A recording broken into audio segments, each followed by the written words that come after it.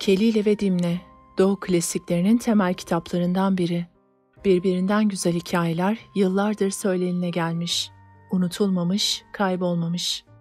Hint hükümdarı Depşelim'in zulmünden halk bıkınca memleketin ulularından olan bilge ve erdemli insan Beydeba, hükümdarı uyarma gereği duymuş.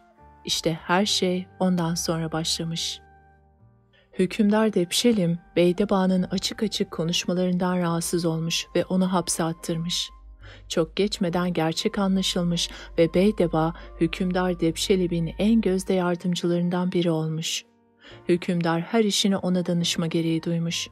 Bir zaman sonra da Beydeba'dan görünüşte eğlenceli, gerçekte ise ders verici ve düşündürücü bir kitap hazırlamasını istemiş. İşte Kelile ve Dimne böyle ortaya çıkmış. Masalların büyülü dünyasına girmek, Kaf Dağı'nı görmek, Zümrüde Anka kuşu ile rüyalarda buluşmak ve hayal dünyasının rengarenk yamaçlarında dolaşmak en az öncekiler kadar günümüz insanının da hakkı. Kelile ve Dimne'yi okuyan kimselerin başına gökten 3 elma düşeceği zamanlar uzak değildir. Büyük İskender'in Hindistan seferi. Bundan yüzyıllar önce Büyük İskender, batıdaki ülkelerin hükümdarlarını yenmiş. Doğudaki ülkelerin hükümdarları ile savaşa girişmiş. İran hükümdarlarından kendisine karşı gelenlerle çarpışmış, kendisine meydan okuyanları yenmiş, kendisinden aman dileyenlerle barışmış ve böylece bütün düşmanlarını alt ederek üstünlük sağlamış. Bundan sonra İskender, Çin ülkesine hareket etmek üzere yola çıkmış. Yolu üzerindeki Hint hükümdarına boyun eğdirmek, onu da hakimiyeti altına almak istemiş. Bu sırada Hindistan'ın başında Fur adında güçlü bir hükümdar bulunmaktaymış. İskender'in Hindistan üzerine yürüdüğünü haber alan Hint hükümdarı, etrafta bulunan askerlerini toplayarak İskender'e savaş açmış. Hint hükümdarı, savaş için eğitilmiş filler, düşmanı parçalamak için azdırılmış canavarlar, eğerlenmiş, koşulmuş atlar, keskin kılıçlar ve sivri mızraklarla çok kısa bir zamanda savaşa hazırlanmış. İskender Hint hükümdarının ülkesine yaklaşınca bu hazırlıkları haber almış. Hazırlıksız savaşa girmenin doğru olmayacağını anlamış. Çünkü İskender akıllı, savaş deneyimine sahip, bilgili ve kurnaz bir adammış. Onun için acele etmemiş ve çare aramaya koyulmuş. Sonunda çareyi ordugahın etrafına hendek kazdırmada bulmuş. İskender gerekli hazırlıkları tamamladıktan sonra yıldız falına bakan adamlarını çağırtmış ve onlara savaşta üstün gelmek için en uygun zamanı söylemelerini emretmiş. Onlar da bunu hesaplamaya koyulmuş. İskender her uğradığı şehirde hüner sahibi, tanınmış sanat erbabını yanına alırmış. Hint hükümdarına karşı savaşa girişirken de aklını kullanarak bu sanat erbabını çalıştırmayı düşünmüş. Bunları çağırtarak bakırdan içi boş atlar dökmelerine, bu atların sırtına insan heykelleri bindirmelerine ve itildikçe hareketini sağlamak amacıyla ayaklarına tekerlek geçirmelerine emretmiş. Bunlar yapıldıktan sonra içleri yanıcı maddelerle doldurulmuş. Daha sonra giydirilip kuşatılarak ordunun ilk saflarına yerleştirilmiş. İki taraf savaşa başlarken ön safta içi yanan atlara saldıran fillerin canı yanmış ve Hint hükümdarı bozguna uğramış. İskender de kendisiyle savaşmaya çalışan Hintlilere çeşitli vaatlerde bulunmuş ve Hintlilerin yurdunu istila ederek savaştan üstün çıkmış. İskender bu işi başardıktan sonra beğendiği adamlardan birini hükümdarlık tahtına oturtmuş ve Hintlilere kendi egemenliğini kabul ettirinceye kadar burada kalmış. Daha sonra tayin ettiği adamı Hindistan'da bırakarak yoluna devam etmiş. İskender'in orduları ile birlikte Hindistan'dan ayrılması üzerine Hintliler başlarına getirilen adamı benimsememişler. Kendi memleketlerini yabancı bir hükümdarın yönetemeyeceğine inanan Hintliler, İskender'in tayin ettiği hükümdarı tahttan indirerek yerine kendi hükümdarlarından birinin oğlu olan Depşelim Şah'ı oturtmuşlar. Beydeba'nın Depşelim'e öğütleri. Evvel zaman içinde Hindistan'da Depşelim Şah adında bir hükümdar yaşarmış. Bu hükümdar zamanla saltanatını sağlamlaştırarak azmış ve şımarmış. Önüne geleni kırıp geçirmiş. Komşu ülkelerin hükümdarlarına karşı savaş açarak saltanatını genişletmiş. Depşelim, görkemli saltanatına bakarak halkını küçümsemiş ve onlara kötü davranmaya başlamış. Hükümdarın yıldızı parladıkça şımarıklığı da artıyormuş. Bu durum bir süre böylece devam etmiş. Hint hükümdarı Depşelim'in zamanında Brehmenlerden bilgin bir kişi yaşıyormuş. Bu kişi erdemli ve sözü dinlenen bir insanmış. Derdi olan herkes ona başvururmuş. Adı Beydeba'ymış. Bu erdemli ve bilgili zat, hükümdarın durumuna ve halkına karşı yaptığı zulme bakarak onu bu yoldan çevirmek, adalet ve insafa davet etmek için öğrencilerini toplayarak onlara şöyle demiş: "Size ne danışacağımı biliyor musunuz?" Depşelim'in durumunu uzun uzun düşündüm. Onun adaleti bırakarak halka zulmetmesi vicdanımı rahatsız ediyor. Bizim gibi erdemli ve bilgili insanlar, hükümdarlar kötü yollara saptıkları zaman onları adalet ve merhamete çağırmakla yükümlüdürler. Göz yumar da görevimizi yerine getirmezsek, halkın gözünde cahillerden daha cahil bir duruma düşmüş oluruz. Zulme göz yumduğumuz için de başımıza bir takım belaların gelmesine neden oluruz. Tası tarağı toplayıp yurdumuzdan hicret etmeyi doğru bulmuyorum. Fakat göz göre göre de hükümdarın halka karşı kötü davranmasına ilgisiz kalamayız. Ona karşı dilimizle savaş açmak zorundayız. Başkasından yardım isteyerek hükümdarın hakkından gelemeyiz. Hükümdar kendisine karşı geldiğimizi hissederse hepimizi öldürtür. Kötü insanlarla beraber yaşayan ve onlarla düşüp kalkan insanın durumu, deniz yolculuğuna çıkan insanın durumuna benzer. Çünkü böyle bir insan boğulmaktan kurtulsa bile korkulardan kurtulamaz. Onun için kötü insanlarla birlikte yaşayarak kendini tehlikeye atan kimse aklı olmayan merkep gibidir. Hatta böyle bir merkepten daha aşağıdır. Çünkü hayvanlar kendilerine fayda ve zarar getirecek şeyleri birbirinden ayırma yeteneğine sahiptirler. Bu yüzden kendilerine zarar getirecek şeylerden çekinirler. Bir yerde tehlike sezdikleri zaman kendilerini korumak için oradan uzaklaşırlar.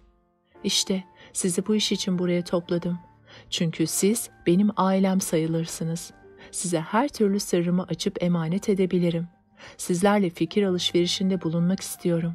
Çünkü tek başına kalan ve yalnız kendi düşüncesiyle hareket eden adam kimsesizlik yüzünden ziyana uğrar.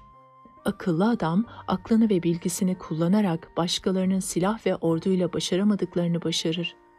Tarla kuşu ile fil masalı bunun en iyi örneğidir. Evvel zaman içinde bir tarla kuşu yaşarmış. Bu tarla kuşu bir deve kuşu yumurtasını yuva edinmiş. Zaman zaman gelip buraya yumurtlarmış. Tarla kuşu bir zaman sonra burada kuluçkaya yatmış ve yavru çıkarmış. Bu kuşun yuvası da bir filin yolu üzerindeymiş. Fil su içmeye bu yoldan gidermiş. Fil bir gün yine buradan geçerken tarla kuşunun yuvasını çiğnemiş. Yumurtalarını ezmiş ve yavrularını öldürmüş. Tarla kuşu yuvasına döndüğü zaman başına gelen felaketi filin neden olduğunu anlamış. Hemen uçarak filin karşısına gelmiş ve ağlayarak file şöyle demiş: "Ey koca fil, ben senin komşuluğuna sığındığım halde niçin benim yumurtalarımı ezdin ve yavrularımı öldürdün? Beni küçük ve hor gördüğünden mi?" Fil evet diye cevap vermiş. Tarla kuşu fili bırakıp bir takım kuşların yanına giderek durumu anlatmış ve onlara sızlanmış. Kuşlar, "Biz file ne yapabiliriz ki?" demişler. Tarla kuşu da saksanlara ve kargalara demiş ki, "Sizler benimle beraber gelir ve filin gözlerini oyarsanız gerisine ben çare bulurum." demiş. Saksanlarla kargalar razı olmuşlar. Tarla kuşuyla beraber uçarak filin bulunduğu yere gidip gözlerini akıtıncaya kadar gagalamışlar. Sonuçta kör olan fil yiyeceğini içeceğini bulmak için bir yere gidemez olmuş. Yalnız etrafta bulduklarıyla yetinmeye başlamış. Tarla kuşu bu durumu gördükten sonra bir ırmak kenarına gitmiş ve buradaki kurbağalara fil yüzünden çektiklerini anlatarak onlardan yardım istemiş. Kurbağalar, "Biz fil gibi büyük bir hayvana ne yapabiliriz ki?" demişler. Tarla kuşu kurbağalara, "Filin bulunduğu yerin yakınında bir uçurum var. Oraya kadar gidip orada viyaklarsanız fil viyaklamanızı işitip orada su bulunduğunu sanarak uçuruma yuvarlanır." demiş. Kurbağalar tarla kuşunun söylediklerine razı olmuşlar ve uçurumun kenarında toplanarak viyaklamaya başlamışlar. Susuzluktan içi yanan fil, kurbağaların sesini duyunca hemen o tarafa yönelmiş. Sonunda uçuruma yuvarlanan filin kemikleri kırılmış. Fil bu durumdayken tarla kuşu kanatlarını çırparak, "Ey gücüyle övünen ve beni hor gören zalim! Benim akıllı davranışım karşısında senin büyük gövden ve sersem kafan ne kadar da çaresiz kaldı," demiş. Öğrencilerine bu masalı anlatan Beydeba, öğrencilerinden hükümdar Debşelim konusunda kendisine yardımcı olmalarını istemiş. Öğrencileri demişler ki, "Ey erdemli ve bilgili insan, sen bizim efendimizsin ve hepimizden üstünsün. Senin bilgin karşısında bizim düşüncemizin bir değeri olamaz. Yine de şu kadar söyleyebiliriz ki, timsahın bulunduğu bir suda yüzmek, kendini tehlikeye atmaktır. Böyle bir durumda suç, timsahın bulunduğu suya girendedir. Yılanın dişinden zehiri çıkarıp bunu denemek için yutan bir kimsenin ölümünden yılan sorumlu tutulamaz. Nitekim aslanın enine giren kimse hayatından emin olamaz. Bu hükümdarı da felaketler yıldırmamış, belalar terbiye etmemiştir. Onun hoşlanmayacağı bir söz söylersek bu hepimizin sonu olur." Buna karşılık Beydeba, "Haklısınız, söylediklerinize katılıyorum. Sizler bu sözleri şüphesiz benim iyiliğim için ve beni korumak amacıyla söylediniz. Ancak ben bu konuda Debşelim'in huzuruna çıkmaya kararlıyım. Hükümdarın huzuruna çıktığımı haber alır almaz yanıma gelin konuşalım," demiş. Beydeba hükümdarın huzuruna çıkmak için uygun bir gün seçmiş ve hükümdarın adamlarına başvurarak görüşme konusunda kendisine yardımcı olmalarını istemiş. Arıcılar durumu hükümdar Debşelim'e haber vermişler.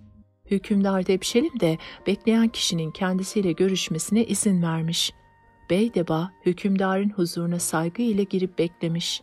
Debşelim Şah ise Beydeba'ya bakıp kendi kendine şöyle düşünmüş: "Bu kişi bizden ya bir şey rica edecek ya da zor bir durumda kaldığı için bizden yardım isteyecek olmalı. Hükümdarların memleket üzerinde bir hakları varsa, erdemli ve bilgili insanların iki hakları vardır. Bilginlerine gereken değeri vermeyen ve saygıyı göstermeyen insan, talihsizliğe uğramış ve cahiller sınıfına girmiş demektir." Debşelim Şah kendi kendine bunları düşündükten sonra başını kaldırıp Beydeba'ya şöyle demiş: "Ey Beydeba! Sen ülkemizin erdemli ve bilgin bir insanısın. Önemli bir konu olmadığı sürece kapımızı çalmazdın. Dileğin her neyse söyle." Bunun üzerine Beydeba hükümdara uzun ömür dilemiş ve söze şöyle başlamış: "İnsanı hayvandan ayıran 4 önemli özellik vardır. Bunlar hikmet, iffet, akıl ve adalettir. Bu özelliklerden hep iyilikler doğar. Kötülükler de bu özelliklerin zıttından kaynaklanır. Bu özellikler bir insanda yerleşince o insan dünyada ve ahirette ziyana uğramaz. Erdemli insanlar derler ki, dilini tut çünkü selamet dilini tutmaktadır. Boş sözden çekin çünkü sonucu pişmanlıktır." Eski zamanların birinde erdemli ve bilgili 4 insan hükümdarın meclisinde toplanmışlar. Hükümdar bunlara, "Her biriniz edep adına esaslı bir söz söylesin," demiş. İçlerinden biri, "Bilgin kişiye yaraşan davranış dilini tutmaktır." İkincisi, "İnsan için en yararlı şeylerden biri haddini bilmesidir." Üçüncüsü, "İnsan için en yararlı şey ilgisi ve bilgisi olmadığı konu hakkında söz söylememesidir." Dördüncüsü de insan için en büyük rahat kadere teslim olmasıdır demiş. Yine bir zamanlar Çin, Hint, İran ve Roma hükümdarları bir araya gelmişler. "Her birimiz dünya durdukça anılacak bir söz söylesin," demişler. Çin hükümdarı, "Söylediğim bir sözden dönmektense söylemediğim bir söze hakim olmak isterim." Hint hükümdarı, "Lehinde söylendiği zaman işe yaramayan, aleyhinde söylendiği ise sahibine ölüme götüren bir söz ibret verici değil midir?" İran hükümdarı ise, "Söz ağzımdan çıktı mı bana hakim olur, ağzımdan çıkmadıkça ben ona hakim olurum." Roma hükümdarı, "Söylemediğim bir söz yüzünden hiçbir zaman pişman olmadım, fakat söylediğim nice sözler yüzünden birçok kez pişman oldum," demiş. Hükümdarların huzurunda hiçbir faydası olmayan boş sözler söylemektense susmak daha doğrudur. İnsanın gölgesine sığındığı en değerli varlık dilidir. Ey hükümdar, atalarının daha önce oturduğu tahtta şu an sen bulunuyorsun. Senin ataların halkını doyurdu ve halkına karşı merhametli davrandı. Fakat sen bu nimetlerin hakkını veremedin. Halkını küçümsedin, onlara zulmettin. Adalet ve merhamet yerine zulüm ve azgınlığı tercih ettin. Adalet, merhamet, insaf gibi manevi zenginlikler dururken sen zulüm ve haksızlıkla manen fakir bir duruma düştün. Bu ise cahil, bilgisiz ve akılsız insanların başvurabileceği alçakça bir yöntemdir. Söylediklerim sana ağır gelmesin. Senden maddi ve manevi herhangi bir beklentim yoktur. Amacım sana yardımcı olmak ve seni manevi tehlikelerden korumaktır. Beydeba'nın uyarılarından ve öğütlerinden alınan hükümdar Debşelim, Beydeba'yı küçümsemiş ve ona şöyle ağır bir cevap vermiş. Ey Beydeba, haddini aştığının farkında mısın? Senin bana söylediğin bu sözleri ülkemde bana söyleyebilecek ikinci bir insan çıkmaz. Bu cesareti nereden alıyorsun? Sana haddini bildirmekten başka bir çare düşünemiyorum. Senin gibi insanlar ancak bu yolla akıllanırlar. Hükümdar Beydeba'nın götürülüp öldürülmesini emretmiş. Fakat daha sonra bu düşüncesinden vazgeçerek onu hapse attırmış. Beydeba'yı hapse attırdıktan sonra Beydeba'nın öğrencileriyle görüşmek istemiş. Fakat bunların da dört bir yana kaçtığını öğrenmiş. Derken Beydeba günlerce hapiste kalmış. Bu süre içinde hükümdar Debşelim ne ona iltifat etmiş ne de onun adını anmış. Bir zaman sonra bir gece Debşelim'in uykusu kaçmış. Gökteki yıldızlara bakarken Beydeba'yı hatırlamış ve kendi kendine şöyle demiş. Bu erdemli ve bilgin insana kötü davrandım. Ona kızarak onun hakkını yedim. Oysa bilgin kimseler hükümdarların 4 şeyden korunmaları gerektiğini söyler.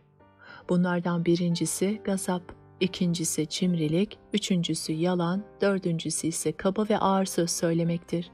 Çünkü böyle ahmakça davranışlar hükümdarlara yakışmaz. Bu kişinin amacı dedikodu yapmak değil, bana doğruyu göstermekti. Hükümdar Debşelim böyle düşündükten sonra adamlarını çağırtmış ve Beydeba'yı hemen huzuruna getirtmiş. Beydeba huzuruna gelince ona şöyle demiş. Sen benim iyiliğim için güzel sözler söylüyorsun. Bu sözleri tekrar duymak istiyorum demiş. Beydeba daha önce söylediklerini tekrar etmiş. Hükümdar onu can kulağıyla dinledikten sonra söylediğin sözlere eksiksiz uyacağım demiş. Zincirlerin çözülmesini emretmiş, daha sonra da Beydeba'ya seni memleketimin tamamına vezir tayin ediyorum demiş. Beydeba kendisinin bu işe layık olmadığını, bu işin ancak hükümdarla başarılabileceğini söylemiş. Hükümdar Beydeba'nın bu mazeretini uygun görmüş. Beydeba da hükümdarın huzurundan ayrılmış. Fakat Beydeba'nın ayrılmasından sonra hükümdar Debşelim tekrar düşünmüş ve Beydeba'yı çağırtarak onu yine aynı göreve atamış. Beydeba da bu görevi kabul etmek zorunda kalmış. Bu bilgin kişi Debşelim'e verdiği öğütlerden arta kalan zamanlarda siyaset kitapları okur ve yazarmış. Hükümdar Debşelim de Beydeba'nın kendisine verdiği öğütleri tutarak halkına karşı merhametli davranırmış. Zamanla etraftaki hükümdarlar Debşelim'e gelmeye ve ondan bilgi almaya başlamışlar.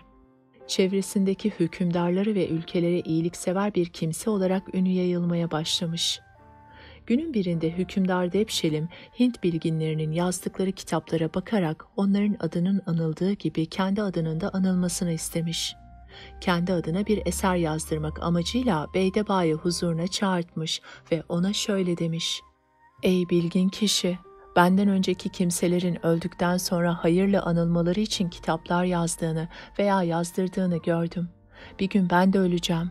Arkamdan insanların hayır dua edeceği bir eser bırakmak istiyorum. Bunu ancak senin gibi bilgin bir insan yazabilir. Benim adıma bütün aklını ve bilgini kullanarak bir eser yazmanı istiyorum. Bu eser görünüşte halkı idare ve terbiye etsin ama gerçekte hükümdarların ahlak ve siyasetini anlatsın.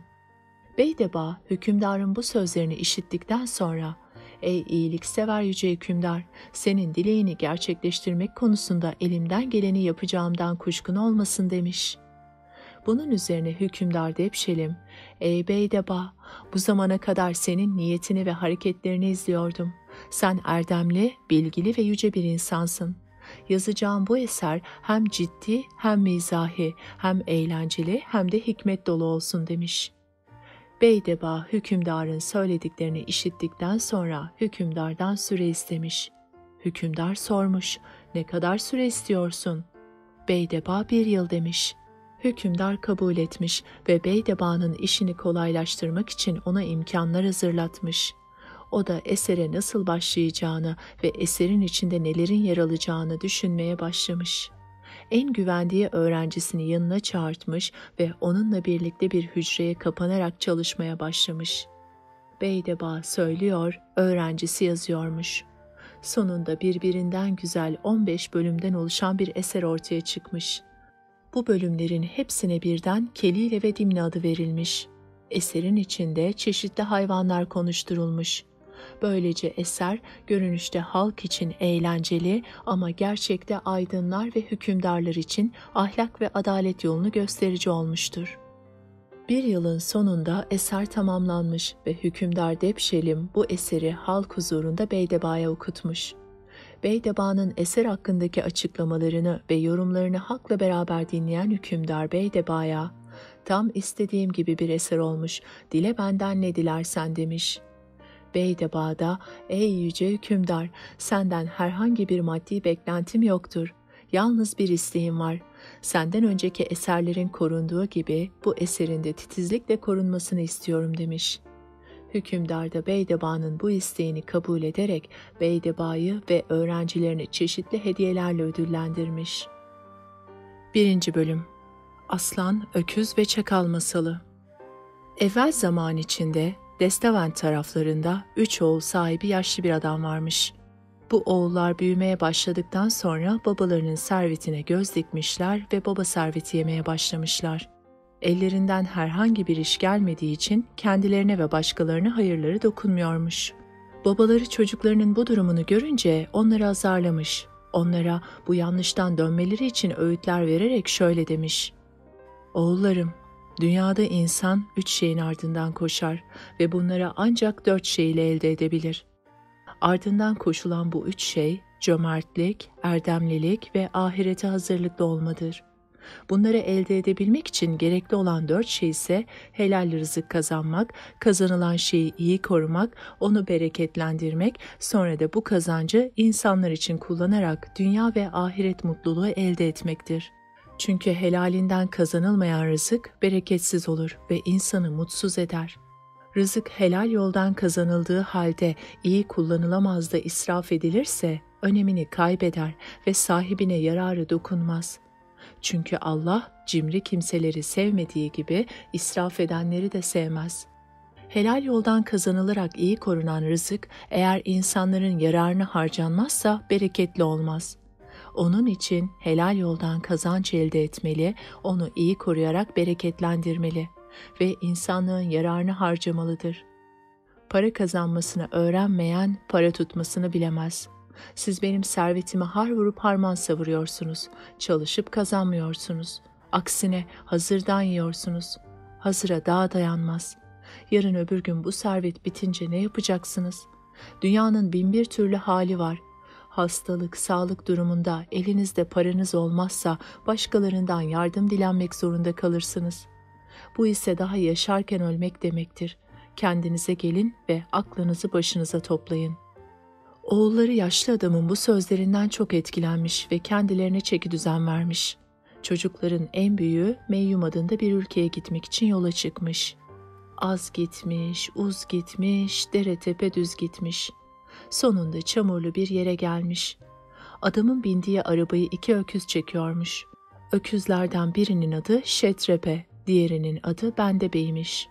Şetrebe çamura saplanıp kalmış. Sahibi ve arkadaşları bütün güçlerini harcadıkları halde onu çamurdan çıkarmayı başaramamışlar.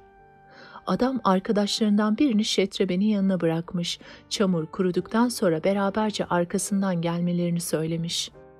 Şetrebe'nin yanına bırakılan adam orada bir gece kaldıktan sonra canı sıkılmış ve Şetrebe'yi terk etmiş. Daha sonra Şetrebe'nin sahibine yetişerek şunları söylemiş: "Ömür bitip de ecel geldi mi, ölümden kaçmak için yapılacak her şey boşunadır. Ölümden kurtulmanın çaresi yoktur. Her canlı kendi kaderini yaşar. Bu konuya en güzel örnek adam ile kurt masalıdır demiş. Evvel zaman içinde bir adam yırtıcı hayvanlar yüzünden tehlikeli bir yerden bile bile geçmiş. Epeyce bir süre yürüdükten sonra karşısına azılı bir kurt çıkmış. Zavallı adam, kurdun kendisine saldıracağını anlayınca korkmuş ve canını kurtarmak için sağa sola bakmış ve bir çare aramış. Vadinin öte yakasında bir köy görmüş. Hızla o tarafa doğru koşmaya başlamış. Önüne büyükçe bir dere çıkmış. Derenin üzerinde köprü olmadığını görmüş. Arkasından gelen kurttan canını kurtarmak için kendini suya atmış. Fakat yüzmeyi de bilmiyormuş. Köy halkından birkaç kişi adamın imdat çığlıklarına yetişmiş. Kendisini köylülerin arasında gören adam kurttan kurtulduğunu düşünerek rahatlamış. Sonra vadinin kenarında tek başına duran bir ev görmüş. En iyisi şu evde biraz dinleneyim demiş. Kapısı açık olan evden içeriye girince birçok hırsızın yolunu kestikleri bir adamın malını paylaşmakta olduklarını görmüş. Bu durum karşısında çok korkan adam hayatının tekrar tehlikede olduğunu anlamış ve soluğu yakınındaki köyde almış. Soluk soluğa köye varan adam köyün girişinde bir duvara yaslanmış ve dinlenmek amacıyla duvarın dibine oturmuş. Fakat yaslandığı duvar üzerine yıkılınca zavallı adam orada ölmüş. Öküzün sahibi bu masalı dinledikten sonra haklısın demiş. Aradan günler geçmiş. Şetrebe saplandığı çamurdan kurtulmuş. Az gitmiş, uz gitmiş, dere tepe düz gitmiş. Bir vadiden diğerine geçmiş, çayırlarda özgürce otlamış, soğuk sulardan içmiş, semirdikçe semirmiş. Böğürdüğü zaman sesi kayalıklarda yankılanırmış. Bulunduğu yere yakın bir ormanda bölgenin hükümdarı olan bir aslan yaşarmış. Aslanın etrafında bir sürü kurt, çakal, tilki ve kaplan varmış. Aslan kendine yardımcı olan bu hayvanlara hiçbir konuda danışmaz, her konuda kendi başına hareket edermiş. Öküzün bağırmasını duyunca içine bir korku düşmüş. Çünkü bu aslan ömründe ne bir öküz ne de bir öküz sesi duymuş. Bu yüzden çok korkmuş. Sarayından dışarı çıkamaz olmuş. Yiyecek ve içeceğini hizmetindeki hayvanlar karşılıyormuş. Bunlar içerisinde 2 tane çakal varmış. Çakallardan birinin adı Keli ile diğerinin adı Dimne'ymiş. Bu 2 çakal da oldukça zeki ve bilgiliymiş. Bir gün Dimne Keli'ye sormuş. Sevgili dostum, hükümdarımız olan aslan son zamanlarda niçin sarayından dışarı çıkmıyor ve kimseyle görüşmüyor? Bu konuda bir bilgin var mı demiş. Keli şöyle cevap vermiş. Bundan sana ne? Bu işe karışmak bize düşmez. Biz hükümdarımızın kapı kullarıyız. Onun isteklerini yerine getirir, istemediklerinden uzak dururuz. Bizim görevimiz hükümdarımızın işleriyle uğraşmak değildir. Başkalarıyla uğraşan kendi işini yapmaya fırsat bulamaz. Başkalarının işine burnunu sokan kimsenin durumu, marangozun işine burnunu sokan maymunun durumuna benzer. Maymun ile marangoz masalı. Evvel zaman içinde bir maymunla bir marangoz yaşarmış. Bu marangoz günlerini ağaç keserek geçirirmiş. Kestiği ağaçların her arşınına bir kama sokarmış. Maymun da bu manzarayı seyretmekten büyük zevk alırmış. Bir gün marangoz başka bir iş için kestiği ağaçların yanından ayrılınca maymun büyük bir istekle marangozun işini yapmaya yeltenmiş. Ağaçlardan birinin üzerine çıkmış, kuyruğunu kamanın bulunduğu tarafa, yüzünü de karşı tarafa çevirmiş. Maymunun kuyruğu kamanın bulunduğu yarıkta sallanmaya başlamış.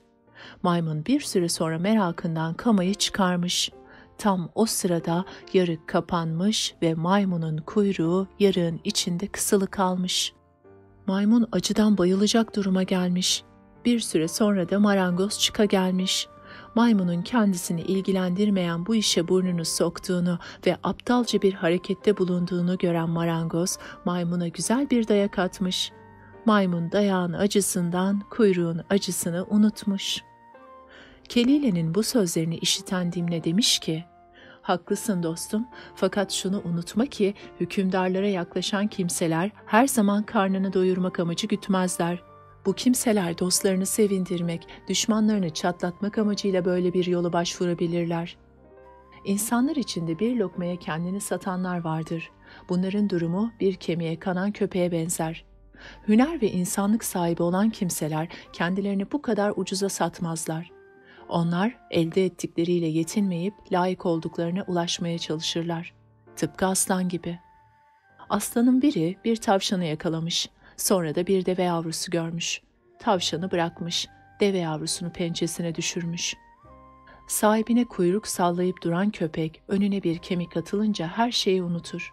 Ama gücüyle tanınan fil hiçbir zaman böyle bir yola başvurmaz. Önüne yem atıldığı zaman onu hemen yemez, sahibinin kendisini sevip okşamasını bekler. Servet sahibi kimseler akraba ve dostlarına iyilik ederse kısa bir ömür sürseler bile uzun ömürlü sayılırlar. Servet sahibi olduğu halde bu servetini kendisinin ve dostlarının iyiliği için harcamayan cimri kimselere gelince, mezardaki ölüler bile ondan daha canlıdır. Tek amacı karnını doyurmak olan kimselerse hayvanlarla birlikte anılmaya layıktır. Bu sözler üzerine Kelile şöyle demiş: "Senin ne demek istediğini anladım. Şunu unutma ki her insanın bir mevki, bir değeri vardır. Herkes layık olduğu mevkiyle yetinmelidir. Bizim şu andaki durumumuzu hor görmek için bir neden yoktur." Bu sözleri işiten Dimne şu cevabı vermiş: "Mevki denilen şey insanların kendi çabalarına bağlıdır. Mevki yüzünden bir takım insanlar arasında çekememezlikler ve düşmanlıklar baş gösterir. İnsanoğlu kendi çabasıyla küçük bir mevkiden büyük bir mevkiye yükselebilir. Çaba göstermeyen bir kimse yüksek mevkide bile olsa düşmeye mahkumdur. Şerefli bir mevkiye yükselmek zor, oradan düşmek kolaydır. Bu durum yerdeki bir taşı sırta almaya benzer. Yerdeki bir taşı sırta almak ne kadar zorsa o taşı sırttan atmak da o kadar kolaydır. Bize düşen yüksek mevkilere göz dikmek ve çaba harcamaktır. Bizim yüksek mevkilere çıkma imkanımız varken niçin bulunduğumuz mevkiyle yetinelim?" demiş Dimne. Kelile bu söze karşı şöyle demiş: "Bu durumda ne yapmayı düşünüyorsun?" Dimne de demiş ki, "Ben bu fırsattan yararlanarak aslanla konuşmak istiyorum. Çünkü onun ileriyi geriyi çok fazla düşünemediğini görüyorum. Ona yaklaşır, onunla tanışırsam belki yüksek bir mevki sahibi olurum." Kelile demiş ki, "Aslanın ileri düşünceli olmadığını nereden anladın?" Dimne cevap vermiş: "Bunu duygularımla ve aklımla kavradım. Akıllı kimseler arkadaşının dış görünüşünden iç yüzünü anlayabilir." Kelile tekrar demiş ki, "Sen aslanın dostlarından değilsin. Ona nasıl saygı gösterileceğini ve hizmet edileceğini bilmiyorsun. Bu durumda onun yanında yüksek bir mevki alman mümkün mü?" Bunun üzerine Dimne şöyle demiş: "Güçlü olan bir kimse yük taşımaya alışık olmasa da en ağır yükü taşıyabilir. Ama zayıf bir adam hamal bile olsa yük taşıyamaz." Kelile cevap vermiş: "Hükümdarımız olan aslan halkında erdemlilik ve soyluluk aramaz. Sadece yakınlarına iltifat eder. Seni hükümdarın yanında mevki sahibi yapmazlar." Bunun üzerine Dimne demiş ki, "Söylediğin sözlerin hepsini anladım ve kafamda tarttım. Söylediklerin çok doğru. Ancak layık olmadıkları halde aslana yaklaşan ve onun meclisinde mevki sahibi olan kimselerle sonradan meclisine giren kimseler bir olmaz. Elbette ona yakın olan kimselerin öncelik hakkı vardır ve herkesten önce saygı görmek onların hakkıdır. Zaten ben de bu kimselerin mevkine benzer bir yere yükselmek istiyorum. Hükümdarımıza yaklaşmak isteyen kimsenin her şeyden önce alçak gönüllü olması, sıkıntıya katlanabilmesi, dargınlıktan kaçınması, herkese karşı yumuşak ve güler yüzlü olması gerekir. Böyle davrananların eninde sonunda muradına ereceği söylenmektedir." Kelile demiş ki, "Diyelim ki aslanın yanına gittin. Başarılı olmak için elinde ne var? Neyine güveniyorsun? Onun yanında ne ile mevki sahibi olacaksın ve gözüne nasıl gireceksin?" Dimne şu cevabı vermiş: "Aslana yaklaşıp huyunu öğrenirsem ondan sonrası kolay. Ona karşı gelmemeye ve onun nabzına göre şerbet vermeye çalışırım. Doğru olan bir şey yapmak istediğinde onun doğruluğunu gösteririm ve bu davranışından vazgeçmemesini tavsiye ederim. Eğer zararlı ve şerefini zedeleyecek bir işe girişirse bunu yapmanın sakıncalarını ve yapmamanın yararlarını ona anlatırım. Başkalarından görmediği yardımı benden gören aslanın böylece beni iyi bir mevkiye yükselteceğini umuyorum." Kelile tekrar söz almış: "Sevgili dostum, öyle de söylesen, böyle de söylesen aslana yaklaşmanı tavsiye etmem." demiş. Derler ki şu iki şeye ancak ahmaklar cesaret edebilir ve bunlardan çok az kişi kurtulabilir. Bunlar padişaha arkadaş olmak ve deneme amacıyla zehir içmektir. Bilginler, devleti güçlükle tırmanılan fakat güzel meyveli ağaçlarla, kıymetli mücevherlerle ve yırtıcı hayvanlarla dolu olan bir dağa benzetirler. Böyle bir dağa yerleşmek, böyle bir dağa tırmanmaktan daha güçtür. Bunun üzerine Dimne şöyle cevap vermiş. Dediğin doğru, ancak tehlikelere göğüs geremeyen kimse hiçbir zaman isteğine ulaşamaz. Tehlikelerden korunabilmek için istek ve arzularından vazgeçen kimse hiçbir zaman büyük iş başaramaz. Ataların dediği gibi şu üç şey ancak yüksek bir gayretle ve büyük bir düşüncenin yardımıyla elde edilebilir. Bunlar hükümdarla dost olmak, deniz ticaretine çıkmak ve düşmanla uğraşmaktır. Kelile bunları dinledikten sonra şöyle demiş. Madem böyle diyorsun, sana başarılar dilerim. Bunun üzerine Dimne kalkıp Aslan'ın yanına gitmiş ve saygıyla huzuruna girmiş. Aslan yanında bulunanlara dönerek "Bu kim?" diye sormuş. Yardımcılarından biri "Bu eskiden sizin hizmetinizde bulunan çakallardan birinin torunudur." demiş. Aslan "Evet, dedesini tanırdım." demiş. Sonra Dimne'ye dönerek sormuş, "Nerede yaşıyorsun, neler yapıyorsun?" Dimne cevap vermiş, "Efendimizin kapısında aklımla ve gücümle Efendimiz'e yardım edebilecek bir iş imkanının çıkmasını bekliyorum. Çünkü hükümdarının gözüne girmeyen kimselerin de ona yardımı dokunabilir. Efendimizin kapısında bulunan hiçbir kimse küçük değildir. Herkesten kendine göre yararlanabilir." Aslan Dimne'nin bu sözlerini dinledikten sonra kendi kendine "Bu çakalın galiba bize anlatacakları var." demiş. Sonra da meclisinde bulunanlara dönerek "Bazı kimseler zeki ve soylu oldukları halde bu özelliklerini göstermezler ve bu yüzden yüksek bir mevkiye ulaşma imkanı bulamazlar. Ama bunların sahip oldukları özellik ve yetenek içlerinde depreşir durur ve üflendikçe yanan bir ateş halini alır." demiş. Dimne aslanın kendisinden hoşlandığını anlayarak ona "Efendimiz, bu kulunuzun sizin kapınızda bulunmasının nedeni engin bilgisini tanıtmaya çalışmaktır. Denenmeden yardımcılığa alınan kimselerin çokluğu pek önemli değildir. Hatta zararlı da olabilir. Çünkü iş yardımcıların çokluğu ile değil, bunların akıl ve yeteneğiyle yürür. Ey hükümdar, onun için siz derecesi ve mevkii küçük olan kişilerin özelliklerini göz ardı etmemeli ve onları küçümsememelisiniz. Çünkü küçük olan bir gün büyüyebilir. Bugün değersiz olan yarın değerli olabilir." Dimne bunları söyledikten sonra dedesinin aslan tarafından tanındığını kullanmak istemediğini, bilgisinin büyüklüğünden dolayı bu iltifatları hak ettiğini anlatmak isteyerek şöyle devam etmiş. Hükümdarlar kendine yardımcı seçerken bu işi hatır gönül için yapmazlar. Gerekli özellikleri taşıyanları seçerler. Dimne'nin sözlerini bitirmesi üzerine Aslan bu sözleri son derece beğenerek onu takdire layık görmüş ve ona daha fazla iltifat etmiş. Sonra da meclisinde hazır bulunanlara şöyle demiş. Hak sahibi olanların hakkını yememek hükümdarın asıl görevlerinden biridir demiş. Daha sonra Dimne, Aslan'ın yakın arkadaşlarından biri olmuş. Aslan'la baş başa görüşmeye başlamış. Dimne bu fırsatların birinden yararlanarak Aslan'a demiş ki, "Yüce Efendimiz, günlerdir dışarıya çıkmayıp sarayda oturduğunuzu görüyorum. Bunun sebebi nedir?" İkisi bu konuda konuşmaya devam ederken Şetrebe şiddetle böğürmeye başlamış. Bu böğürmeyi duyar duymaz Aslan'ın ödü kopmuş. Ancak Aslan bunu Dimne'ye hissettirmemeye çalışmış. Fakat Dimne, Aslan'ın bu sesten korktuğunu sezdiği için sormuş. "Bu sesi duymak sizi rahatsız ediyor mu?" Aslan da "Evet, bu sesten rahatsız oluyorum ve korkuyorum." demiş. Dimne ise "Bu doğru değil, hükümdarın bir tek ses yüzünden bütün işlerini bir tarafa bırakıp olduğu yerde oturması akıllıca bir davranış değildir. Tilki masalı bunun en açık örneğidir." demiş. Aldanan Tilki Masalı. Evvel zaman içinde bir tilki ormanda gezerken ağacın üzerinde asılı duran davulu görmüş. Ormanda rüzgar estikçe ağacın dalları davula çarpıyor, ortalığı büyük bir ses kaplıyormuş. Tilki bu sese kulak vermiş ve davula doğru yönelmiş.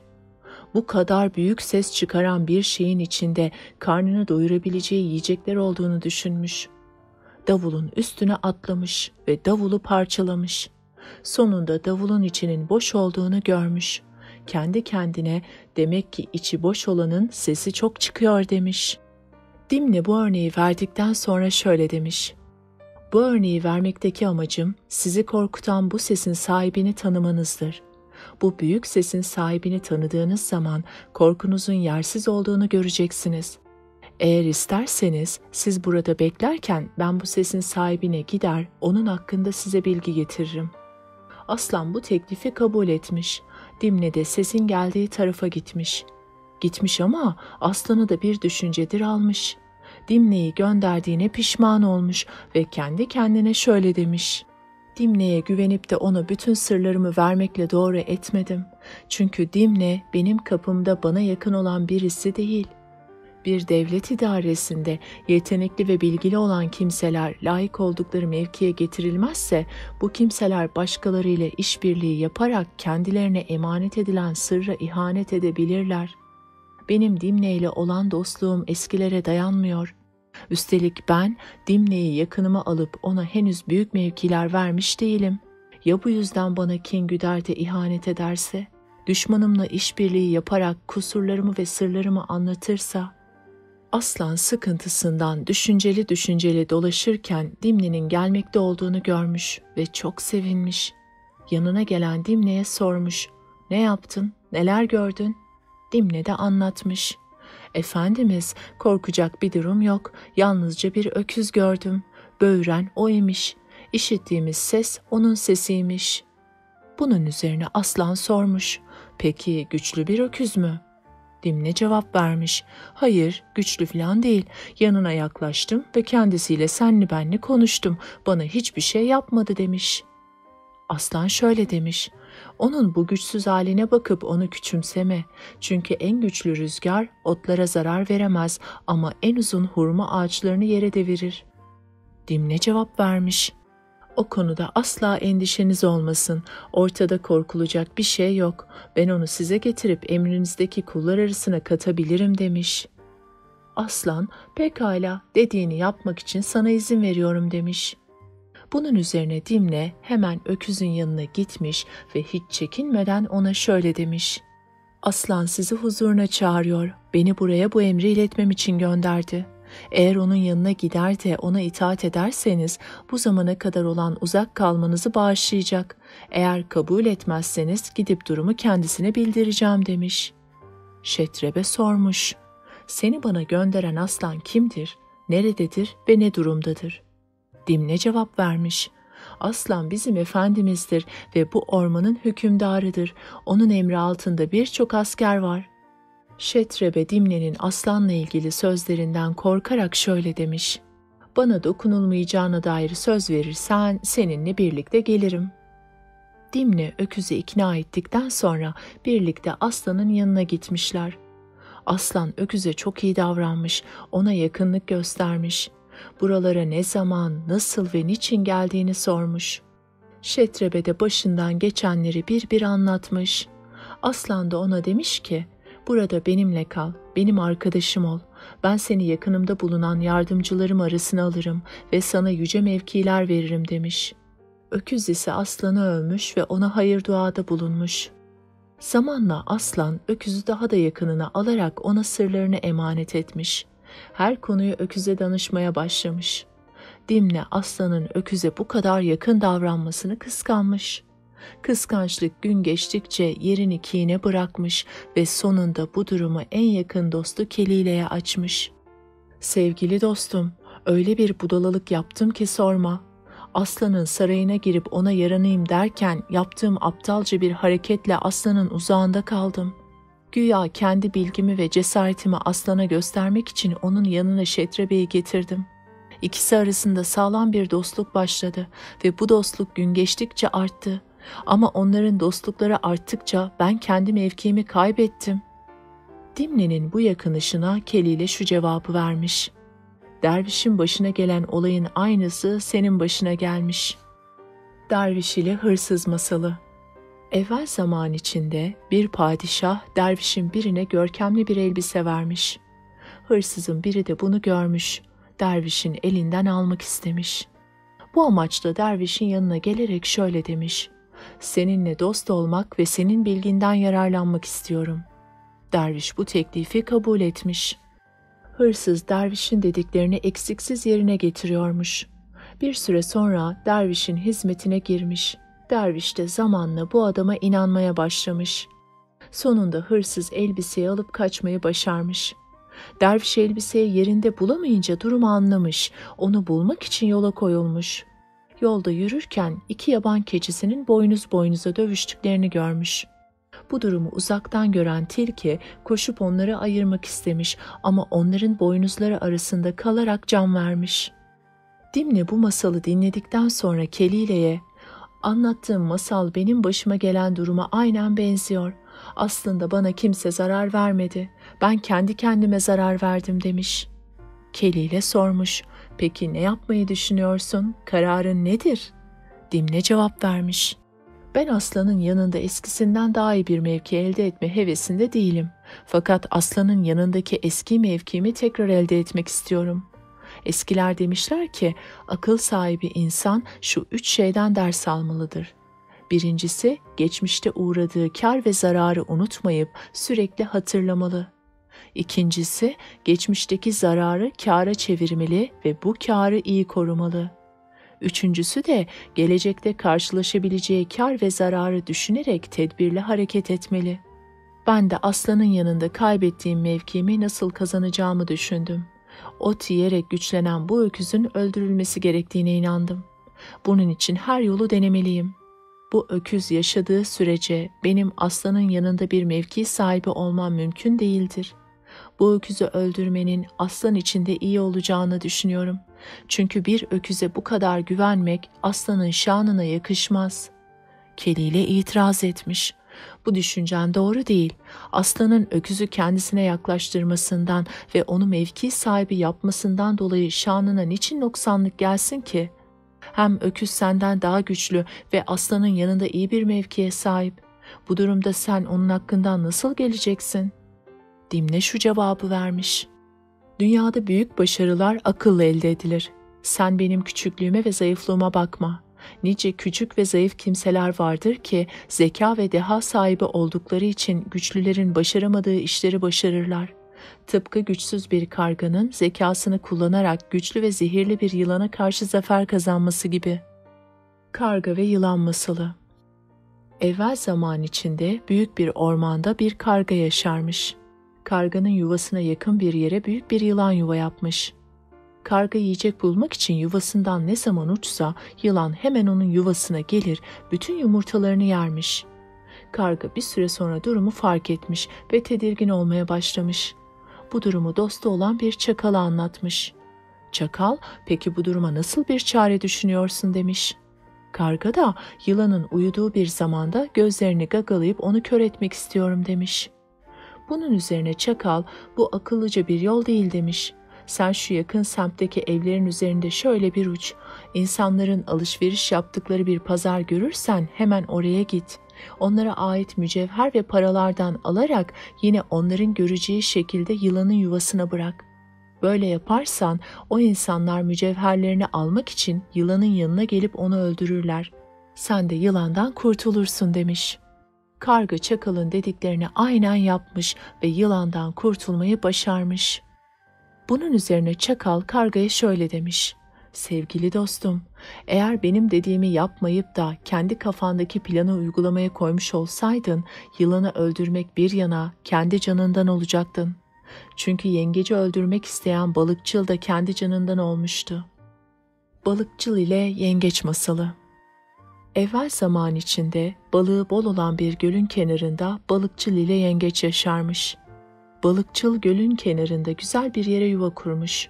İstediği zaman istediği kadar balığı yakalayıp yiyormuş. Zamanla balıkçıl ihtiyarlamış. Yeterince balık tutamadığı için açlıktan bitkin düşmüş. Bir gün kara kara düşünürken yanından geçmekte olan yengeç onun bu durumunu görerek sormuş: "Ey balıkçıl, seni bugünlerde hep yorgun ve bitkin görüyorum. Bunun nedenini merak ediyorum." demiş.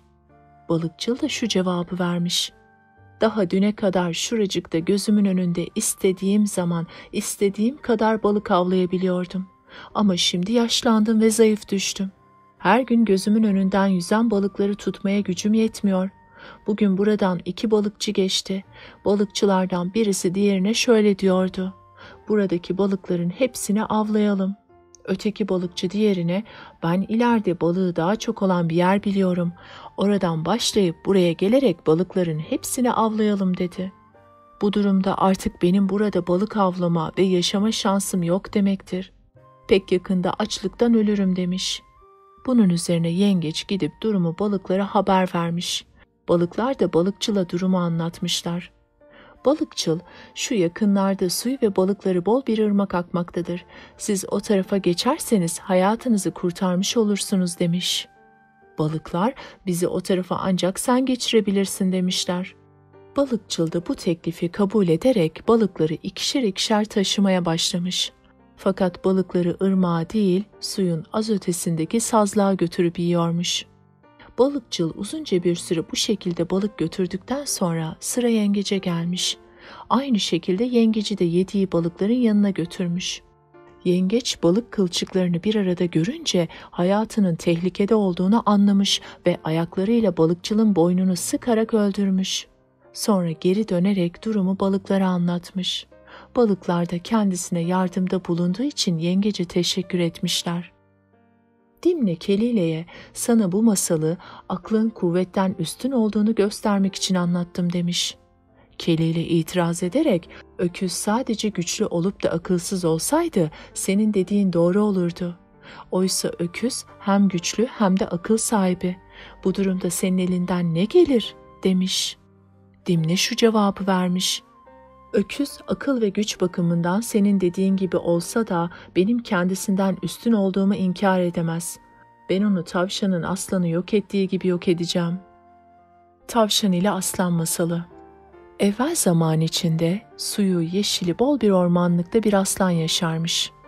Ormanda yaşayan diğer hayvanlar ise aslandan korktukları için sudan da yeşilden de yararlanamıyorlarmış. Bir gün kendi aralarında toplanmaya karar vermişler. Toplantıda değişik düşünceler ortaya atılmış. Uzun süren tartışmalardan sonra hep birlikte aslanın huzuruna çıkarak ona şöyle demişler: Efendimiz, sen bu ormanın kralısın, bizim hükümdarımızsın. Biz senin her gün bir hayvanın peşinde karnını doyurmak için koşup durmana üzülüyoruz. Size bir teklifimiz var. Bu sulak ve yeşil alandan yararlanmak ve bunun karşılığı olarak da her yemek vaktinde içimizden birini sana kurban etmek istiyoruz. Aslan emri altındaki hayvanların bu teklifini memnuniyetle kabul etmiş. Her gün sırayla bir hayvan aslanın huzuruna gönderiliyormuş. Günlerden bir gün kura bir tavşana çıkmış.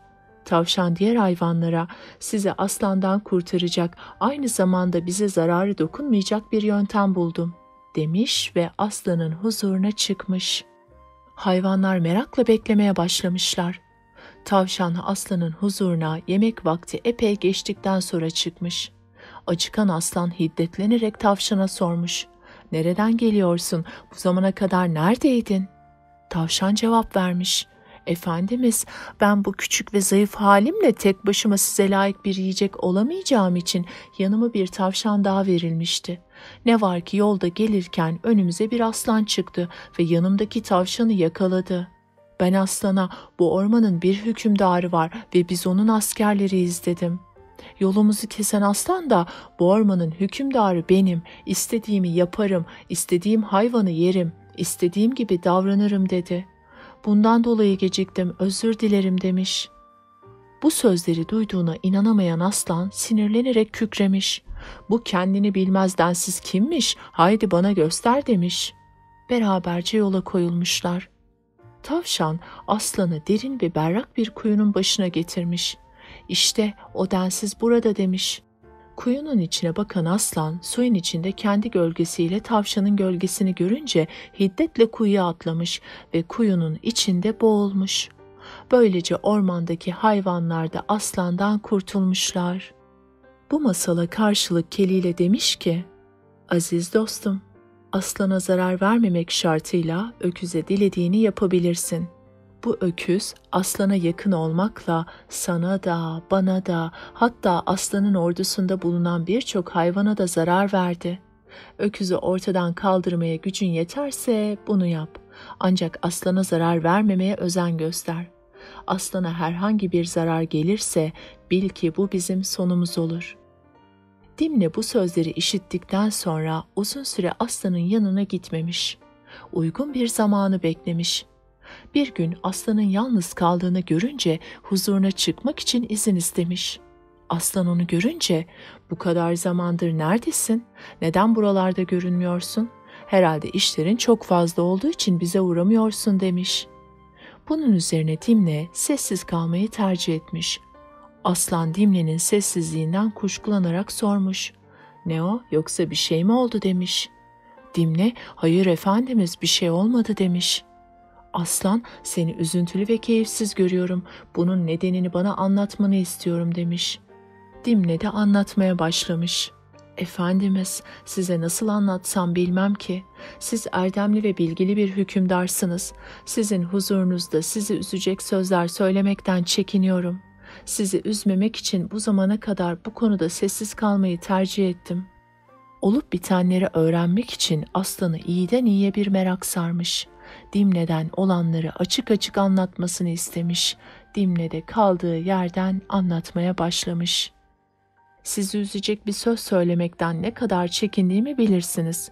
İyiliksever bir insan olduğumu ve sizi kendimden üstün tuttuğumu da bilirsiniz. Belki size anlatacağım şeye inanmayacaksınız ama ben yine de size gerçekleri açıklayacağım. Biz yol yöntem bilmeyen cahil kimseleriz. Her ne kadar sizin yanınızda bulunmaya layık olmasak da size gerçekleri söylemek zorundayız. Siz bizim efendimizsiniz. Sizin için gerektiğinde canımızı bile feda etmemiz gerektiğinin bilincindeyiz. Bütün bunları şunun için söyledim. Geçenlerde kullarınızdan özü sözü doğru bir kimse bana üzücü ama önemli bir takım gerçekleri anlattı. Onlardan sizin haberiniz olsun istedim."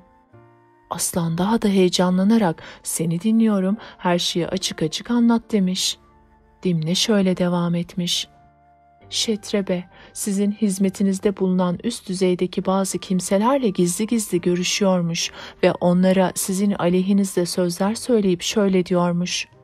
Aslan'la olan yakın dostluğum süresince onun son derece korkak ve aptal birisi olduğunu fark ettim. Korkup durduğunuz ve hizmet etmek için can attığınız aslan, bilgisini ve zekasını kullanmaktan aciz bir aptaldır. Pek yakında bir hesaplaşma olacak. Akıllı insanın nasıl davrandığını o zaman benden öğreneceksiniz," demiş. "Efendimiz, Şetrebe'nin söyledikleri bunlarla sınırlı değil. O her konuda kendisini sizden üstün görüyor. Sizi ortadan kaldırarak işlerin düzeleceğine inanıyor. Size olan bağlılığımı göstermek için bunları söyleme gereğini duydum. İnsanların akıllılar ve aptallar diye ikiye ayrıldığını sizler bizden daha iyi biliyorsunuz. Akıllı insan başına gelecek felaketleri önceden görür ve gerekli tedbirleri alır. Aptal kimse ise korkusundan olaylara müdahale edemez ve zamanın geçmesini bekler.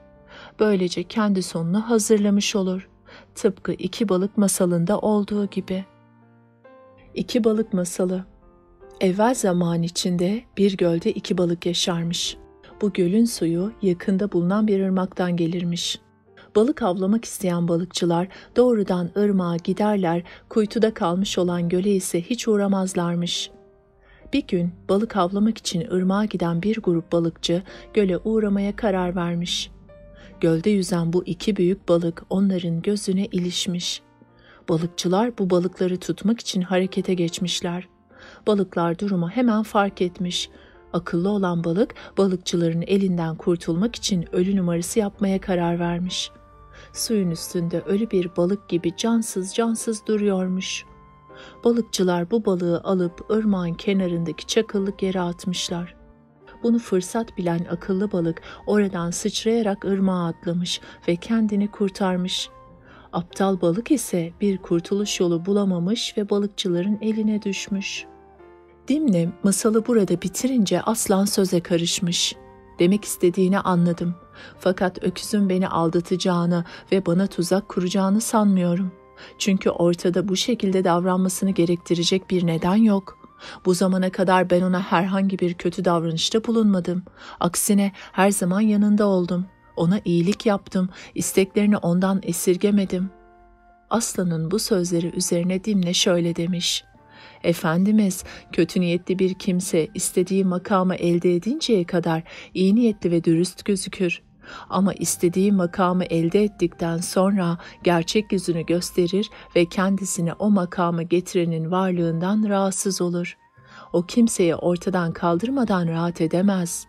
Hükümdarlar için en hayırlı kimse, hükümdarına yardımcı olmak için gerçekleri açık açık söyleyen ve dal kavukluktan sakınan kimsedir. Yapılan işlerin en hayırlısı sonucu iyi olanıdır. Övgünün en güzeli iyi insanın ağzından çıkandır. Sözün en iyisi hikmetli olanıdır.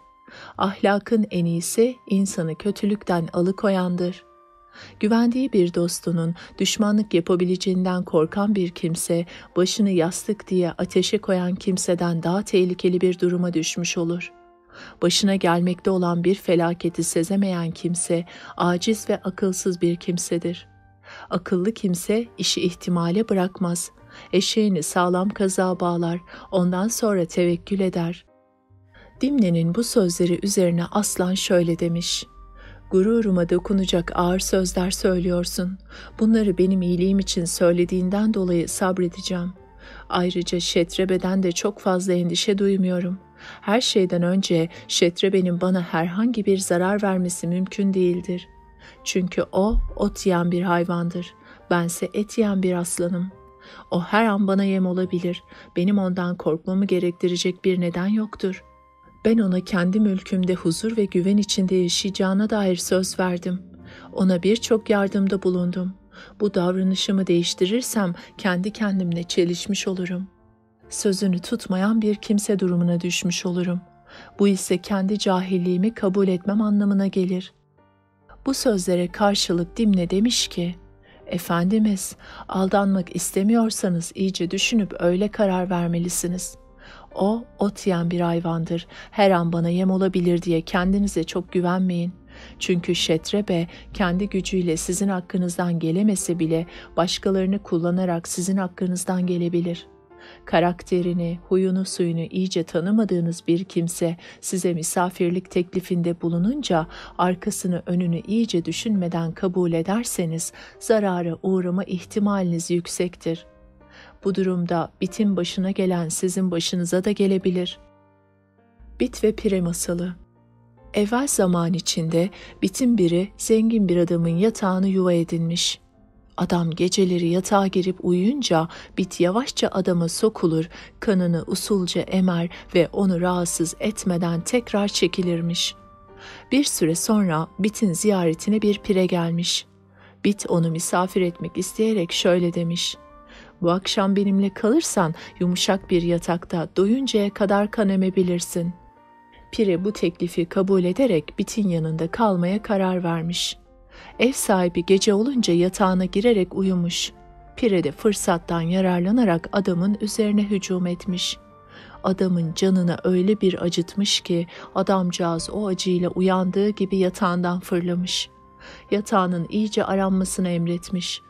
Durumu sezen Pire hemen yataktan fırlamış ve kaçmış. Yatağı arayanlar biti görünce öfkeyle yakalayıp öldürmüşler. Bunu size şunun için anlattım. Kötü bir kimse kötülük yapmaya karar verirse kendi gücü yetmese bile başkalarının yardımıyla bu kötülüğü yine yapar. Siz Şetrebe'den korkmayabilirsiniz fakat sizin ordunuz içinde onun size karşı kışkırttığı kimseleri dikkate almak zorundasınız. Yoksa yanılan ve yenilen siz olursunuz. Bu sözlerden endişe duyan Aslan Dimne'ye sormuş.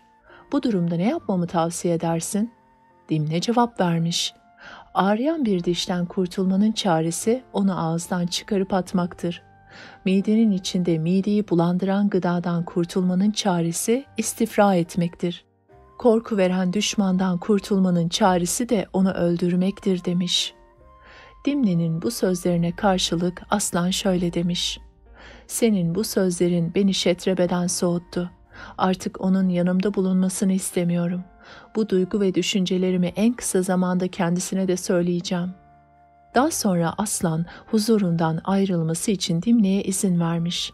Fakat Dimne yalanlarının ortaya çıkmaması için Aslan'ın Şetrebe ile konuşmasını istemediğinden ona şu sözleri söylemiş.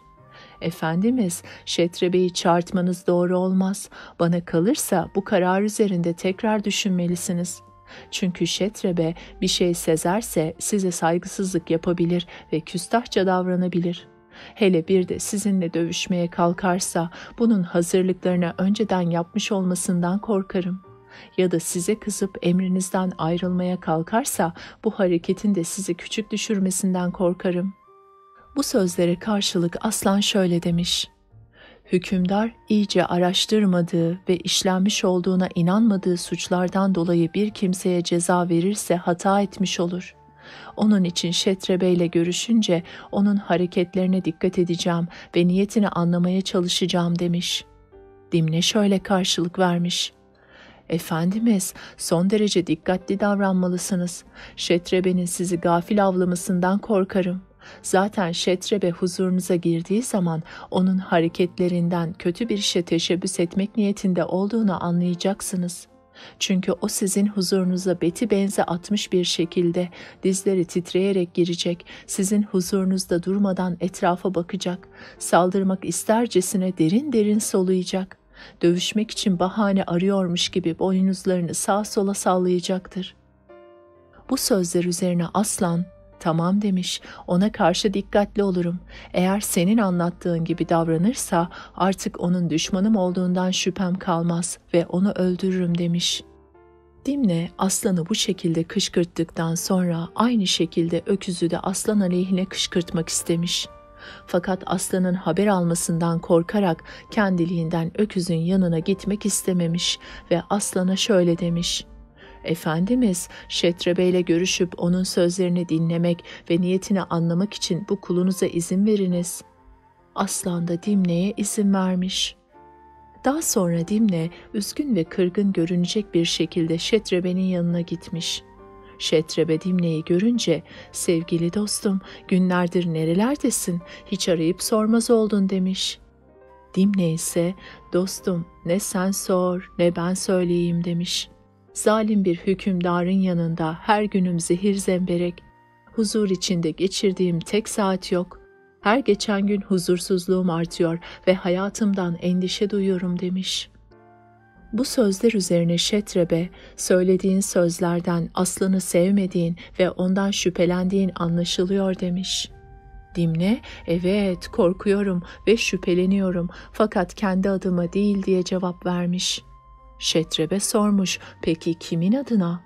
Dimne cevap vermiş, sevgili dostum, aramızdaki samimiyeti biliyorsun. Seni ne kadar sevdiğimi söylemeye bile gerek duymuyorum. Sözüne güvendiğim, dürüst bir kimsenin bana anlattıkları günlerdir uykumu kaçırıyor demiş. Bunun üzerine Şetrebe merakla sormuş, duyduklarını açık açık anlat lütfen. Dimne anlatmaya başlamış. Aslan geçen gün meclisinde bulunan kimselere senin için öküzün semizliği iştahımı kabartıyor, artık onun yaşamasına gerek yok. Hayatına son verip etini sizlere dağıtacağım demiş. Bu sözlerin beni nasıl üzdüğünü anlatamam. Aslanın sana büyük bir plan kurduğunu anladım ve bunu sana haber vermek için buraya geldim demiş. Şetrebe Dimne'nin bu sözlerini işitince oldukça endişelenmiş ve kara kara düşünmeye başlamış. Kendisine yardımcı olmak ve dostluk kurmak amacıyla Dimne'nin söylemiş olduğu bu sözlere yürekten inanmış. Bir süre sonra kendine gelen Şetrebe Dimne'ye şöyle demiş.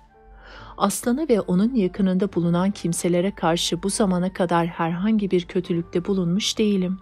Onları üzecek bir davranışta da bulunmadım. Birileri Aslan'ı tahrik etmek için ona benim aleyhimde yalan sözler söylemiş olmalı. Yoksa Aslan durup dururken bana niçin böyle bir kötülük düşünsün? Etrafında birçok çıkarcı ve dal kavuk bulunan Aslan'ın dolduruşa gelmesini doğal karşılıyorum. Aslan'ın etrafında bir sürü kötü kimse var. Kötü kimselerle düşüp kalkan iyilerden şüphelenmeye başlar. Bu da hatalı bir davranış olur. Tıpkı hayal gören ördek gibi. Evvel zaman içinde bir ördek suya yansıyan yıldızın parıltılarını balık sanırmış. Bu balığı avlamak için saatlerce uğraşırmış. Günler süren denemeler sonunda onun avlanamaz bir şey olduğunu anlamış. Günlerden bir gün suyun içinde gerçek bir balık yüzüyormuş. Ördek bunun daha önce karşılaştığı göz yanılsamalarından birisi olduğunu sanmış. Balığı avlamayıp elindeki fırsatı kaçırmış.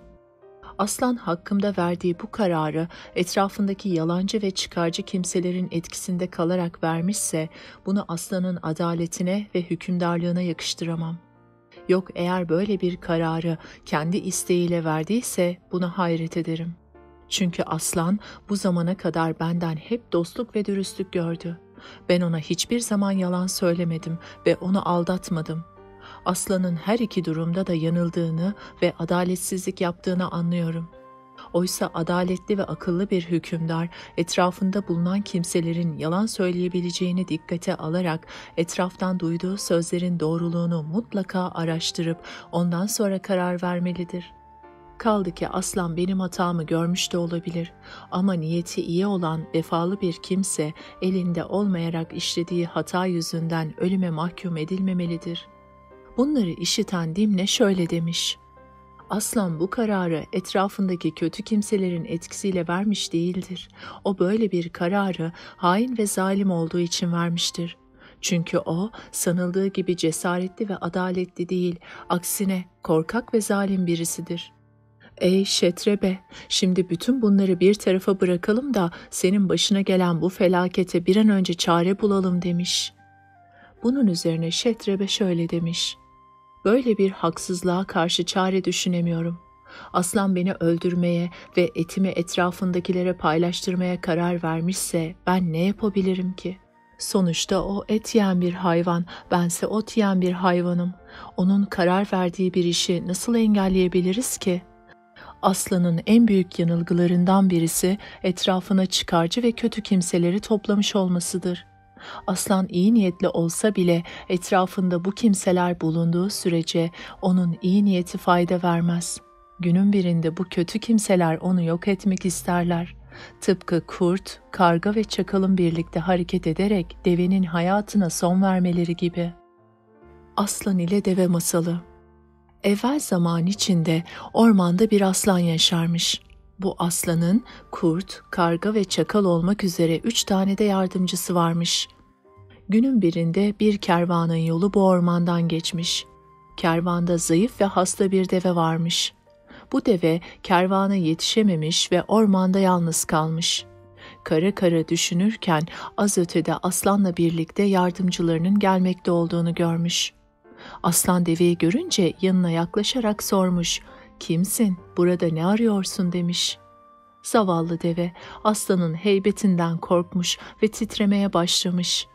Aslan, "Korkma, benden sana zarar gelmez. Yeter ki bana kim olduğunu açıkça söyle." demiş. Bunun üzerine deve biraz olsun rahatlamış ve konuşmaya başlamış. "Ben güçsüz ve hastayım. Kervanla birlikte yürüyordum. Bir süre sonra kervanı kaybettim ve burada yalnız kaldım." demiş. Aslan devenin durumuna acıyarak ona şöyle demiş: "Sen korkma, üzülme. Ben burada olduğum sürece hayatın güvencededir. Burası yeşili ve suyu bol bir yerdir. Dilediğin gibi hareket edebilirsin." demiş. Aslanın bu sözleri üzerine deve kendinden emin bir şekilde ormanda dolaşmaya başlamış. İstediği zaman istediği kadar yiyip içebiliyormuş. Gün geçtikçe semirmeye başlamış. Günlerden bir gün aslan ava çıkmış. Ormanda yürürken büyük bir fille karşılaşmış ve fili avlamak için saldırıya geçmiş. Fil aslanı bir güzel hırpalamış. Aslan yorgun ve bitkin bir şekilde ormana geri dönmüş. Kurt, karga ve çakal aslanın artıklarıyla geçindiği için aslanın avdan dönmesini dört gözle bekliyorlarmış. Aslanı perişan bir durumda görünce açlıkları bir kat daha artmış. Aslan günlerce hasta yatmış, avlanamadığı için hep birlikte aç kalmışlar. Aradan biraz zaman geçtikten sonra aslan bir gün yardımcılarını huzuruna çağırmış ve onlara şöyle demiş: Benim hasta olduğumu biliyorsunuz. Günlerdir dışarıya çıkıp avlanamıyorum. Hiç olmazsa siz bari ava çıkın da açlığınızı giderin. Ben de bu sayede avınızdan yararlanmış olurum demiş. Kurt, karga ve çakal aslanın huzurundan ayrıldıktan sonra bir araya gelmişler. Kendi aralarında şöyle düşünmüşler. Ot yiyen bir devenin bizim içimizde ne işi var? Bu hayvanın bizimle ortak bir yönü yok. Her gün güçlenen ve iştahımızı açan bu hayvanı parçalarsak hem aslana yardımcı olmuş oluruz hem de açlığımızı gidermiş oluruz demişler. Kurt, karga ve çakal bu düşüncelerle tekrar aslanın huzuruna çıkmışlar. Karga söz alarak konuşmaya başlamış. Efendimiz, günlerdir sizin aç ve hasta bir durumda yaşamanız bizi son derece üzüyor. Siz hasta olursanız biz rahat edemeyiz. Siz yaşadığınız için biz güvenli bir hayat sürüyoruz. Biz kendi aramızda karar aldık. Şu semirmekte olan deveyi size kurban etmek istiyoruz demişler. Aslan bu sözlerden son derece rahatsızlık duymuş ve kargaya, ot yiyen bir hayvan hakkında nasıl böyle kötü düşünürsünüz? Ben ona burada kaldığı sürece hayatının güvencede olacağına dair söz verdim. Sizin bu isteğinizi nasıl onaylayabilirim demiş. Karga cevap vermiş. Efendimiz, biz size verdiğiniz sözden vazgeçin demiyoruz. Sadece sizi sıkıntıya sokmayacak bir formül bulmak istiyoruz. Siz yeter ki bize bunun için izin verin demiş. Aslan karganın bu sözleri karşısında sessiz kalmayı tercih etmiş. Karga da aslanın bu sessizliğinin kabul etmek anlamına geldiğini düşünüp arkadaşlarının yanına dönmüş. Onlara aslanı ikna ettiğini söylemiş, deveyi aslana nasıl kurban edeceklerini anlatmış ve şöyle demiş. Üçümüz birlikte deveyi de yanımıza alıp aslanın huzuruna çıkalım. Sırayla her birimiz kendisini aslana feda etmek istesin. Birimiz ortaya çıktığında diğerlerimiz buna itiraz edip kendisinin bu işe daha layık olduğunu söylesin. Bizim bu davranışımızdan sonra deve de kendisini buna mecbur hissedecek. Deve kendisinin kurban edilmesini aslana teklif ettiğinde biz de fırsatı değerlendirip onun bu teklifini hep birlikte onaylarız. Böylece deve planın kurbanı olmuş olur. Biz de amacımıza ulaşırız demiş. Arkadaşları karganın bu planını beğenmişler ve hep birlikte deveyi de yanlarına alıp aslanın huzuruna çıkmışlar. Önce karga söz almış. Efendimiz, günlerdir sizin aç ve bitkin durumunuzu görmekteyiz. Gıdaya ne kadar ihtiyacınızın olduğunu biliyoruz. Sizin yaşamanız demek bizim hayatımızın güvencede olması demektir.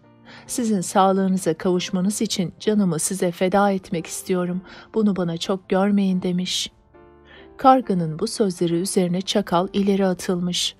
Efendimiz, karga size karşı olan bağlılığını ortaya koymak istiyor ama onun eti sizi doyurmaya yetmez. Bu teklifi ben üzerime almak istiyorum. Benim etimin karganınkinden hem daha fazla hem de daha lezzetli olduğunu tahmin ediyorsunuzdur. Onun için ben sizin yemeğiniz olmaya kargadan daha layık olduğumu düşünüyorum demiş. Çakal sözlerini bitirmeden kurt ileri atılmış. Efendimiz, çakalın eti size layık bir et değildir. Ancak benim gibi cesur ve güçlü bir hayvanın size layık olduğunu düşünüyorum. Sizin yemeğiniz olmayı kendi isteğimle kabul ediyorum demiş. Kurt sözlerini bitirir bitirmez karga ile çakal itiraz etmişler ve deveyi tahrik etmek için kendi aralarında kavga etmeye başlamışlar. Bunların kavgasını gören deve aslana karşı olan bağlılığını göstermek için ileri atılmış ve aslana şöyle demiş. Ey hükümdar, daha kendi aralarında bile anlaşamayan bu askerlerinizin hiçbirinin size layık olmadığını düşünüyorum. Bu işe en layık olan benim. Benim etim hem lezzetli hem doyurucudur. Sizi güçlendirip yeniden sağlığınıza kavuşturacaktır. Devenin konuşmasını can kulağıyla dinleyen hayvanlar deve sözlerini bitirir bitirmez aslana, Efendimiz, deve doğru söylüyor, onun ne kadar doğru sözlü birisi olduğunu hepimiz biliyoruz. İçimizde bu işe en layık olanı odur demişler. Hayvanların onaylamasıyla birlikte ortada kalan deve böylece aslana kurban edilmiş. Şetrebe bunları söyledikten sonra Dimne'ye, sana bu masalı anlatmamın nedenini anladın mı? Yani aslanın etrafındakiler beni öldürmek için karar almışlarsa bundan kurtuluş yoktur. Hatta aslan onlar gibi düşünmese bile bu bana yine de bir fayda getirmez. Taş sudan serttir ama su taşın üstünden akarak onu aşındırır ve deler. Sözünde insan üzerindeki etkisi suya benzer demiş. Dimne sormuş. Peki bu durumda ne yapmayı düşünüyorsun? Şetrebe cevap vermiş. Bu durumda canımı korumaktan başka çarem yok. Canımı korumak en doğal hakkımdır. Bu konuda kavga etmekten asla çekinmeyeceğim demiş. Şetrebe'nin bu sözlerine Dimne itiraz etmiş. Başka çareler bulunduğu halde kendini tehlikeye atmak akıllıca bir davranış değildir. Akıllı kişi kavgayı son çare olarak düşünür. Düşmanı zayıf görüp onunla kavgaya tutuşmak seni yanıltabilir. Akıllı insan düşmanı zayıf bile olsa ona karşı ne yapmak gerektiğini düşünen kimsedir. Eğer düşmanının zayıflığına aldanır da onu hor görürsen, martı kuşu yüzünden deniz perisinin başına gelen senin de başına gelebilir demiş.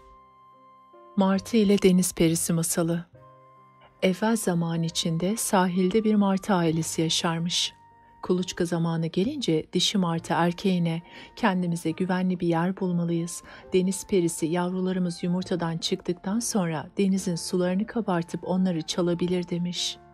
Erkek martı, sen burada kuluçkaya yat, burası yeşillik ve sulak bir yerdir, başka yer aramaya gerek yok diye cevap vermiş. Dişi martı, deniz perisinin daha önce bizi nasıl korkuttuğunu biliyorsun, ne kadar vurdum duymazsın, yavrularımızın yaşamasını istemiyor musun demiş. Erkek martı, elbette istiyorum, yerimizi değiştirmeye gerek yok, deniz perisi bize bir şey yapamaz demiş. Dişi martı erkeğine söz anlatamayınca şöyle demiş. Anlamsız bir inat yüzünden yavrularımızı deniz perisine kurban vereceğiz. Erkek martı söylenenlere aldırış etmeden yaşamasına devam etmiş. Günün birinde yavrular yumurtadan çıkmış ve çok geçmeden sular kabarmış, yavruları da deniz perisi çalmış. Dişi martı erkeğine bunun böyle olacağını sana söylemiştim demiş. Erkek martı da bunun öcünü deniz perisinden alacağım demiş ve martı arkadaşlarının yanına gitmiş. Onlara sizler benim canciğer arkadaşlarımsınız, yardımınıza ihtiyacım var demiş.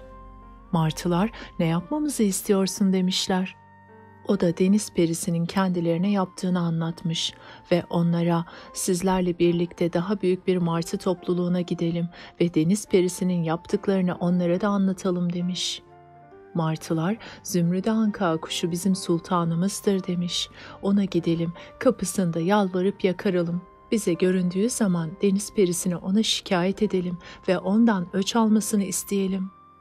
Hep birlikte bu kararı uygulamak üzere Kaf Dağı'na doğru yola çıkmışlar. Sonunda Zümrüt Anka kuşunun bulunduğu yere gelmişler ve gürültü çıkarmaya başlamışlar. Bu durumu gören Zümrüt Anka onlara görünmüş ve dertlerini sormuş. Onlar da arkadaşının başına geleni bir bir anlatmışlar. Başlarına geçip deniz perisine savaş açmasını istemişler. Zümrüt Anka bu teklifi kabul etmiş ve deniz perisine haber göndermiş.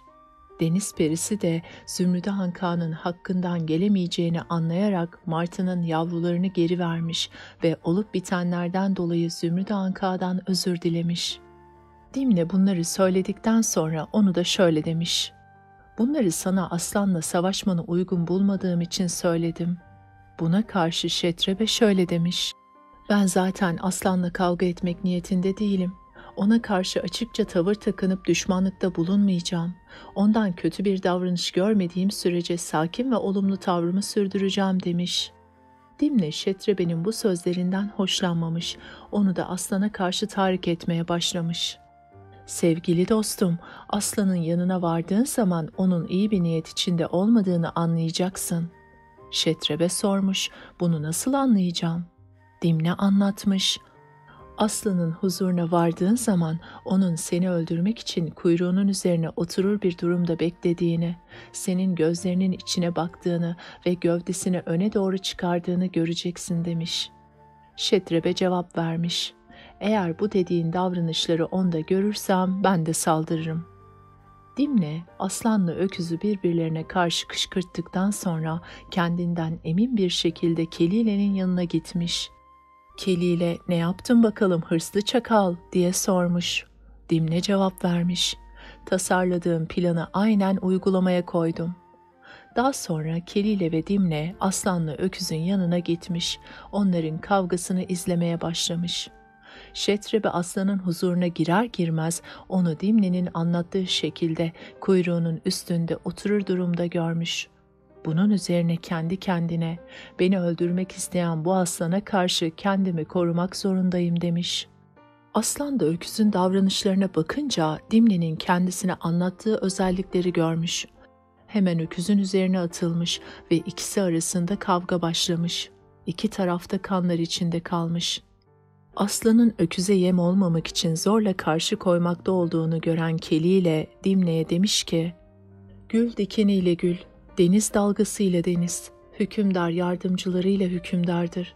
Sana o kadar öğüt verdim ama sen ısrarla Şetrebe'yi öldürtmek istedin. Şimdi aslanın ne kadar zor durumda kaldığını görüyorsun. Sana doğruyu göstermek için verdiğim öğütler fayda etmedi. Papağana öğüt veren adamın durumuna düştüm." Papağan ve Maymun Masalı. Evvel zaman içinde bir dağda çok sayıda maymun yaşarmış. Bu maymunlar soğuk bir kış gecesinde ısınmak için ateş aramışlar fakat bulamamışlar. Derken önlerinden bir ateş böceği geçmiş. Maymunlar bu böceği ateş sanarak tutmuşlar. Odunların üstüne koyarak üflemeye başlamışlar. Üfledikçe bu kıvılcımın ateş alacağını ve ısınacaklarını düşünmüşler. Maymunların bu zavallı ve komik durumunu az ötede izleyen bir papağan varmış. Papağan maymunlara, "Boş yere yoruluyorsunuz. O gördüğünüz ne bir kıvılcım ne bir ateştir. Onunla ateş yakmanız ve ısınmanız mümkün değildir. O sadece bir böcektir," demiş. Maymunlar papağanın sözüne kulak asmadan odunların üstündeki ateş böceğini üflemeye devam etmişler. Papağan maymunların yine boş yere uğraştıklarını görünce onları bu tutumlarından vazgeçirmek için ısrar etmiş. Az öteden geçmekte olan bir adam papağanın ısrarını görünce ona şöyle seslenmiş: "Hey papağan, düzeltilmesi mümkün olmayan bir iş için neden bu kadar ısrar ediyorsun?" Papağan adamın bu sözlerini dinlemek istememiş ve maymunların yanına giderek onlara ateş böceğinin ateş olmadığını anlatmaya çalışmış. Bunun üzerine maymunlar kızarak papağanın üzerine atılmışlar ve papağanı kıskıvrak yakalayarak oracıkta öldürmüşler. Keli ile bu sözleri söyledikten sonra Dimne'ye şöyle demiş: "İşte seninle benim durumum da buna benzemektedir. Sen yalan dolanla uğraşmaya başladın, aldatıp kötülük etmek düşüncesini benimsedin. Benim ikazlarıma da kulak vermedin. Oysa bu türlü işlerden hayır geldiği hiçbir zaman görülmemiştir. Kurnaz ile Budala masalı bunun en açık örneğidir," demiş. Kurnaz ile Budala masalı. Evvel zaman içinde bir kurnaz ile bir budala ticaret ortağı olarak yola çıkmış. Yolda giderlerken budala ihtiyacını görmek için geride kalmış. Bu sırada içi altın dolu bir küp bulmuş. Durumu kurnaz ortağına haber vermiş. Bunun üzerine ikisi de karar değiştirip memleketlerine dönmüşler. Şehrin girişinde altını paylaşmak için kenara çekilmişler. Budala demiş ki, "Altınların yarısını kendine al, yarısını bana ver." Kurnaz altınların hepsini kendine almayı tasarladığından bu teklifi kabul etmemiş ve budalaya şöyle demiş: "En iyisi aramızdaki ortaklığı devam ettirelim. Böylece dostluğumuz da devam etmiş olur. Buradan ikimiz de eşit sayıda biraz altın alalım ve altınların geri kalanını şu ağacın dibine gömelim. Burası güvenli bir yerdir. Altına ihtiyacımız oldukça birlikte gelir alırız." Budala bu teklife razı olmuş ve ikisi de bir miktar altın aldıktan sonra küpü ağacın dibine gömmüşler. Kurnaz o gece uyku uyuyamamış. Ertesi sabah erkenden altınların olduğu yere gitmiş. Altınlarını alarak yerini belli olmayacak şekilde düzeltmiş. Budala aylar sonra kurnazın yanına gelerek "Altına ihtiyacım var, birlikte gidip biraz altın alalım," demiş. Bunun üzerine kurnaz ile kalkıp gitmişler. Altınların olduğu yeri kazmışlar ve bir şey bulamamışlar. Bu durum karşısında kurnaz feryadı koparmış. "Eyvah! Meğer senin gibi bir insanla ortak olmak ne büyük hataymış. Benden habersiz altınları alıp götürmeye utanmadın mı? Kul hakkı yemeye vicdanın nasıl razı oldu?" Budala şaşkınlık içinde altınları almadığına dair yemin billah etmişse de kurnazı inandıramamış. Kendi aralarında uzun süre kavga etmişler. Sonunda bir karara varamayacaklarını anlayıp hakime gitmişler. Kurnaz hakimin huzurunda da yakınmalarına devam etmiş ve sürekli Budala'yı suçlamış. Budala hakime altınları kendisinin almadığını, kimin aldığını da bilmediğini söylemiş. Budala'nın sözlerini dinleyen hakim Kurnaz'a sormuş. Altınları Budala'nın aldığını ispat edebilir misin? Kurnaz evet demiş ve anlatmaya başlamış. Altınları gömdüğümüz ağaç bunun ispatıdır. Çünkü o ağaç altınları Budala'nın alıp götürdüğünü size söyleyebilir demiş. Meğer Kurnaz daha önceden babasını ağacın kovuğuna saklamış ve ağaca soru sorulduğu zaman babasına Budala'yı suçlamasını söylemiş. Hakim Kurnaz'ın iddiasına hayret ederek ağacın yanına kalkıp gitmiş. Ağaca parayı kimin aldığını sormuş. Kurnaz'ın babası da saklandığı kovuğun içinden Budala'nın aldığını söylemiş. Bunun üzerine hakim şüphelenmiş. Yanındakilere ağacını etrafını odunla çevirmelerini ve ağacı yakmalarını emretmiş. Canının yanacağını anlayan Kurnaz'ın babası hemen saklandığı kovuktan fırlayarak korkudan bağırmaya başlamış. Hakim Kurnaz'ın babasını çağırmış. Olan biteni doğru bir şekilde anlatmasını istemiş. Adam da her şeyi açık açık anlatmış. Bunun üzerine hakim Kurnaz ile babasının bir at üzerine bindirilerek suçlu kimliğiyle şehirde dolaştırılmasını istemiş. Altınları da geri alarak Budala'ya vermiş. Keli ile bu masalı anlattıktan sonra Dimne'ye şöyle demiş. Sana bunu anlatmakla kurnazlığın her zaman işe yaramayacağını göstermiş oldum. Senin takındığın tavır da bundan farklı değildir. Aklın sıra hem kurnazlık yapıyorsun hem aldatıyorsun. Ama sonunda hep sen suçlu oluyorsun. Araya girip fesat çıkarıyorsun. Nehir suları denizlere karışmadığı sürece tatlıdır. Aile bireyleri arasında fesat çıkaran olmadıkça aile düzeni bozulmaz. Sen şu anki durumunla ikiyüzlü bir insansın ve zehir saçan yılana benziyorsun. Ortalığı karıştırmaktan başka bir iş yapmıyorsun. Senin durumunda olan bir insana besle kargayı oysun gözünü denir. Sen böyle fesat çıkarmaya ve ikiyüzlü davranmaya devam edersen başına gelecek felaketten kurtulamazsın. Şu kavganın nedeni sensin.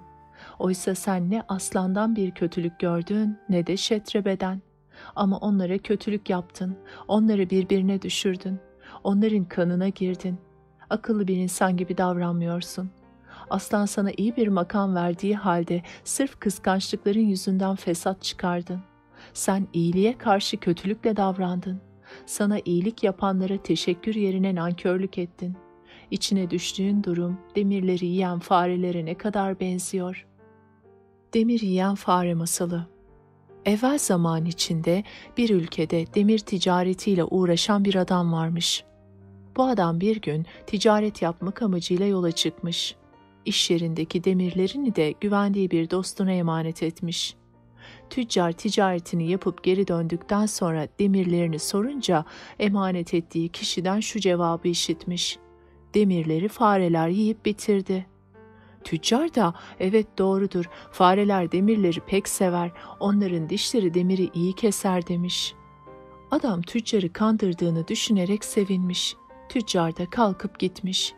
Yolda giderken demirlerini emanet ettiği adamın oğlunu görmüş, alıp evine götürmüş. Ertesi gün adam tüccara oğlunu görüp görmediğini sormuş. Tüccar da dün senin yanından çıktıktan sonra bir çaylak kuşunun oğlunu kapıp uçtuğunu gördüm demiş. Adam şaşkın bir halde bu nasıl iş yahu, bir çaylak kuşunun bir erkek evladı alıp götürdüğü nerede duyulmuş demiş. Tüccar da demiş ki bu işte hayret edilecek bir durum yok. Bir memlekette fareler bu kadar demiri yerse çaylaklar erkek evladının için kapıp götüremesin demiş. Bunun üzerine adam suçunu itiraf ederek demirleri ben aldım, paranı al, oğlumu ver demiş. Keli ile bu masalı anlattıktan sonra Dimne'ye sana bunu anlatmamın nedeni kendi dostlarına haksızlık yapan kimsenin başkalarına daha büyük haksızlık yapabileceğini göstermektir. Vefasız kimseden hayır gelmez. Dost vefalı olur. Vefasız olan dost olamaz. İyiliğe karşı nankörlük etmek akılsız kimseye yakışan bir davranıştır. Akılsız dost, akıllı düşmandan tehlikelidir. Ahmaklarla düşüp kalkan ahmak olur. Rüzgar güzel kokulu bahçelere uğrarsa güzel kokular yayar. Kır atın yanında duran ya huyundan kapar ya suyundan. Sen iyilik gördüğün kimselere iyilikte bulunmadın. Herkes tarafından fesatçı ve dolandırıcı bir kimse olarak tanındın. Senin yanında bulunan ve seninle dost olanların iyi bir davranışta bulunmasını beklemek boşunadır demiş. Keli ile Dimne'ye bu sözleri söylerken Aslan öküzün işini çoktan bitirmişti. Aslan öküzü öldürdükten sonra niçin böyle bir harekette bulunduğunu kendi kendine düşünmeye başlamış. Şetrebe'yi öldürmekle iyi etmedim. Vicdanım rahat değil. Belki de onun hiç suçu yoktu. Belki de bir iftiraya kurban gitti demiş. Yaptığından son derece pişmanlık duymuş. Aslanın öküzü öldürdüğünü gören Dimne, Kelile'nin yanından ayrılarak Aslan'ın yanına yaklaşmış. "Zaferinizi tebrik ederim efendim, kavgadan galip çıkmanıza rağmen niçin üzüntülüsünüz?" demiş. Aslan cevap vermiş. "Şetrebe akıllı, dirayetli ve iyi niyetliydi. Onu haksız yere öldürdüm." demiş. Dimne itiraz etmiş. "Hayır, onu öldürdüğünüz için zerre kadar üzüntü duymayın. Onun zararı faydasından daha çoktu. Büyük hayırlar için küçük şerler işlenir. Kangren olmuş bir parmak kesilmelidir. Kesilmezse daha sonra bütün bir vücut iş göremez duruma gelir. Tıpkı bunun gibi siz de etrafa zararı dokunan bir öküze haddini bildirdiniz." Aslan Dimne'nin bu sözlerine cevap vermemiş ama bir süre sonra Dimne'nin yalan söylediğini ve ikiyüzlü davrandığını öğrenince yargılanmak üzere hapsedilmesini emretmiş. 2. Bölüm Dimne'nin durumunun incelenmesi. Hükümdar Depşelim kendisine anlatılan masalları zevkle dinledikten sonra bilgin kişi Beydeba'ya şöyle demiş. Bozguncu birisinin iki samimi insanın arasına girerek onları birbirinden nasıl ayırdığını son derece akıcı ve etkileyici bir şekilde anlattınız. Bu masalları son derece anlamlı buldum. Hükümdarın bu sözüne karşılık Beydeba şu cevabı vermiş. Dimne'nin macerasını anlatırken Şetrebe'yi öldürttüğü için Aslan'ın son derece pişmanlık duyduğunu, onun dostluğunu ve iyilikseverliğini hatırladığını söylemiştim. Çünkü Aslan, Şetrebe'nin samimi bir dost, yakın bir arkadaş ve iyiliksever bir kimse olduğunu biliyordu. Bundan dolayı yaptığı işten son derece pişmanlık duymuştu. Aslan'ın Şetrebe'den sonra en çok güvendiği Kaplan'dı. Kaplan bir akşam Aslan'ın yanına gitmiş, geç saatlere kadar orada kalmış. Gece yarısı evine gitmek üzere oradan ayrılmış. Kaplan'ın yolu Kelile ve Dimne'nin oturdukları yerin yakınından geçiyormuş. Oradan geçerken bunların konuşmalarını işitmiş ve kapının önünde durarak onların konuşmalarına kulak vermiş. Kelile Dimne'yi azarlıyor, kurnazlık yapmaya ve yalan söylemeye kalkıştığı için bozgunculuğunu ve yalancılığını yüzüne vuruyormuş. Kelile Dimne'ye ağır sözler söylüyor, Dimne de bunlara cevap veriyormuş.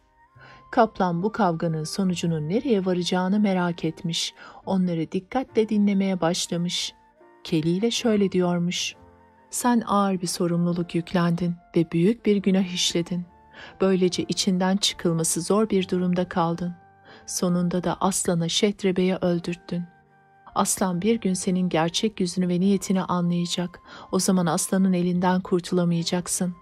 Bu yalancılığınla ve ikiyüzlülüğünle artık bundan sonra kendine ne bir yardımcı bulabilirsin ne de bir dost.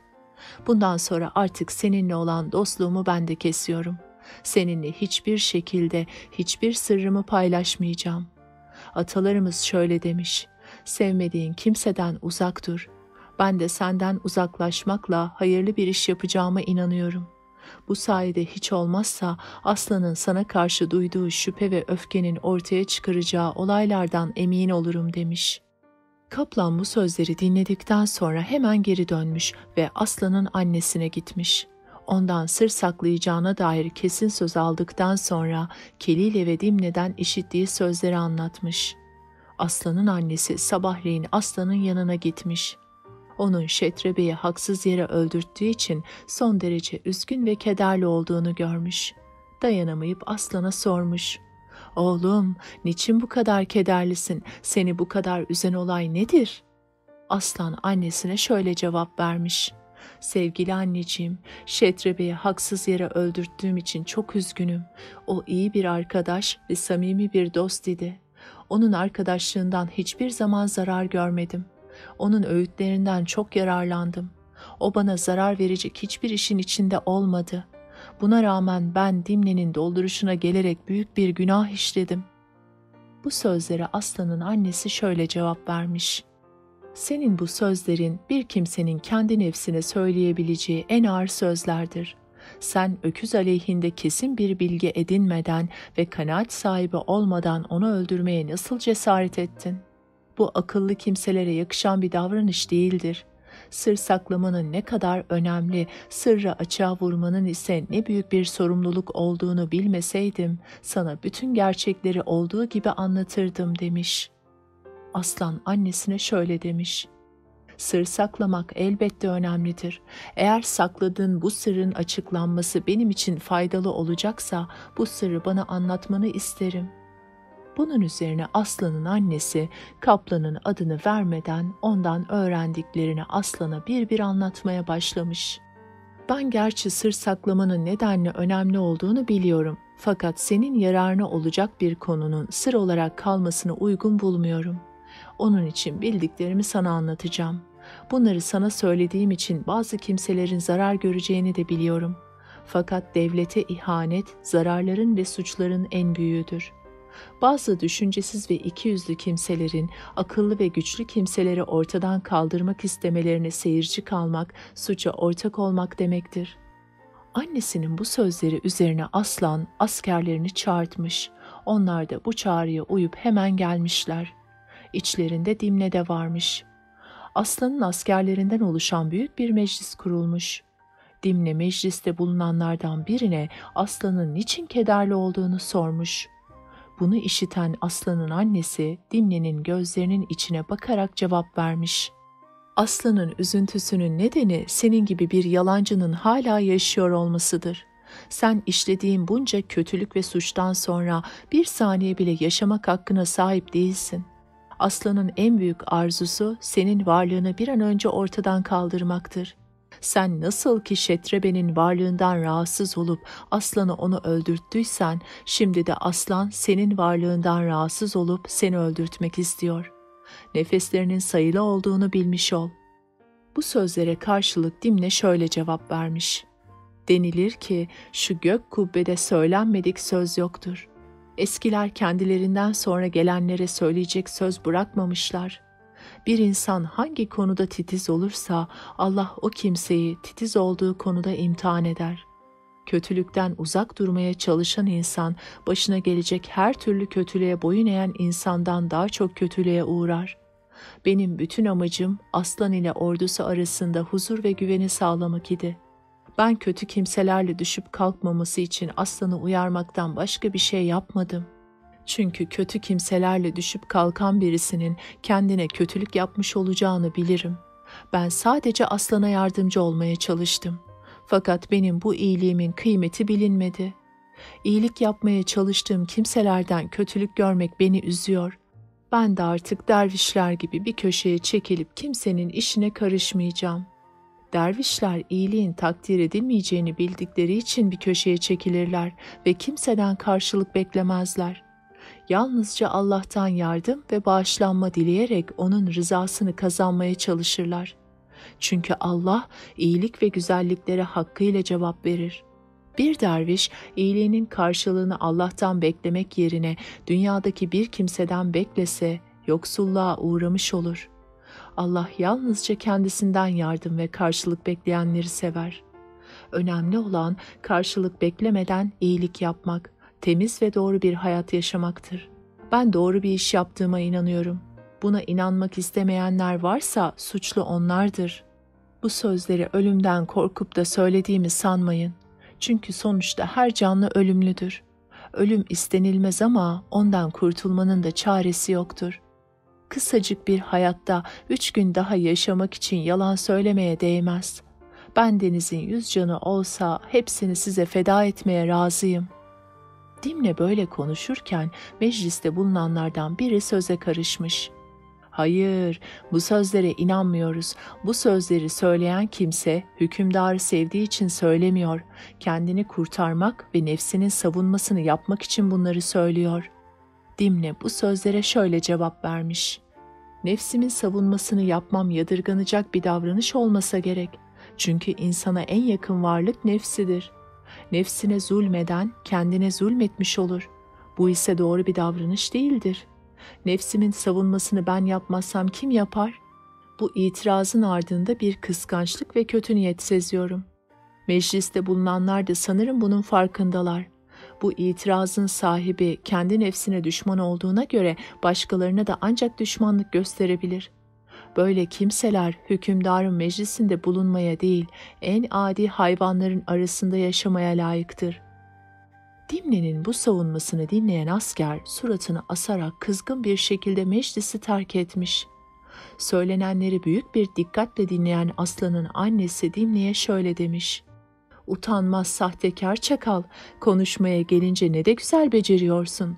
Kendini savunmak için 40 dereden su getiriyor, lafı ne de güzel dolandırıyorsun. Dimne bu sözlere karşılık şöyle demiş.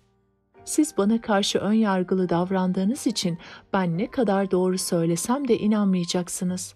Israrla gerçekleri söylemek istememe rağmen hükümdarı aleyhime kışkırtmaya kararlısınız. Ne kadar büyük bir talihsizlik içinde olduğumu şimdi daha iyi anlıyorum. Bundan sonra söyleyeceklerimin bir şey değiştirmeyeceğine inanıyorum.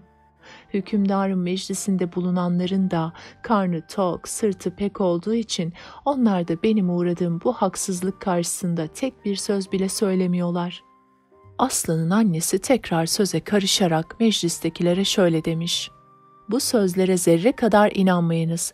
Bunları söyleyen çakalın özrü kabahatinden büyük olmasına rağmen hala ısrarla kendini savunuyor.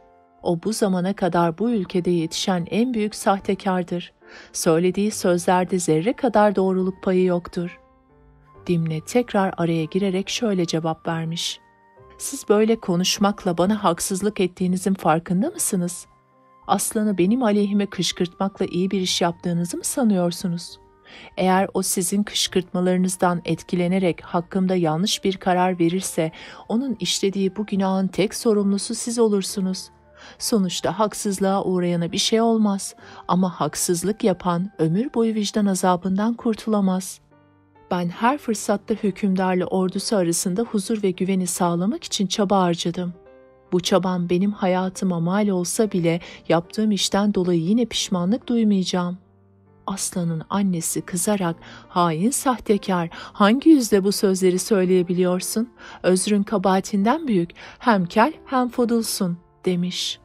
Dimne tekrar söz almış. Ben hain değilim. Bu zamana kadar hükümdarın hangi sırrını açıkladım? Toprağından ne kadarını sattım? Aslan'ın annesi tekrar çıkışmış. Yalancı düzenbaz, söylediğin yalanların cezasını elbette çekeceksin. Sözlerini böyle süsleyip püsleyerek ve kendini acındırarak hiçbir zaman yalanlarını örtbas edemeyeceksin. Dimne cevap vermiş. Ben yalancı değilim. Yalancı, olmayan şeyi olmuş gibi, yapılmayan şeyi yapılmış gibi söyler. Ben yaptıklarımı ve yapmadıklarımı apaçık söylüyorum. Herhangi birisine karşı yalan söylemek zorunda değilim. Sonunda Aslan'ın annesi dayanamayıp, bu mecliste bulunan erdemli ve bilgin kimselerin sana gereken cezayı vereceklerine inanıyorum demiş ve meclisten kalkıp gitmiş. Bu konuşmaları işiten Aslan, annesi kalkıp gittikten sonra Dimne'yi mahkemeye vermiş. Hakim de Dimne'nin hapsedilmesini emretmiş. Ardından Dimne boynuna bir ip geçirilerek hapse götürülmüş. Dimne'nin hapse atıldığı haberi gece yarısı Kelile'ye ulaştırılmış. Kelile bu haberi alır almaz gizlice Dimne'nin yanına gelmiş. Dimne'yi eli kolu bağlı, perişan bir durumda görünce kendini tutamayıp ağlayarak şöyle demiş. Yalan söylemek, başkalarını aldatmak ve söz dinlememek yüzünden bu duruma düştün. Başına gelenler konusunda sana defalarca öğütte bulunmama rağmen söylediklerimin hiçbirine kulak vermedin. Senin bu duruma düşmemen için elimden gelen her şeyi yaptım ama sonuç vermedi. Eğer sana güvenip de senin yaptıklarını yapmış olsaydım ben de aynı duruma düşmüş olacaktım. Sen kendini beğendin, gurura kapıldın. Sana türlü türlü örnekler verdim. En büyük bilginlerin sözlerini hatırlattım. Fakat beni dinlemedin. Eskiler şöyle demiş, düzenbaz eceli gelmeden ölür. Bunun üzerine Dimne, doğru söylüyorsun, yerden göğe kadar haklısın. Fakat işlediği bir suç yüzünden cezaya çarptırılan bir kimse bu cezasından dolayı ümitsizliğe düşmemelidir. Kelile cevap vermiş. Haklısın, doğru söylüyorsun ama işlediğin suç çok büyük. Aslan bunu senin yanına bırakmaz ve bunu sana hayatınla ödetir demiş. Kelly ile Dimne ile hapishane parmaklıkları arasında bunları konuşurken az ötede bulunan kaplan can kulağıyla söylenenleri dinliyormuş. Kelly'nin Dimne'ye siteminden Dimne'nin kendi suçunu itiraf etmesine kadar bütün konuşulanları duymuş. Kelly ile bu konuşmadan sonra kalkıp evine gitmiş. Ertesi sabah Aslan'ın annesi oğlunun yanına giderek ona şöyle demiş. Ey hayvanların hükümdarı, ormanın efendisi! Dün yerinde bir karar vererek Allah'a ve kullarını hoşnut ettin.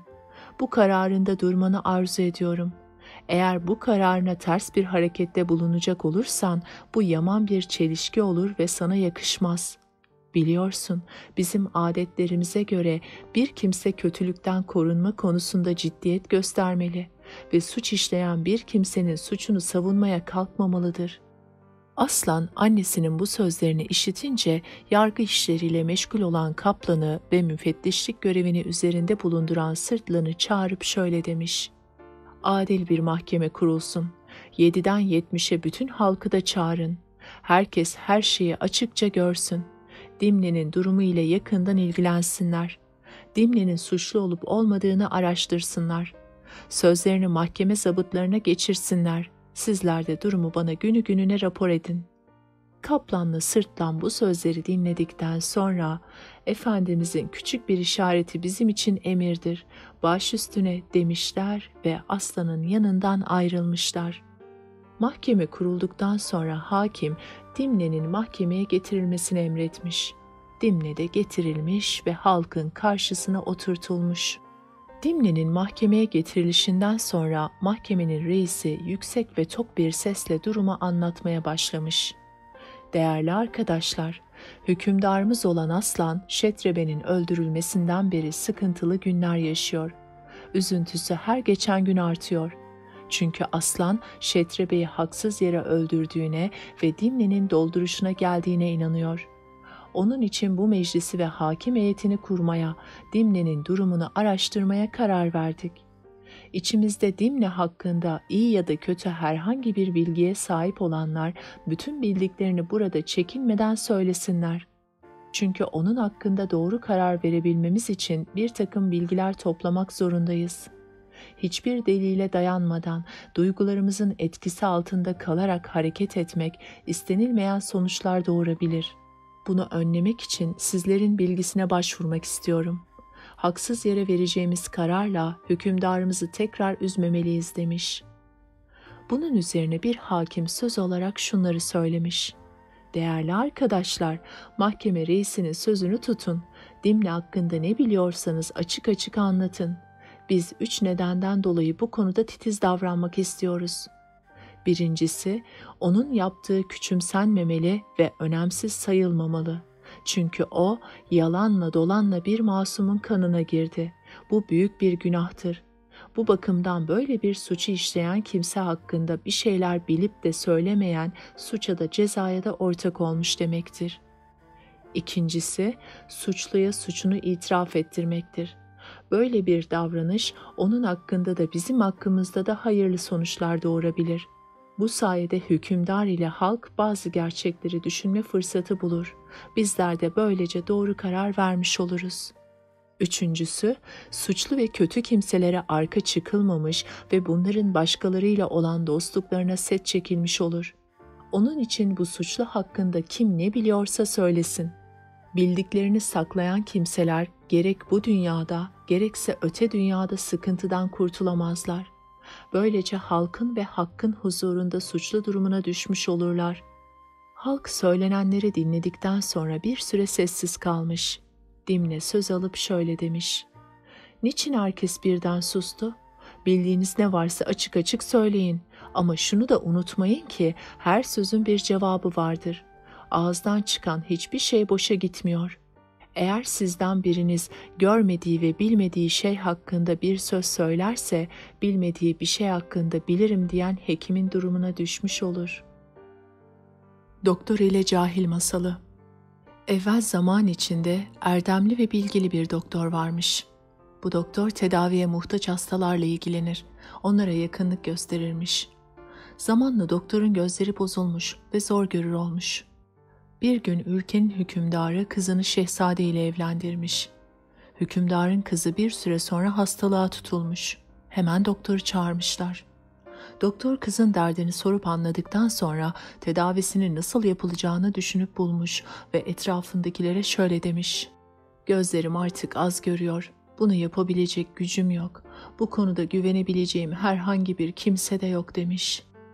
Doktorun hükümdarı bu şekilde özür bildirmesini fırsat bilen bir cahil, bu derdin devasını bildiğini, basit ve etkili bir ilaç yapabileceğini hükümdarın adamlarına söylemiş.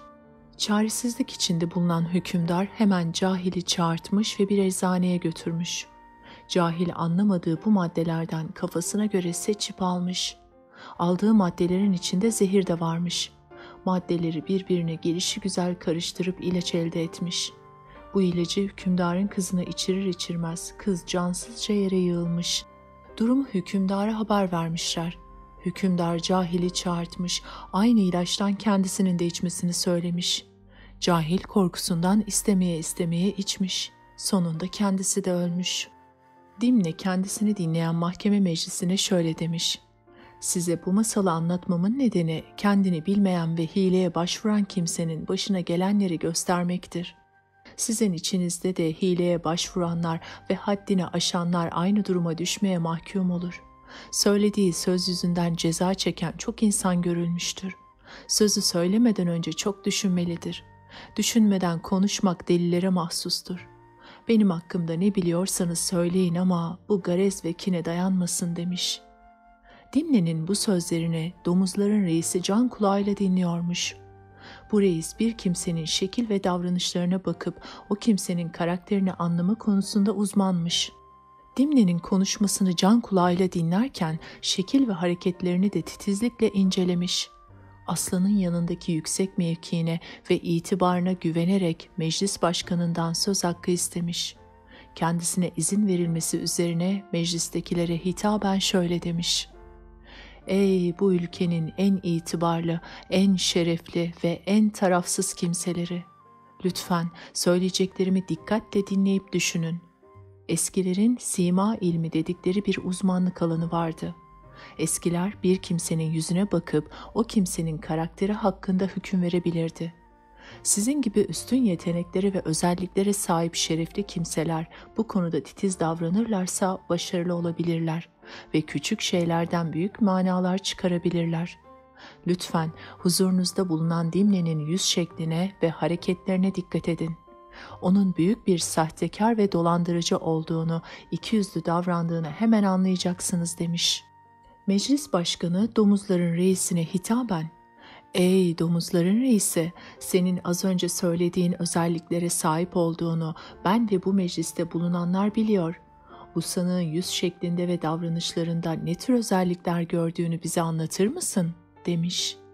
Domuzların reisi de Dimne'yi çekiştirmeye başlayarak şöyle demiş: "Az önce size sözünü ettiğim ilim dalına göre sol gözü sağ gözünden küçük olan ve bu gözü durmadan seyren, burnu sağ tarafa eğik olan bir kimse kötüdür, yalancıdır, düzenbazdır ve günahkardır." Bu sözleri işiten Dimne hemen cevap vermiş: "Ey çirkin domuz, baştan ayağa pislik içinde olduğun halde niçin içi dışı temiz birisi hakkında iftirada bulunuyorsun? Bu kadar değerli kimsenin huzurunda bir iddia ortaya attın. Beni ısrarla suçluyorsun. Ama bunu ispat etmeye bir türlü yanaşmıyorsun. Oysa iddia ispatı gerektirir. İspat edemediğin iddia iftira olur. Senin rezilliklerini ve pisliklerini yalnız ben değil, cümle alem biliyor. Bunların bazılarını bu topluluk huzurunda söylemeye utandığım için geçiyorum. Sen aslanın sofrasında bulunmaya layık değilsin. Hükümdarımız senin bu pis ve rezil durumunu bilseydi seni bir dakika bile yanında tutmazdı. Senin ne bir mesleğin var ne de hayırlı bir işin. Bu zamana kadar senden fayda görmüş bir kimse varsa çıksın ortaya. Sen çıkarcı bir yaratıksın. Hükümdarın itibarını zedelemekten ve sofrasını kirletmekten başka bir işe yaramazsın, demiş. Domuzların reisi bu sözler karşısında donup kalmış ve Dimne'ye "Bunları bana mı söylüyorsun sersem çakal?" demiş. Dimne ise "Evet, sana söylüyorum pis yaratık, suratına bakanın iştahı kaçıyor, söylediklerimin aksini iddia edebilir misin?" Domuzların reisi duydukları karşısında gözyaşlarını tutamamış. Meclisin huzurunda kahrından hüngür hüngür ağlamış. Domuzun ağlaması üzerine Dimne, "Ağla rezil çirkin yaratık, senin gülmeye hakkın yok. Merak etme, en kısa zamanda senin pis bir yaratık olduğunu anlamayan kalmayacak ve hükümdarımız da seni yanından uzaklaştıracak," demiş. Aslan bütün bu olup bitenleri tarafsız bir gözle anlatma görevini mecliste bulunan bir çakala vermiş. Aslan çakalın dostluğuna ve samimiyetine güveniyormuş. Çakal mecliste olup bitenleri anlatmak üzere aslanın yanına gelmiş. Aslan çakalın anlattıklarını dinledikten sonra domuzu görevinden ve yanından uzaklaştırmış. Dimne'nin de tekrar hapse götürülmesini emretmiş. Mahkeme sona erdiğinde akşam vakti yaklaşmaktaymış. Tutanaklar kaplanı onaylatıldıktan sonra meclis dağılmış. Aslanın hizmetinde bulunan ve onun yanında iyi bir mevki sahibi olan Reyhanek isimli bir çakal varmış. Bu çakal Kelile'nin yakın dostuymuş. Reyhanek bir gün Kelile'nin hastalandığını duymuş ve hemen ziyaretine gitmiş. Kelile'ye geçmiş olsun dedikten sonra hastalığının nedenini sormuş. Kelile de Dimne'nin başına gelen felaketler beni çok yıprattı. Ne ayakta duracak gücüm kaldı, ne tek lokma yiyecek iştahım demiş. Reyhanek Kelile'den izin isteyip ayrılmış. Birkaç gün sonra da Kelile'nin öldüğünü haber almış. Durumu hemen Dimne'ye iletmiş. Dimne bunu duyunca çok üzülmüş, gözyaşlarını tutamamış. Reyhanek Dimne'yi yatıştırmak istemişse de başaramamış. Dimne ağlayarak Reyhanek'e şöyle demiş: "Biricik arkadaşım olan Kelile'nin ölümünden sonra yaşamamın çok fazla anlamı olmadığını düşünüyorum. Birdenbire dünyaya ait her şeyden soğudum. Kendimi büyük bir boşlukta hissediyorum. Gerçek bir dostun ölümü meğer ne büyük bir kayıpmış. Galiba hayatı biraz da dostlar yaşanır kılıyor. Tek tesellim ölümünden sonra onu hatırlayabileceğim senin gibi samimi bir dostun olmasıdır. Senin iyiliğin ve dostluğun bana hep onu hatırlatacak. Senden bir isteğim olacak. Kelile ile bu zamana kadar çalışıp elde ettiğimiz serveti bana getirebilir misin?" demiş. Reyhanek kabul etmiş ve Kelile'nin servetini Dimne'ye getirmiş. Dimne bu servetin yarısını Reyhanek'e vermiş ve şöyle demiş: "Sen aslanın yanına destursuz girip çıkabiliyorsun. Onun yanında önemli bir mevkiye sahipsin. Aslan sana sonsuz güven duyuyor. Onun yanına giriş çıkışlarında konuşulanlara kulak ver. Benim durumum gündeme geldiğinde kim ne diyor dikkat et. Özellikle aslanın annesi benim hakkımda ne diyor, neler düşünüyor ve aslan annesinin bu sözlerinden ne kadar etkileniyor. Bütün bunları bana anlatman karşılığında sana bu serveti veriyorum," demiş. Reyhanek kendisine verilen serveti kabul edip evine taşımış. Ertesi günü sabah aslanın hizmetinde bulunan hayvanlar sarayın bahçesinde toplanmışlar. Aslan kendisiyle görüşmek isteyenleri kabul etmeye başlamış. Önceki gün Dimne'yi yargılayan mahkeme heyeti aslanın huzuruna çıkmış, durumu arz etmiş. Aslan tutanaklara baktıktan sonra okunmasını emretmiş. Okunanları dinleyen annesi çığlıklar atarak bağırıp çağırmaya başlamış. Aslan annesine "Anneciğim sakin ol lütfen, ortada tehlikeli bir durum varsa bana söylemekten çekinme, ben de ona göre tedbirimi alayım," demiş. Annesi aslana Sevgili oğlum benim, sana daha önce söylemedim mi bunları? Sen iyilikle kötülüğü birbirinden ayırt edemiyorsun. Sana sunulan bu tutanaklar gerçeği yansıtmıyor. Dimne denen o hain çakalın yalancılığını ve ikiyüzlülüğünü duymayan mı kaldı? Sen hala tereddüt yaşıyorsun. Ben senin hayatından endişe ediyorum. Bugün haksız yere Şetrebe'yi öldürten, yarın haksız yere bir başkasını da öldürtür, hatta seni bile. Annesi Aslan'a epeyce sert sözler söyledikten sonra çıkıp gitmiş. Reyhanek de doğruca Dimne'nin yanına koşmuş. İkisi birlikte konuşurken gardiyan gelip Dimne'yi mahkemeye götürmüş. Dimne'nin sanık sandalyesine oturmasıyla birlikte mahkeme duruşması da başlamış. Hakim Dimne'ye şu sözleri söylemiş. Ey Dimne, özü sözü doğru kimseler tarafından hakkında bilgi edindik. Artık seninle daha fazla uğraşmak niyetinde değiliz. Senin adına söylenecek sözler söylendi. Biz durumu tutanak halinde hükümdara sunduk. Senin durumun tutanaklarda açık seçik ifade edilmesine rağmen hükümdar yine de incelemeyi sürdürmemizi istiyor. Dimne bu sözler üzerine şöyle cevap vermiş. Ey hakim, hakkımda verilen karar adil değildir. Taraflı davranıldığını düşünüyorum. Adalet er geç yerini bulacaktır. Benim mazlum olduğumu bilmelisiniz. Siz taraflı davranırsanız bunun cezasını bir gün mutlaka çekersiniz. Hakim Dimne'ye şöyle cevap vermiş. Ey çakal, güzel söylüyorsun, doğru söylüyorsun ama şunu unutma ki biz eldeki delillere göre hüküm vermek zorundayız. Kalplerden geçeni bilmek bizim işimiz değil. Sen eğer suçlu olmadığına inanıyorsan bizim senin hakkında delil toplamamızdan korkmamalısın. Yarısı olan gocunur atasözünü sen de biliyorsun. Eğer biz senin gibi sanık sandalyesinde bulunanların ifadelerine göre hüküm verecek olsaydık, kısa zamanda büyük haksızlıklar ortaya çıkardı ve hiçbir zaman adil olamazdık. Dimne tekrar söz alarak şöyle demiş. Saygıdeğer hakim, sözleriniz doğru olmakla birlikte verdiğiniz kararla bağdaşmamaktadır. Siz adil ve dürüst olmaktan söz ediyorsunuz ama verdiğiniz karar hiç de öyle görünmüyor. Örneğin hakkımda yalan şahitliği yapanları ve bir şey bilmediği halde çok şey söyleyenleri dinliyorsunuz. Bu zulümdür, felakettir. Böyle bir olumsuz hareketin sizin mevki ve itibarınızı zedelemesinden korkarım. Hakim Dimne'nin bu sözlerini dinledikten sonra tutanak tutturmuş ve durumu Aslan'a haber vermiş. Aslan da durumu inceledikten sonra annesini çağırtmış ve Dimne'nin savunmasını okumuş. Annesi savunmayı dinledikten sonra şöyle demiş. Ben artık bu konu hakkında görüş bildirmekten yoruldum.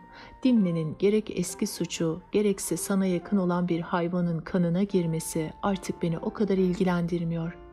Ben onun senin makamına göz dikmesinden ve sana tuzak kurmasından korkuyorum.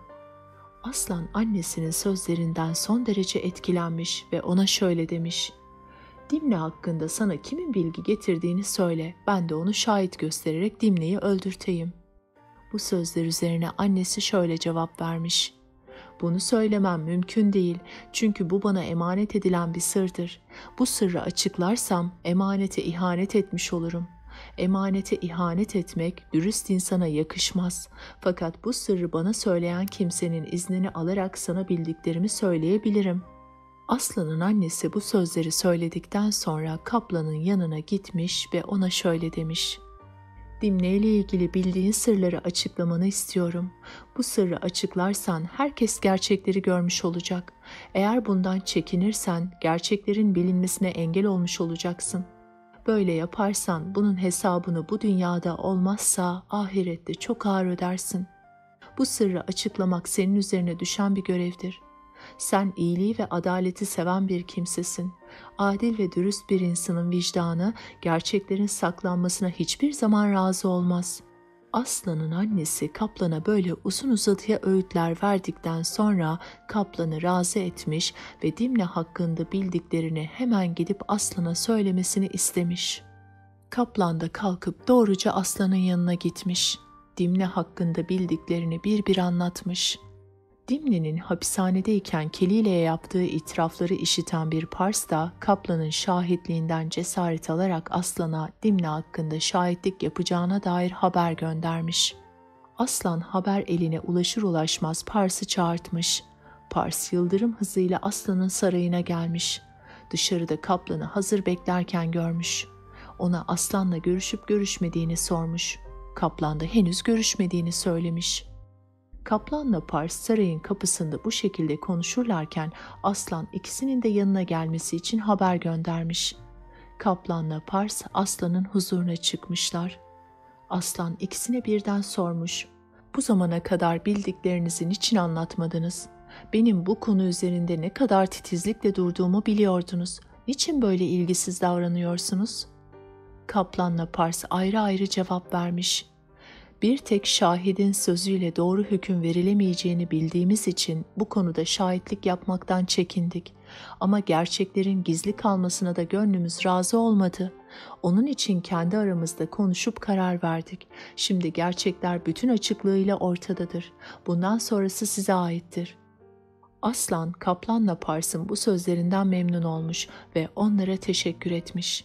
Ardından Dimne'yi hapishanede acımasızca öldürtmüş. Beydeba bu masalı bitirdikten sonra Depşelim'e dönerek, "İşte ey hükümdar, bütün bu anlatılan masallar gösteriyor ki, kendi çıkarı için başkasına zarar veren, sahtekarlık ve yalancılık yolunu tutan, adaletten ayrılıp zulmeden bir kimse, bunun cezasını hem dünyada hem de ahirette mutlaka çeker" demiş. 3. Bölüm. Hint hükümdarı Depşelim, erdemli ve bilgin insan Beydeba'ya şöyle demiş: birbirini seven iki samimi insanın arasına giren bir yalancının bu sevgiyi nasıl bitirdiğini ve kendisinin başına da neler geldiğini çok güzel anlattınız. Seçtiğiniz örnekleri severek ve beğenerek dinledim. Şimdi sizden bir dileğim var. Çok iyi niyetlerle birbirine bağlanmış temiz kalpli kimselerin arasındaki dostluk bağının nasıl güçlendiğini ve bu dostluğun onlara nasıl yarar sağladığını anlatmanı istiyorum. Beydeba cevap vermiş. Akıllı kimse dostlarını her şeyden üstün tutar. Gerçek dost hazineden daha değerlidir. Dünyada en yoksul kimse dostu olmayan kimsedir. Dostun verdiği güven ve cesareti başka hiçbir şey veremez. Akıllı bir kimse huzur ve güvenin dostlarına bağlı olduğunu bilir. Dostluk en büyük varlıktır. Hiçbir çıkar ve art niyet gözetmeksizin kurulan dostluklar gerçek ve kalıcı olur. Karşılıklı çıkarlara dayanan bir dostluk sağlam ve kalıcı olamaz. Dostlar sayesinde yaşadığımızın farkına varırız. Mutlu olabilmemiz dostlarımızın varlığıyla yakından ilgilidir. Dostluk kuramayan ve candan dostlar edinemeyen kimseler herkesten kuşkulanırlar ve kimseye güvenmezler. Başımıza gelen felaketler ve altından kalkılamayacak derecede büyük sıkıntılar ancak dostların yardımıyla giderilebilir. Tıpkı güvercin, fare, ceylan ve karganın başından geçenler gibi. Güvercin Masalı. Evvel zaman içinde Hindistan'da sulak ve yeşillik büyük bir şehir varmış. Burada av yapılırmış. Avcılar sık sık buraya gelirler. İstedikleri zaman istedikleri kadar av avlarlarmış. Burada büyük bir ormanlık varmış. Bu ormanlığın kuytu bir yerinde bir karga yuvası varmış. Karga burada mutlu bir hayat sürmekteymiş. Onun yuvasını hiç kimse bilmiyormuş. Karga bir gün ormanda dolaşıp yuvasına dönmüş. Yuvasında oturup etrafı seyrederken bir avcının kendisine doğru gelmekte olduğunu görmüş. Karga avcıyı dikkatle izlemeye başlamış. Avcının bir elinde sopa, diğer elinde ağ bulunuyormuş.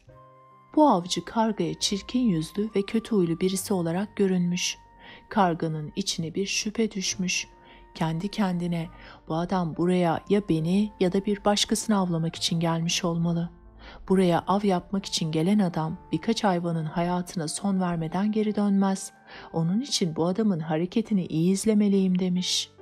Avcı az ötede bir yere elindeki ağı sermiş. Ağın üzerine buğday taneleri serpmiş. Kendisi de yakında bir yere saklanmış. Çok geçmeden bir güvercin sürüsü ağın yanına konmuş. Bunların bir de başkanı varmış. Kendilerine bir tuzak hazırlandığını hiçbiri fark etmemiş. Başkanları ile beraber bütün güvercinler taneleri yemeye başlamış. Kısa bir zaman sonra kendilerini ağın içinde bulmuşlar. Korkudan kanat çırpmaya başlamışlar. Kimisi bağırıp çağırıyor, kimisi kaçmaya çalışıyormuş. Kısacası her kafadan bir ses çıkıyormuş. Bu durumu gören güvercinlerin başkanı güvercinleri susturmuş. Onlara akıllıca bir teklifte bulunarak şöyle demiş: "Arkadaşlar, herkes kendini kurtarmaya çalışmasın. Böyle yaparsanız avcıya yem olmaktan kurtulamayız. Şimdi söyleyeceklerimi iyi dinleyin. El ele verip hep birlikte hareket etmeliyiz. Birlikten kuvvet doğar. Hep birlikte hareket edersek başarılı oluruz. Bu sayede ağla birlikte uçmuş oluruz." Güvercinler bu düşünceyi beğenmişler. Başkanlarının teklifini kabul etmişler. Hep birlikte kanat çırparak ağı göğe taşımışlar. Avcı bunu görünce çok üzülmüş. Büyük bir avı elinden kaçırdığını anlamış. Ümidini kesmeyerek güvercinlerin ardından gitmeye karar vermiş. Bütün bu olup bitenleri karga da yuvasından izlemekteymiş. Karga bu işin sonunun nereye varacağını merak etmiş. Güvercinlerin arkasından uçmaya başlamış. Güvercinler uçarken başkanları bir ara onlara dönüp şöyle demiş: "Arkadaşlar, avcı peşimizdedir, bizi izliyor. Böyle açıkta uçarsak yeniden tuzağa düşebiliriz." Bunun üzerine güvercinler sormuş: "Peki ne yapmamızı tavsiye edersin?" Güvercinlerin başkanı cevap vermiş: "Şehrin üstünde uçmalıyız. O zaman avcı bizi izleyemez. Böylece ondan kurtulmuş oluruz. Benim filan yerde yaşayan bir fare dostum var. Onun yanına gideriz. O keskin dişleriyle ağları kemirir ve bizi kurtarır," demiş. Güvercinler başkanlarının öncülüğünde şehrin üstünde uçmaya başlamışlar. Avcı onları izlemekte güçlük çekmiş. Bir süre sonra güvercin sürüsü gözden kaybolmuş. Güvercinler farenin bulunduğu yere gelmiş. Fare akıllı bir hayvanmış. Her türlü tehlikeye karşı 100 tane delik hazırlamış. Bu farenin adı Zeyrek imiş. Güvercinlerin başkanı fareye adıyla seslenmiş. "Zeyrek, aziz dostum, yerinde misin?" Fare deliğin içinden cevap vermiş: "Kimsin sen, ne istiyorsun?" Güvercinlerin başkanı şöyle cevap vermiş: "Ben senin yakın dostun olan güvercinim." Bu sözleri işiten fare hemen dışarı çıkmış. Gördükleri karşısında şaşırmış. Bir güvercin sürüsü başkanlarıyla birlikte ağın içinde çaresiz bekliyormuş. Fare yakın dostu olan güvercinlerin başkanına sormuş: "Sevgili dostum, böyle bir tuzağa nasıl düştün? Böyle bir şey nasıl olabilir? Hala anlamış değilim." Güvercinlerin başı cevap vermiş: "Aziz dostum Zeyrek, hiçbir şeyi akıldan uzak görme. Her canlı kendi kaderini yaşar. Kaderimizi bilmeye gücümüz yetmez. Zaten gücümüz yetse de iyi olmazdı. Hayatta başımıza gelecekleri önceden bilseydik yaşayamazdık. Hayat çekilmez olurdu. Dünyada her şey olabilir. Bilmez misin, güneş ve ay bile tutulur. Onun için hiçbir şeyi akıldan uzak görmemeli." Fare bu sözler üzerine güvercinlerin başkanına yönelmiş. Onun bağlı bulunduğu düğümleri kemirmeye başlamış. Güvercinlerin başkanı buna tepki göstermiş. Fare bu tepkinin nedenini sormuş. Güvercinlerin başkanı şöyle cevap vermiş: "Seninle yakın ve samimi bir dostluğumuz var. Bunu ikimiz de biliyoruz. Önce benim bağlı bulunduğum düğümleri kemirmeye başlarsan yorulabilirsin. Yorulunca diğer güvercinleri kurtarmaya üşenebilirsin. Ama önce onlardan işe başlarsan sonra yorulsan bile beni bırakamazsın. Arkadaş olduğumuz için mutlaka beni kurtarmak istersin." Fare güvercinin bu sözlerinden çok duygulanmış. Ona şöyle demiş: "Aziz dostum, bu sözlerinle benim güvenimi bir kez daha kazandın. Seni eskisinden daha çok seviyorum." Fare önce güvercin sürüsünden başlayarak başkanlarına kadar bütün ağı kemirmiş. Böylece güvercin sürüsü özgürlüğüne kavuşmuş. Güvercinler adına başkanları fareye bir teşekkür konuşması yapmış, sonra da izin isteyip ayrılmışlar. Fare ile güvercin arasında bütün bu olup bitenleri karga izlemekteymiş.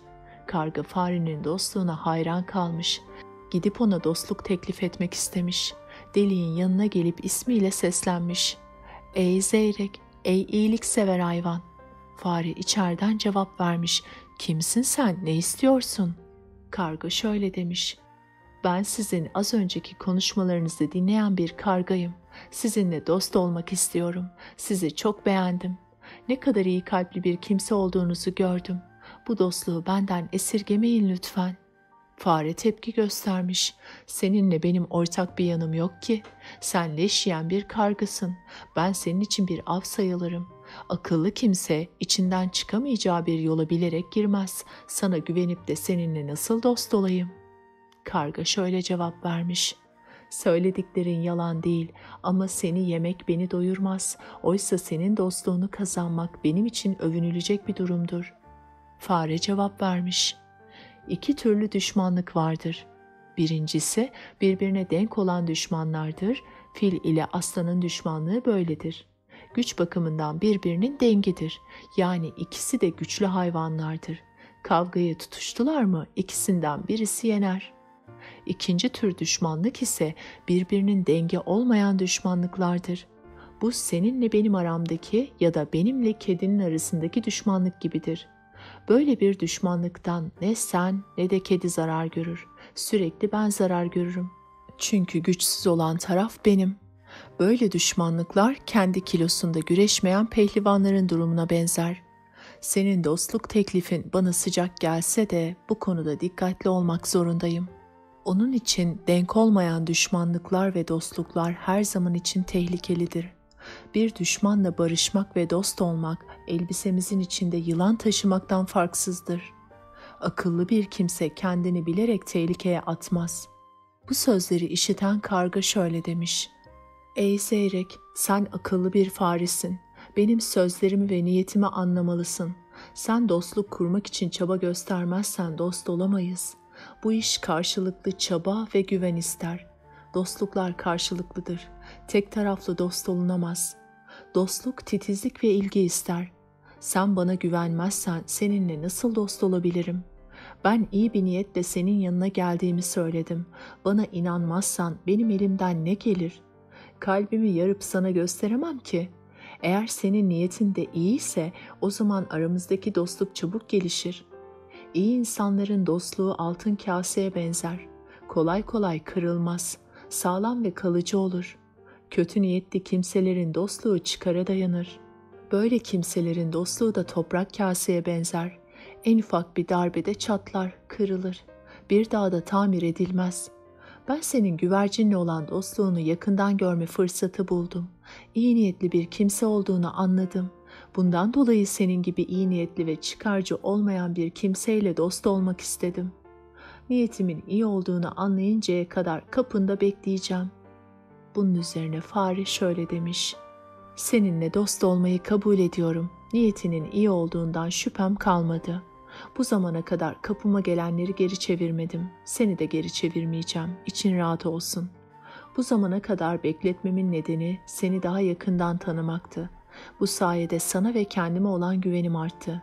İyi niyetli bir kimse olduğundan artık eminim. Bir süre sonra fare deliğinden başını çıkarıp öylece durmuş. Bu durumu gören karga sormuş. Niçin yanıma gelmiyorsun? Samimi iki dost gibi niçin birbirimize yakın değiliz? Yoksa benim dostluğumdan hala şüpheleniyor musun? Fare cevap vermiş. Dünyada birbirleriyle tanışan kimseler iki türlü davranış içinde bulunurlar. Bunlardan birincisi tanıdığı kimse için canını, ikincisi kuvvetini ortaya koyar. Canını ortaya koyan kimseler yediği içtiği ayrı gitmeyen kimselerdir. Yani gerçek dostlardır. Kuvveti öne çıkaranlar ise çıkarcı kimselerdir. Yani yalancı dostlardır.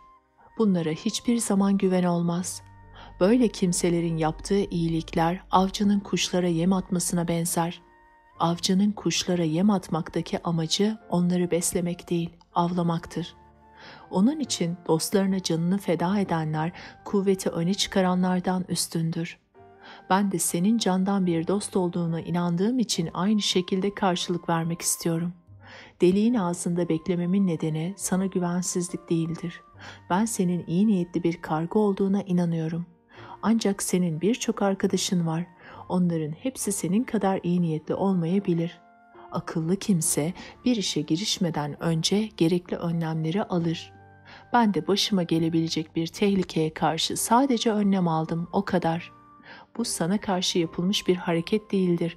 Lütfen beni yanlış anlama. Bu sözlere karşılık karga şöyle demiş. Dostluğun bir göstergesi de dostun dostuyla dost olmaktır. Şundan emin olabilirsin ki benim seni sevmeyecek hiçbir dostum yoktur. Sana düşmanlık gösterecek birisi benim dostum olamaz. Fare karganın bu sözlerinden son derece memnun olmuş.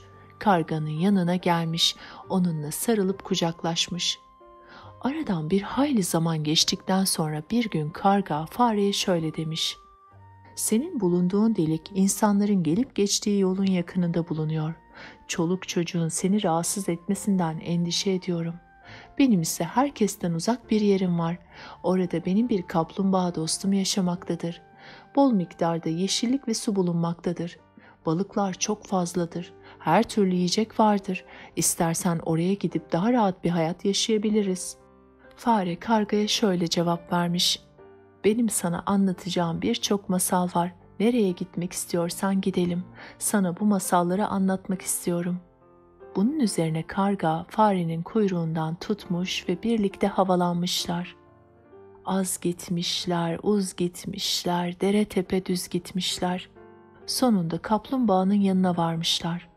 Kaplumbağa karganın fareyi kuyruğundan tutup getirdiğini görünce korkmuş. Karganın yanına pek yanaşmak istememiş. Karga kaplumbağanın kendisini tanımadığını anlamış. Ona şöyle seslenmiş: "Ey kaplumbağa dostum, niçin uzakta duruyorsun? Yoksa beni tanıyamadın mı?" Kaplumbağa cevap vermiş: "Sen kimsin? Tanıyamadım." Karga, "Ben senin yakın dostun olan kargayım." demiş. Kaplumbağa kargayı hemen tanımış. Nereden geldiklerini sormuş. Karga da güvercinlerin peşine nasıl takıldığını anlatmış. Fareyle kurdukları dostluktan söz etmiş. Kaplumbağa farenin zekasına hayran kalmış. Onun iyi niyetli bir kimse olduğunu hemen anlamış. Ona övgü dolu sözler söylemiş. Daha sonra karga fareye dönüp kendisine anlatacağını söylediği masalları anlatmasını istemiş. Fare de anlatmaya başlamış. Fare ile Derviş Masalı. Evvel zaman içinde büyük bir şehirde bir dervişin evine konuk olmuştum. Bu dervişin çoluk çocuk adına kimsesi yoktu. Ona her gün bir sepet yiyecek getirilirdi. O da istediği kadarını yer, gerisini bir kenara koyardı. Derviş evden çıkınca hemen sepetin içine dalar, doyuncaya kadar yerdim. Kalanlarını diğer farelere verirdim. Derviş bir süre sonra bu durumu fark etti. Yiyecek sepetini benim erişemeyeceğim bir yere asmak istedi. Uzun süre uğraştı ise de bu işi başaramadı. Bir gün dervişin misafiri geldi. Derviş ile misafir karşılıklı yemek yedikten sonra sohbete daldılar. Derviş misafire sordu: "Nereden gelip nereye gidiyorsun?" Meğer misafir gezgin birisiymiş. Dünyanın çeşitli yerlerini gezip görmüş. Gördüklerini heyecanlı heyecanlı dervişe anlatıyordu. Derviş de beni sepetten uzaklaştırmak için ikide bir elini çırpıp duruyordu. Misafir dervişin bu hareketinden alındı. Ona şöyle dedi: "Ben gördüklerimi sana anlatmak için uğraşıp didiniyorum, sen ise benimle alay ediyorsun. Söylediklerimi dinlemeyeceksen beni niçin konuşturuyorsun?" Derviş özür dileyerek söz aldı: "Ellerimi çırpmamın nedeni fareyi sepetten uzaklaştırmaktır. Yiyeceklerimin bulunduğu sepete bir fare dadandı. Ne yapsam fayda vermiyor, şaşırıp kaldım." dedi. Misafir dervişe sordu: "Bu sözünü ettiğin bir tek fare mi yoksa fare sürüsü mü?" Derviş şöyle cevap verdi: "Evde birden çok fare var, fakat onların içinde bir tanesi var ki beni canımdan bezdirdi. Ne yaptıysam hakkından gelemedim." Misafir dervişe, "Sen bana bir kazma ver de onun yuvasını yıkayım. Böylece işin iç yüzü anlaşılmış olur." dedi. Derviş bir komşusundan kazma alıp misafire getirdi. Ben o zaman kendi deliğimde değildim. Yan tarafta bir arkadaşımın yuvasında bütün konuşulanları dinlemekteydim. Benim deliğimin içinde 100 altın bulunan bir kese vardı. Onu buraya kimin koyduğunu bilmiyordum. Misafir yeri kazarak keseyi buldu.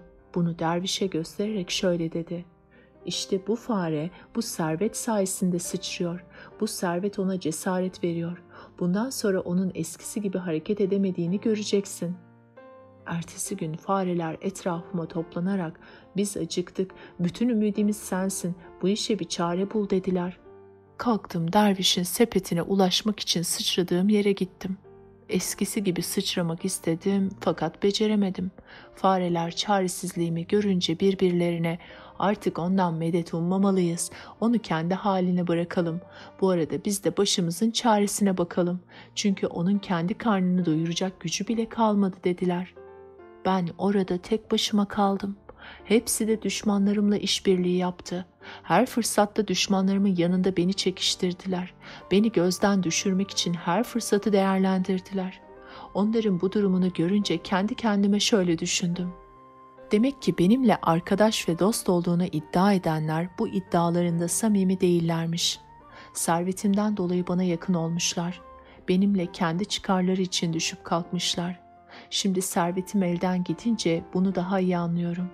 Servetim varken itibarım daha büyüktü. El üstünde tutuluyordum. Kendime daha çok güveniyordum. Herhangi bir işe girişirken korkmuyordum. Serveti olmayan kimse yağmur yağdıktan sonra toprakta kaybolup giden suya benzer. Gerçek arkadaş ve dostlara sahip olmak büyük bir nimetmiş. Arkadaşı olmayan kimseler acınacak bir durum içindedirler. Böyle kimselerin adı çabuk unutulur. Varlıklı kimseler yoksullara göre daha çok itibar görürler. İnsan bir kere düşmeye görsün. Düşenin dostu olmaz demişler. Ne kadar doğru bir söz. Şimdi anlıyorum ki dünyada birçok belanın başı yoksulluktur. Yoksul kimse sıkıntıdan kurtulamaz. Düşmanları yoksul kimsenin dedikodusunu yapmaktan çekinmezler. Birisi suç işlese yoksul kimseler sorumlu tutulur. Zengin kimseler hiçbir üstünlükleri olmasa bile yine de övgü alırlar. Yoksul bir kimse zeki ve yetenekli dahi olsa kimse dönüp bakmaz. İtibarlı bir kimse için başkasına el açmak ölmekten daha zordur. Dervişin misafiri benim altınlarımı aldıktan sonra onları dervişle paylaştı. Derviş kendi payına düşeni deriden bir kese içine koydu. Geceleyin yatarken başucuna astı. Bu kesenin içindeki altınları almak istedim. Belki bu sayede kaybettiğim itibarımı tekrar kazanırım diye düşündüm. Etrafıma tekrar bir takım kimseler toplamayı umdum. Deliğimden çıkıp dervişin yanına gittim. Derviş uyuyordu.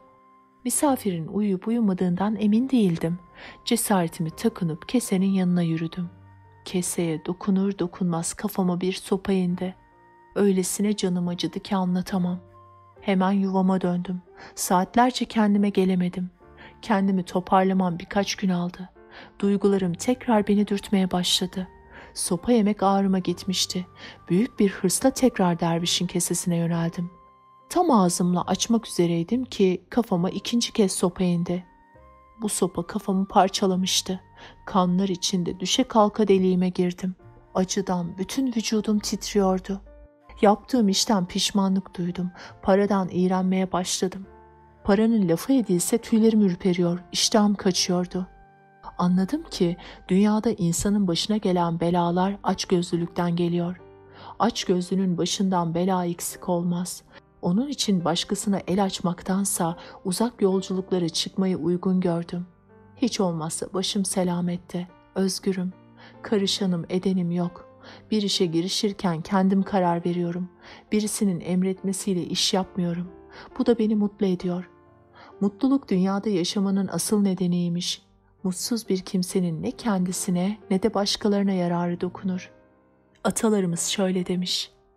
Dünyada tedbirli olmak kadar akıllılık, eziyetten çekinmek kadar terbiye, güzel huylu olmak kadar asalet ve tok gözlü olmak kadar zenginlik yoktur. Dünya derdine düşüp de ahireti unutan kimse ne kadar talihsizdir. Esas olan manevi zenginliktir. Anladım ki maddi şeyler değersizdir. Para, mal, mülk hep geçicidir. Bunlara güvenilmez. Ben bir zamanlar servet sahibiydim. Şimdi o servetimin yerinde yerler esiyor. Şu anda yaşadığım evimin yakın bir felakette yıkılmayacağını kim söyleyebilir? Dünya malına güven olmaz. Önemli olan bu geçici serveti hayırlı işlerde kullanarak kalıcı hale getirmektir. İyiliklerin en üstünü merhamettir. Dostluğun başı dosta emniyettir. Dirayetin başı ise olmayan şeyden olacak şeyi anlamaktır. Dilsizlik yalan söyleyen dilden, yoksulluk el alemin malından hayırlıdır. İşte bunlardan dolayı ben de dervişin evinden çıkarak özgürlüğüme kavuştum. Güvercinlerden bir dostum vardı. Onun sayesinde kargayla dost oldum. Sonra karga senden söz etti. Ben de onu yalnız bırakmamak için onunla birlikte kalkıp buraya geldim. Senin sayende kaplumbağa milletini tanıdım. Senin gibi bir kaplumbağayı tanıdığım için çok mutluyum. Dünyada dostlarla birlikte olmak kadar büyük zevk yoktur. Gerçek dostlara sahip olmak büyük bir nimettir. Farenin sözlerinden etkilenen kaplumbağa şöyle demiş: "Sözlerini dinledim. Söylediklerin çok doğru. Ancak senin içinde bazı duyguların hala yok olmadığını görüyorum. Mal mülk edinemediğin için üzülüyor gibisin. Sen malın mülkün geçici olduğunu söylüyorsun ama nefsin başka türlü söylüyor. Kalbinden bütün bu fani şeylere karşı olan arzuları atmazsan mükemmel olamazsın. Sözle davranışın birbirine uyması olgunluğun işaretidir. Mükemmel olmak istiyorsan söylediklerinle yaptıkların birbirine uymalıdır.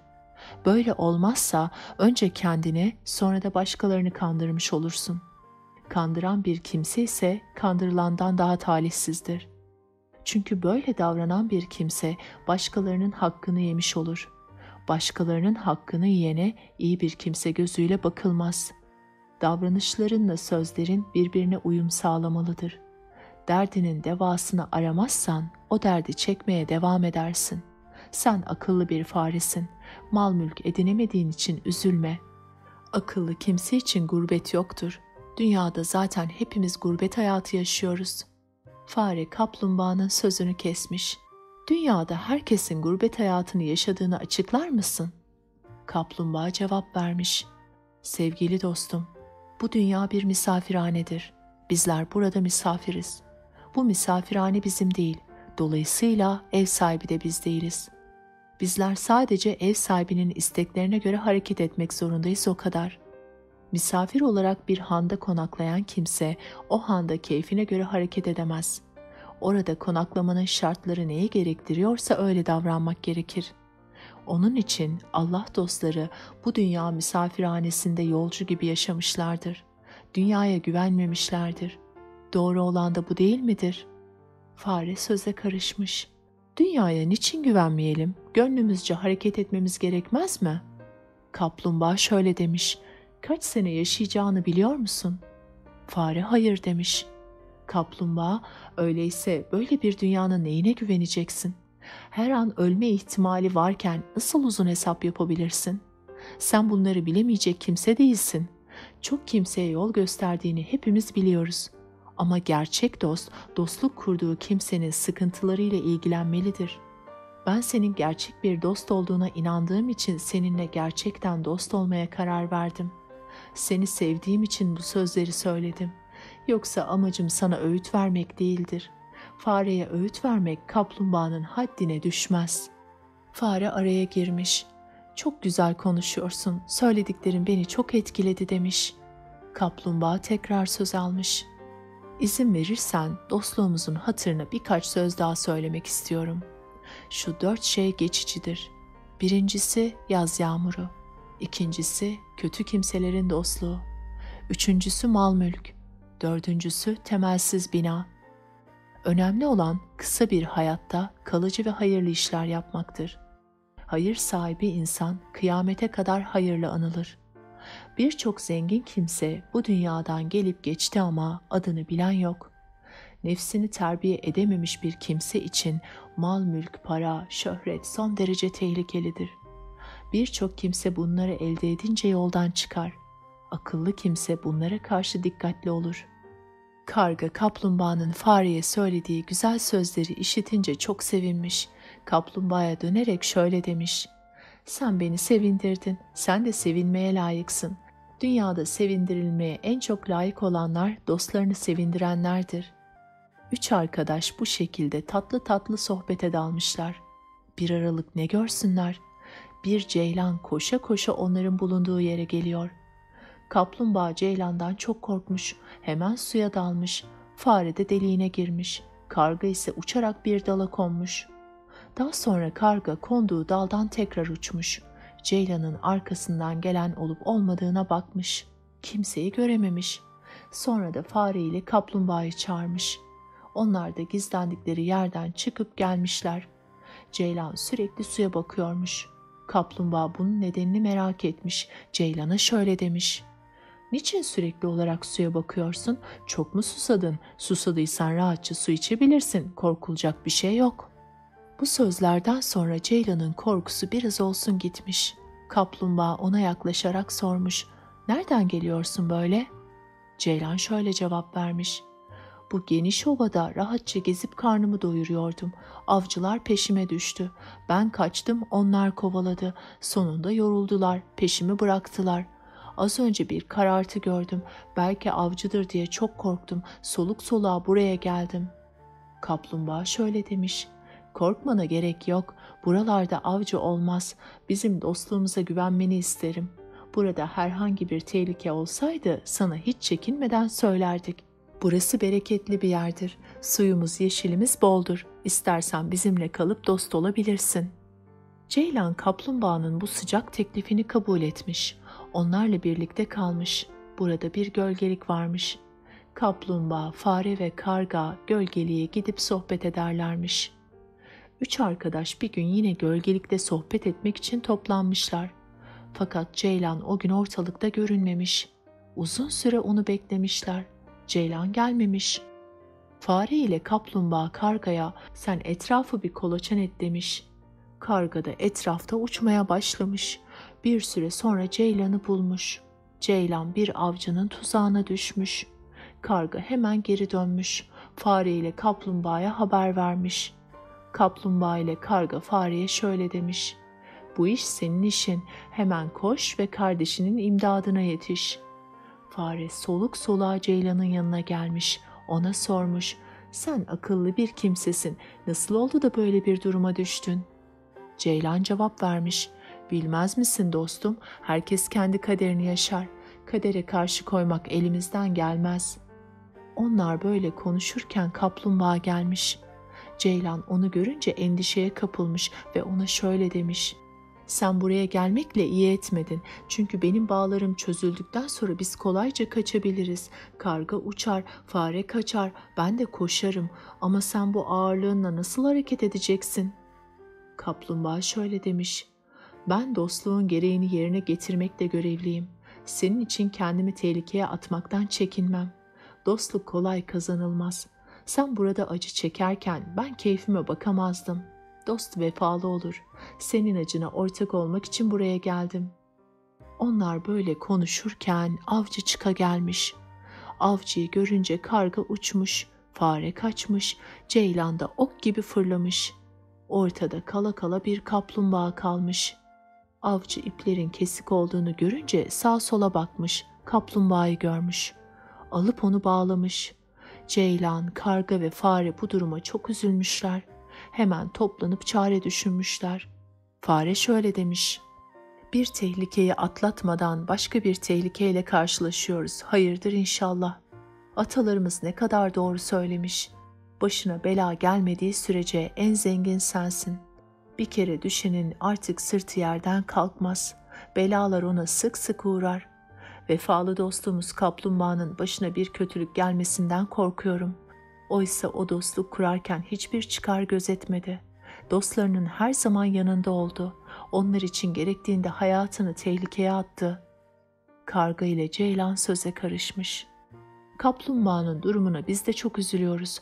Güzel sözler söylüyorsun ama bu sözlerin güzel olması, kaplumbağanın kurtulması için yeterli değil. Bir an önce çare bulmalıyız. Dürüst bir insanın dürüstlüğü alışverişte belli olur. Akraba ve evladın değeri yoksul kalınca anlaşılır. Dostluğun derecesi de kara günde belli olur. Fare söz almış ve şu teklifte bulunmuş. Ceylan avcının göreceği şekilde ortada yürüsün. Biraz sonra yaralıymış gibi yere yatsın. Karga da gelip üzerine konsun. Ben de avcının yakınında bir yere gelip onu gözetleyeyim. Belki avcı seni yakalayabileceğini düşünüp arkandan koşar. Ben de kaplumbağayı kurtarırım. Planı uygulamaya koymuşlar. Ceylan'la karga birlikte yola çıkmış. Avcı da onların peşine düşmüş. Ceylan ağır aksak yürüyormuş gibi yapmış. Avcı ümitlenmiş. Ceylan'ı yakalamak için uğraşmış. Ceylan avcıyı oyalayarak tuzağın bulunduğu yerden uzaklaştırmış. Fare de tuzağın iplerini keserek kaplumbağayı kurtarmış. Avcı yorgun ve bitkin bir halde geri dönmüş. Bütün iplerin koparılmış olduğunu görmüş. Hayretini gizleyememiş. Neler olup bittiğini anlamaya çalışmış. İçine bir korku düşmüş. Kendi kendine şöyle demiş: "Ben aklımı mı oynattım yoksa? Niçin böyle tuhaflıklar yapıyorum? Galiba burası cinlerin, perilerin dolu olduğu bir yer." Avcının korkusu giderek artmış. Koşarak oradan uzaklaşmış. Karga, fare, ceylan ve kaplumbağa ise huzur içinde gölgeliklerine dönmüşler. Güven içinde yaşamaya başlamışlar. Bu küçük ve zayıf hayvanlar birbirlerine bağlanarak örnek bir dostluk göstermişler. Birbirlerinin imdadına yetişmişler. Birbirleri için kendilerini tehlikeye atmışlar. İnsan gibi akıllı bir varlığın bu hayvanlardan daha iyi bir dostluk sergilemesi, dostlarının sevinç ve üzüntülerine ortak olması ve sözünde durması gerekmez mi? Unutmayalım ki dünyada en büyük servet gerçek dostlar kazanmaktır. En büyük zenginlik ise iyiliksever olmak ve her fırsatta iyilik yapmaktır. 4. Bölüm Baykuşlar ve Kargalar Masalı. Depşelim, bilgin kişi Beydeba'ya şöyle demiş: "Birbiriyle yardımlaşan gerçek dostların davranışlarını çok güzel anlattınız. Şimdi bana düşmanların söz ve davranışlarına inanmamak gerektiğini anlatın." Beydeba anlatmaya başlamış. Evvel zaman içinde bir dağda büyük bir ağaç varmış. Bu ağaçta 1000 tane karga tünüyormuş. Bu kargalar başlarına geçirdikleri bir hükümdarın idaresi altında yaşıyorlarmış. Ağacın yakınında bir mağara varmış. Bu mağarada 1000 tane baykuş yaşıyormuş. Bir gece baykuşların başkanı gezip dolaşmak için dışarı çıkmış. Baykuşların başkanı ile kargaların başkanı birbirlerine kin güdüyorlarmış. Birbirlerini ortadan kaldırmak için fırsat kolluyorlarmış. Baykuşların başkanı fırsat bu fırsat deyip kargalara saldırmış. Kargalar gece yarısı neye uğradıklarını bilememişler. Korkudan bağırıp çağırmaya başlamışlar. O kargaşada birçok karga ölmüş. Baykuşların başkanı sağ kalan kargaların birçoğunu esir almış. Bunun üzerine kargalar sabahleyin erkenden toplanmışlar. Başlarına gelen felaketi değerlendirmişler. Sonunda bu durumu başkanlarına iletmeye karar vermişler. Hep birlikte kalkıp başkanlarının yanına gitmişler. Ona şöyle demişler: "Dün gece başımıza büyük bir felaket geldi. Buna neden olan baykuşların başkanıdır. Birçoğumuz öldü. Kalanlarımızdan birçoğunun da ya kanadı kırık, ya tüyleri yoluk ya da kuyruğu kopuk. Bizlere bundan daha büyük acı veren ise baykuşların gösterdiği cürettir. Onların bu cesareti nereden aldıklarını merak ediyoruz. Onlar bizim yerimizi biliyorlar. Bundan dolayı gece gafil avlandık. Bu saldırıların bundan sonra da devam edeceğini adımız gibi biliyoruz. Buna dur denilmezse daha büyük felaketler yaşanabilir. Siz bizim hükümdarımızsınız. Durumu size bildiriyoruz. Gerekenin bir an önce yapılmasını istiyoruz." Kargaların içinde 5 tanesi ünlüymüş. Bu 5 karga ileri görüşlülüğüyle tanınmış. Bir konu hakkında en doğru kararı onlar veriyormuş. Bu 5 karga başkanlarının gözünde de yüksek bir yere sahipmiş. Başkanları onları vezir tayin etmiş. Kargaların başına gelen felaket karşısında başkanları 5 kargayı çağırtmış. Onların bu konudaki düşüncelerini ve tekliflerini öğrenmek istemiş. 5 kargadan birincisi söz almış. "Ben bilgin kimselerin daha önce söylediği bir sözü tekrar etmekle yetineceğim." Onlar şöyle demişler: "Sana karşı kin besleyen düşmana gücün yetmiyorsa ondan kaç."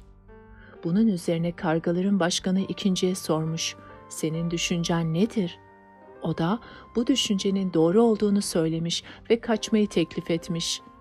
Hükümdar bu teklifi beğenmeyerek şöyle demiş: "Düşman saldıracak diye yerimizi bırakıp gidemeyiz. Onu düşmana terk edemeyiz. Bu hareket ihanet anlamına gelir. Yeniden derlenip toparlanmalıyız. O zaman düşmana yenilme korkusu yaşamayız. Düşman ne zaman karşımıza çıksa hiç çekinmeden saldırırız. Elde ettiğimiz fırsatları değerlendiririz. Böylece zafer yolu açılmış olur." demiş. Hükümdar kendi düşüncesini bu şekilde açıkladıktan sonra 3. veziri olan kargaya sormuş: "Senin düşüncen nedir?" Karga cevap vermiş: "Ben kaçmak taraftarı değilim. Önemli yerlere gözcüler dikelim. düşman ordusunun içine casuslar yerleştirelim. Onların bizimle savaşmak mı, barışmak mı, yoksa bizden vergi mi almak istediklerini öğrenelim. Eğer bizden vergi almak istiyorlarsa veririz. Yerimizi terk etmektense vergimizi verir yaşarız. Düşman güçlü olduğu zaman onun isteğine boyun eğmek gerekir. Bunun için hükümdarın hazinesi bile feda edilir. Hükümdar bu sözlerden sonra 4. veziri olan Karga'ya dönmüş. "Bu konuda sen ne düşünüyorsun?" diye sormuş. Karga cevap vermiş. "Benden önce ileri sürülen düşünceye katılmıyorum. Bence düşmana boyun eğip şerefimizi kaybetmektense gurbette acı ve sıkıntı içinde yaşamak iyidir.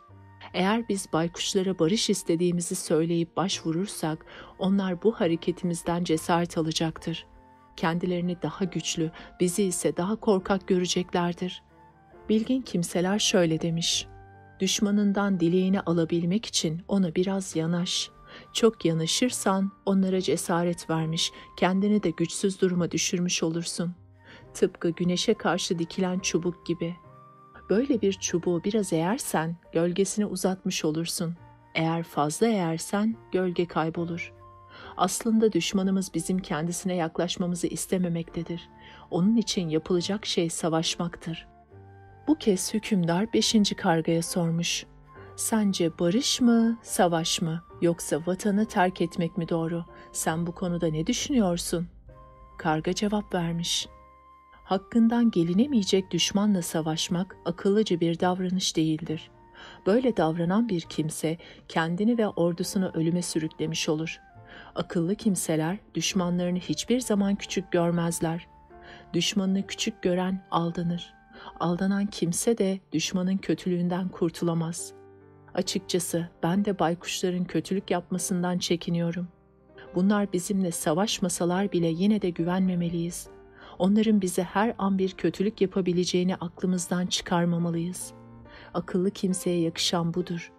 Düşman uzak ise gücünden, yakın ise saldırmasından, tek ise hilesinden kurtulmalıdır. Savaş kayıp demektir. Savaşı bir taraf kazansa bile iki taraf maddi manevi kayıp verir. Savaş masraflarını iyi hesaplamalıyız. Akıllı kimse kendini bile bile tehlikeye atmaz. Barış zamanında paranın, sözün ve emeğin önemli bir yeri vardır. Ama savaştan arta kalan can ve mal kaybıdır. Böyle büyük bir masrafı göze almaktansa küçük masraflara razı olmalıdır. Yumuşamayı tercih etmelidir. Baykuşlara canımız sıkıldı diye saldıramayız. Bunlar belalı hayvandır. Savaşı başlatan taraf biz olmayalım. Biz olumlu hareket edelim. Anlaşma yoluna gidelim. Ama düşmana da asla güvenmeyelim.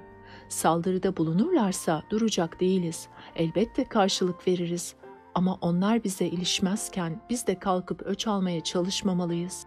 Atalarımız öfkeyle kalkan ziyanla oturur demiş. Geçmişte öldürülen kargaların öcünü almaya çalışmamalıyız.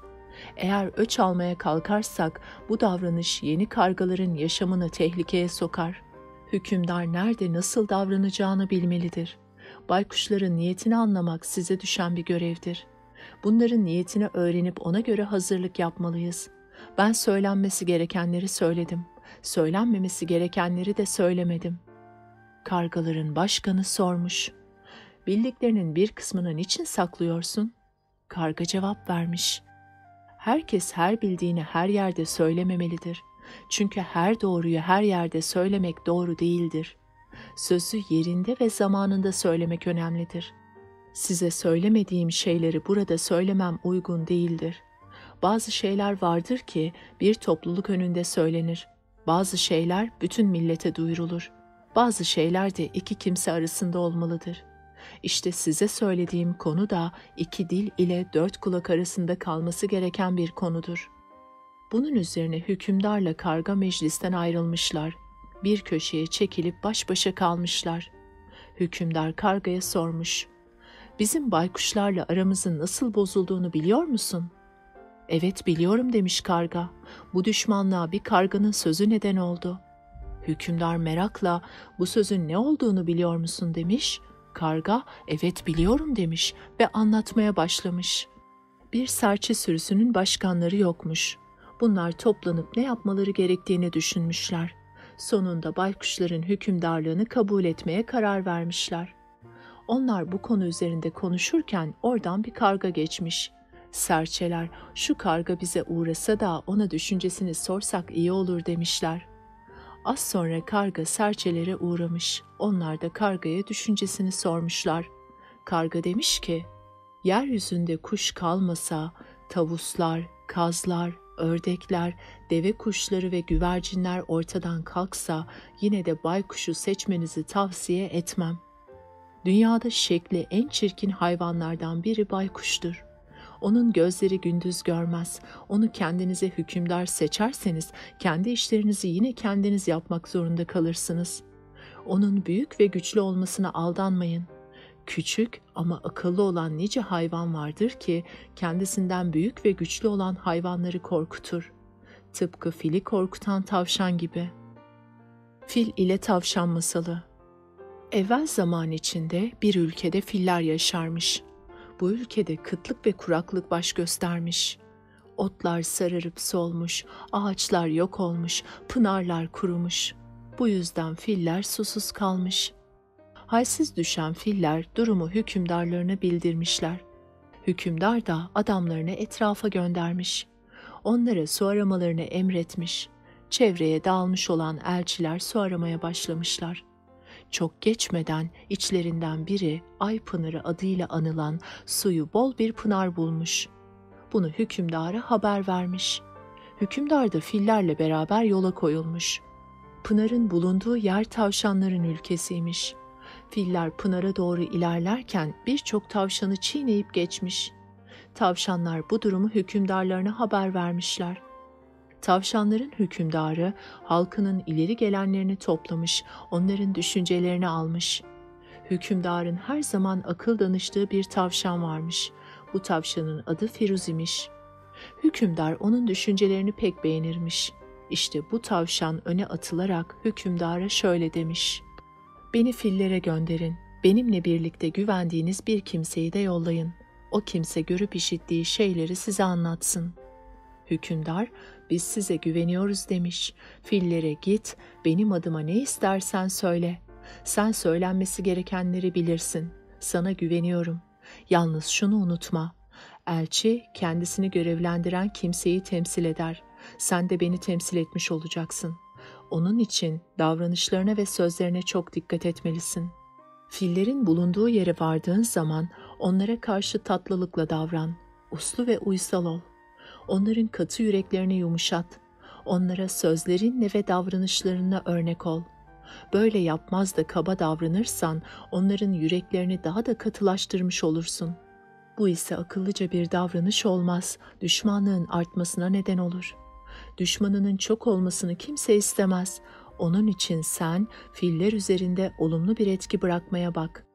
Tavşan hükümdardan bu tavsiyeleri dinledikten sonra yola çıkmış. Fillerin bulunduğu yere gelmiş. Onların çiğnemesinden korktuğu için yanlarına yaklaşmamış. Dağın eteğinden fillerin hükümdarına şöyle seslenmiş: "Ey hükümdar, beni Ay isimli hükümdarımız size elçi olarak gönderdi. Elçiye zeval yoktur. Elçi görevini yapar. Bildirmesi gerekenleri bildirir. Size bildirmem gerekenler var," demiş. Fillerin hükümdarı, "Ne söyleyeceksen söyle," demiş. Tavşan da şöyle demiş: "Elimde Ay isimli hükümdarımızın fermanı var. Hükümdarımız bunu okumanızı istiyor." Fil tavşana, "Sen oku, ben dinlerim," demiş. Tavşan okumaya başlamış. "Ben Ay isimli hükümdarım. Kim gücüne güvenerek zayıfları hor görürse aldanır. Gücü başına bela olur. Sen de tavşanlara karşı gücünü kullanarak aldandın. Bu zulümdür. Benim adımı taşıyan pınardan su içtin ama suyumu bulandırdın. Ben suyun içinde bulunduğumdan senin bu hareketinden rahatsız oldum. Buna hakkın yok. Bu hatalarını tekrarlamamak için sana elçi gönderiyorum. Eğer söylediklerimi dinlemezsen gözlerinin kör olmasına razı ol. Söylediklerimden şüphen varsa hemen Pınar'a git, beni orada göreceksin." Fillerin hükümdarı bu sözlerden etkilenmiş. Tavşanla beraber Pınar'a gitmiş. Pınar'a bakınca suyun içinde ay ışığını görmüş. Tavşan şöyle demiş: hemen hortumunu uzat, bir miktar su al, yüzünü yıka ve aydan özür dile. Fil hemen hortumunu suya uzatmış. Ay ışığının kımıldadığını görmüş, ayın titrediğini düşünmüş. Tavşana sormuş, ay niçin titredi? Acaba suya hortumumu uzattım diye bana kızdı mı? Tavşan cevap vermiş, evet sana kızdı. Bunun üzerine fil aydan tekrar özür dilemiş.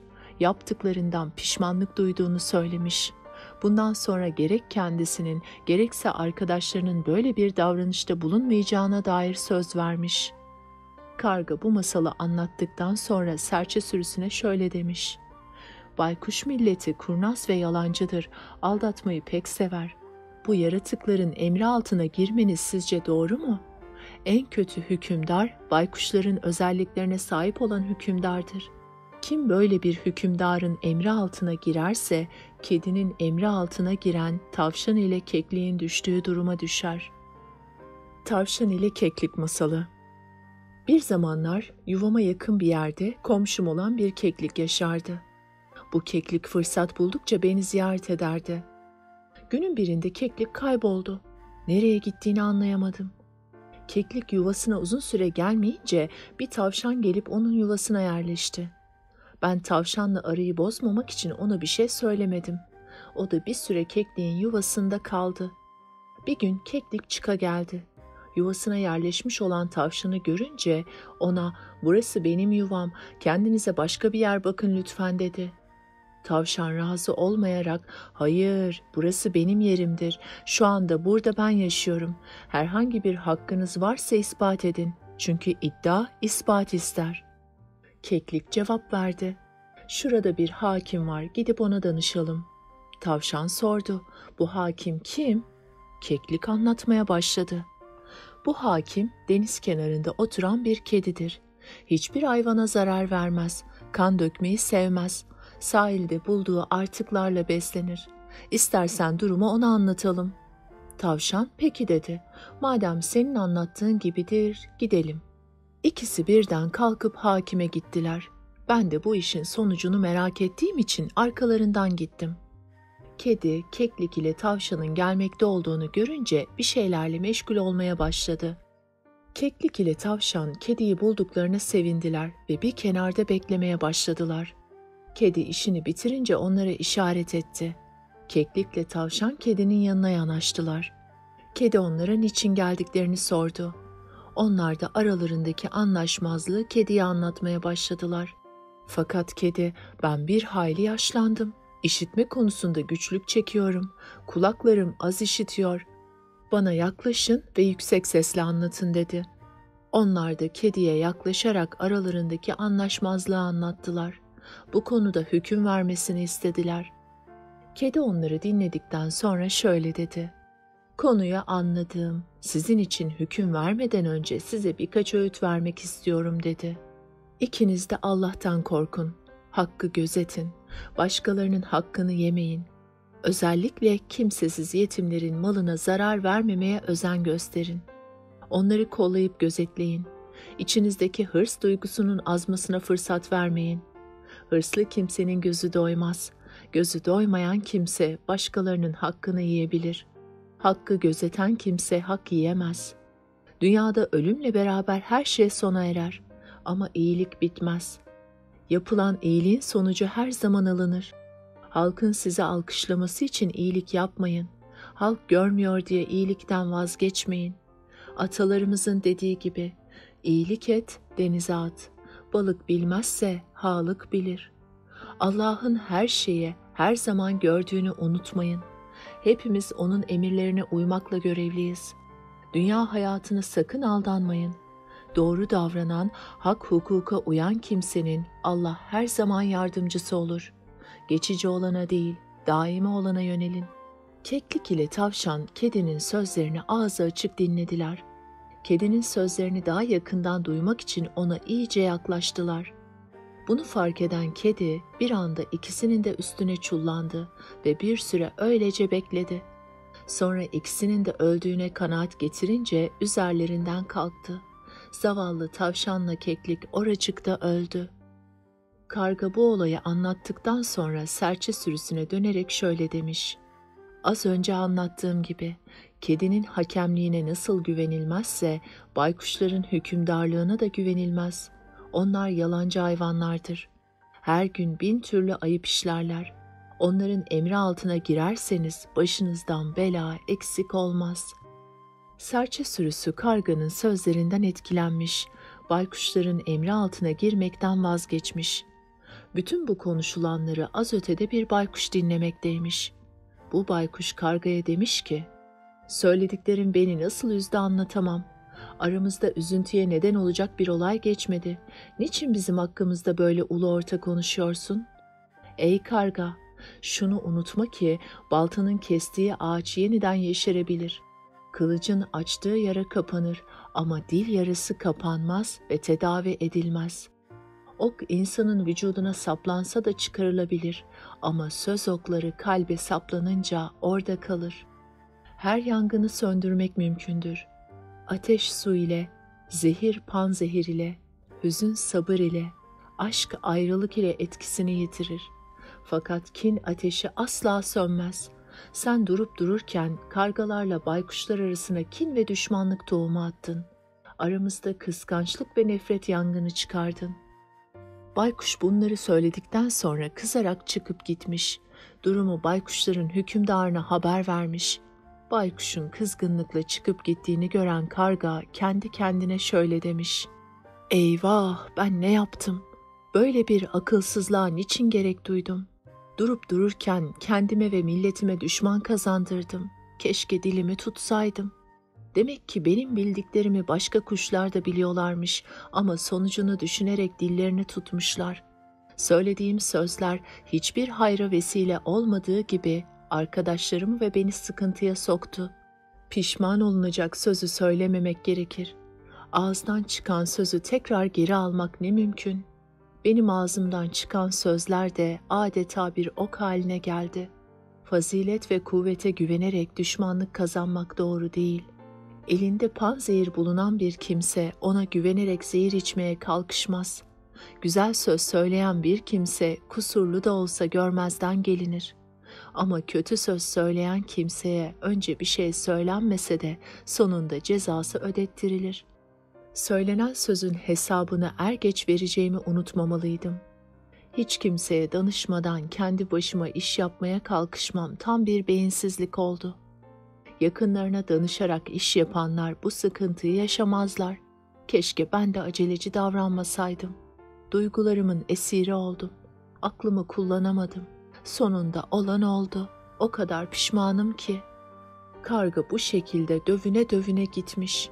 O günden sonra da bizimle baykuşlar arasında amansız bir düşmanlık başlamış.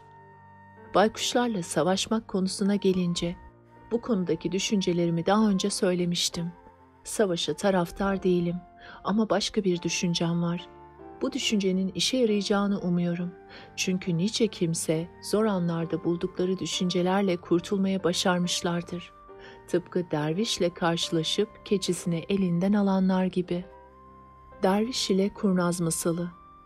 Evvel zaman içinde bir derviş varmış. Bu derviş semiz bir keçiyi kurban edilmek üzere alıp götürüyormuş. Bir takım kurnaz adamlar dervişi bu durumda görünce yanına yaklaşmışlar. İçlerinden biri dervişe, "Bu koca köpeği nereye götürüyorsun?" demiş. İkinci adam dervişe yaklaşıp, "Sen derviş olmamalısın, bizi kandırıyorsun. Bir derviş köpeği böyle sürükleyerek götürmez." demiş. Derviş hayretle önce adama sonra da elindeki hayvana bakmış. Bu arada kurnaz adamlardan üçüncüsü de dervişe şöyle demiş: "Sen nasıl dervişsin? Bir köpeğe bu şekilde eziyet etmek insafa sığar mı?" Adamlar dervişe hep buna benzer sözler söylemişler. Derviş düşünmeye başlamış. "Galiba bana keçi diye köpeği vermişler, benim gözümü boyamışlar." Derviş kurnaz adamların sözüne aldanıp keçiyi köpek sanarak salıvermiş. Kurnaz adamlar da keçiyi alıp götürmüşler. Vezir olan karga bu örneği anlattıktan sonra hükümdara şöyle demiş: "Ey hükümdar, sana bu örneği anlatmamın nedeni şudur.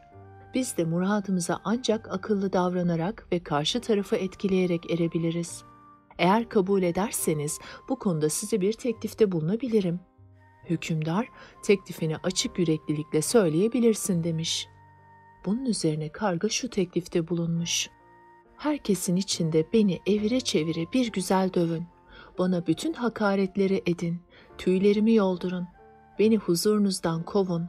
Sonra da şu ağacın dibine bırakarak emriniz altındakilerle başka bir yere göç edin. Benim arzum burada kalarak onların içine girmektir. Onların sırlarını öğrenmek, sonra da size haber vermek istiyorum. Hükümdar kargaya sormuş, buna razı mısın? Karga da, nasıl razı olmam? Bu davranışımla size ve halkımıza büyük hizmet etmiş olacağım. Hükümdar karganın isteğini yapmış. Halkıyla birlikte göç etmiş. Tüyleri yolunan karga inlemeye başlamış. Onun bu durumu baykuşların dikkatini çekmiş. Baykuşlar gördükleri manzarayı hükümdarlarına anlatmışlar. Hükümdar da kalkıp karganın yanına gelmiş. Kargaların nereye gittiğini anlamak istemiş. Baykuşlardan birini kargayla konuşmak üzere görevlendirmiş. Bunun üzerine bir baykuş kargaya sormuş. Sen kimsin? Kargalar nerede? O da cevap vermiş. Adım filancadır. Kargaların nerede olduğunu bilmiyorum. Baykuş duyduklarını hükümdara anlatmış. Hükümdar da karganın durumunun incelenmesi için emir vermiş. Baykuşlardan bir grup kargayı sorguya çekmiş. Ona niçin bu duruma düştüğünü sormuş. Karga da şöyle cevap vermiş. Hükümdar sizinle savaşmak konusunda ne düşündüğümüzü sordu. Vezirlerinin her biri bir görüş ileri sürdü. Ben de bu konudaki düşüncemi söyledim. Kendisine şöyle dedim. Bizim baykuşlarla savaşmamız doğru değildir. Onlarla savaşacak gücümüz yoktur. Onlara barış teklif edelim. Bu uğurda her türlü tavizi verelim. Bizden vergi istenirse vergimizi ödeyelim. Ama onlarla savaşmayalım. Onlarla barış içinde yaşamak, savaşmaktan daha hayırlıdır. Eğer baykuşlar barış teklifimizi kabul etmezlerse burayı terk edip gidelim. İşte ben hükümdara buna benzer görüşlerimi ileri sürdüm. Onları savaşmaktan vazgeçirmeye çalıştım. Çeşitli örnekler verdim. Güçlü düşmana karşı savaş ilan etmenin felaket anlamına geleceğini söyledim. Güçlü düşmana karşı en akıllı yol boyun eğmektir dedim. Rüzgarın başı dik nice ağacı devirdiğini ama boynu bükük çimenleri ve buğday başaklarını deviremediğini anlattım. Ancak benim sözlerimi dinlemediler.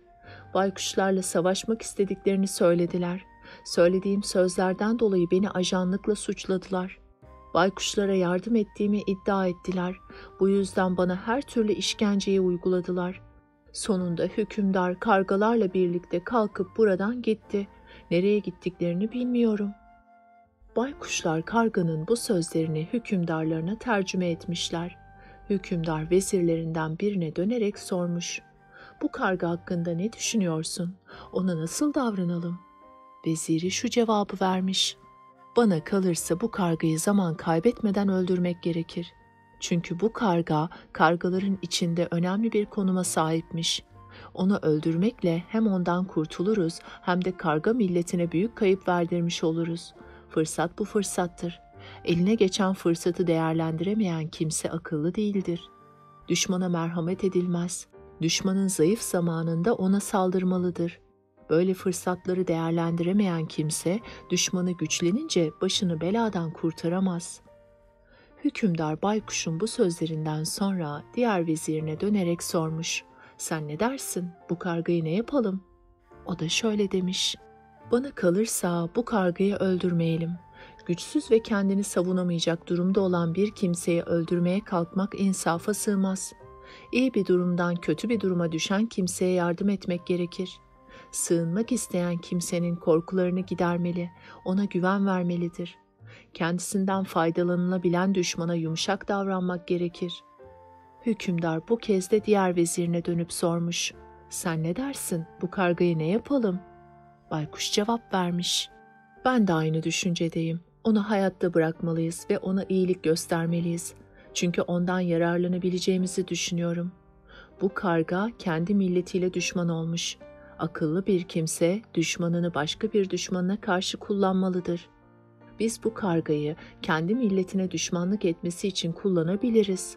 Düşmanlarımızı birbirine düşürmek, kendimize kurtuluş yolu açmamız demektir.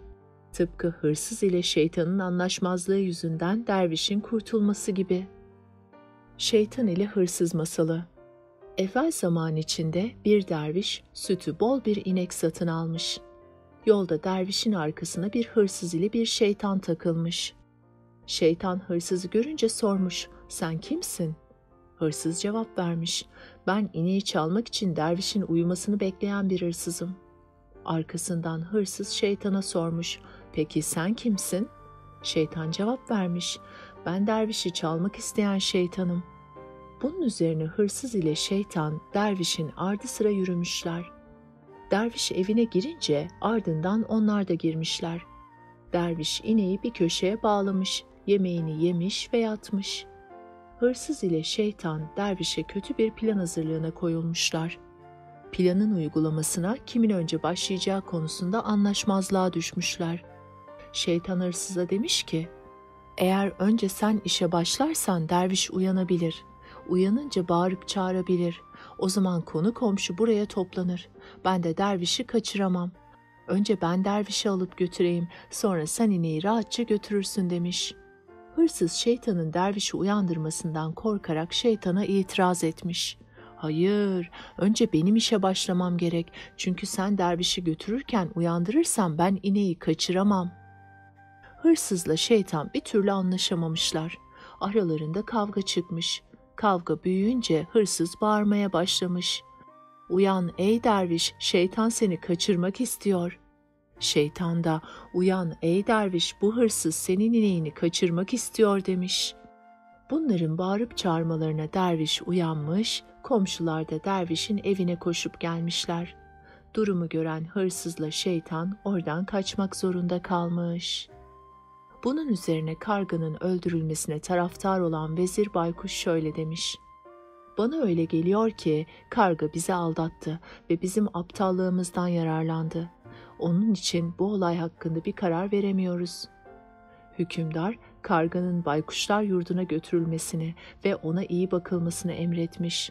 İşte bu karga, kendisinin öldürülmesini tavsiye eden Vezir Baykuş'un da bulunduğu bir toplulukta baykuşların hükümdarına şöyle demiş: "Kargalar yüzünden başıma gelenleri biliyorsunuz. Onlardan öç almadıkça içim rahatlamayacak. Kendini yakanların Allah'a en iyi kurbanı sunmuş olacaklarını duydum. Onların her duası kabul olunurmuş. Eğer hükümdar uygun görürse kendimi yakmak istiyorum. Ayrıca baykuşa çevrilmem için Allah'a dua etmek istiyorum. Bu sayede ben de kargalara düşman kesilirim. Onlardan öcümü alma fırsatı bulurum." Karganın öldürülmesini tavsiye eden Vezir Baykuş bu sözlere karşılık şöyle demiş: "Sen tadı ve kokusu güzel ama içine zehir katılmış şaraba benziyorsun. Çünkü iyilikleri dışa vurup kötülükleri içinde tutuyorsun. Biz seni yakmakla senin huyunu değiştirebilecek miyiz? Hangi kılığa girersen gir, senin ahlakın değişmez. Anlamsız işlerle uğraşarak bir sonuca varamazsın. Kendini yakmakla eline bir şey geçeceğini mi sanıyorsun? Sen karga olduğun halde kendini yakınca nasıl baykuş olacaksın? Bunlar aptalca düşünceler. Eğer herkes istediği zaman kılık değiştirebilseydi kim çirkin olmak isterdi? Kim kötü huylarını devam ettirmek isterdi? Yerde sürünenler hayatlarını değiştirmezler miydi? Dünyada kendini yakarak başka bir yaratık şeklinde yeniden kim ortaya çıkmış? Sen saçmaladığının farkında mısın? Senin durumun dişi farenin tercihine benziyor. Kendisi güneşi, rüzgarı, bulutu ve dağı eş edinme konusunda serbest bırakılmışken o bütün bunları eş edinemeyip bir erkek fareyi eş edinmek zorunda kalmış. Kendine eş arayan fare masalı.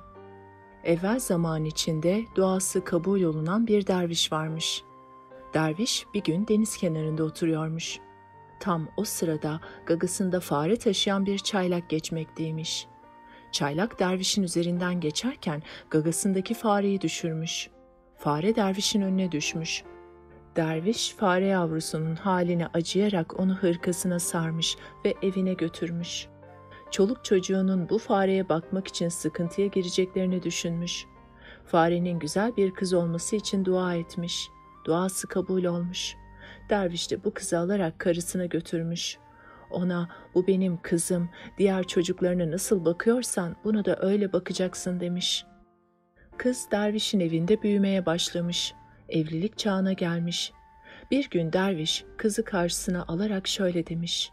Kızım, artık evlilik çağına geldin. Kendine eş edinme konusunda kimi istiyorsan onu seç. Bu konuda sana ısrar etmeyeceğim. Kız şöyle cevap vermiş. Seçmek hakkı bana aitse ben kocamın güçlü kuvvetli olmasını tercih ederim. Derviş kızına, demek ki sen güneşe varmak istiyorsun. Kendine eş olarak onu layık görüyorsun demiş. Ardından kalkmış güneşe gitmiş. Ona şöyle demiş. Ey gösterişli ve güçlü yaratık, bir kızım var, alabildiğine güzel, güçlü ve gösterişli bir eş arıyor. Onu eş olarak kabul eder misin? Güneş dervişe şöyle karşılık vermiş. Ben size kendimden daha güçlü olanı tavsiye ederim. Siz şu buluta gidin. O benim ışıklarımı engeller, gücümü örter, göstermez. Derviş buluta gitmiş.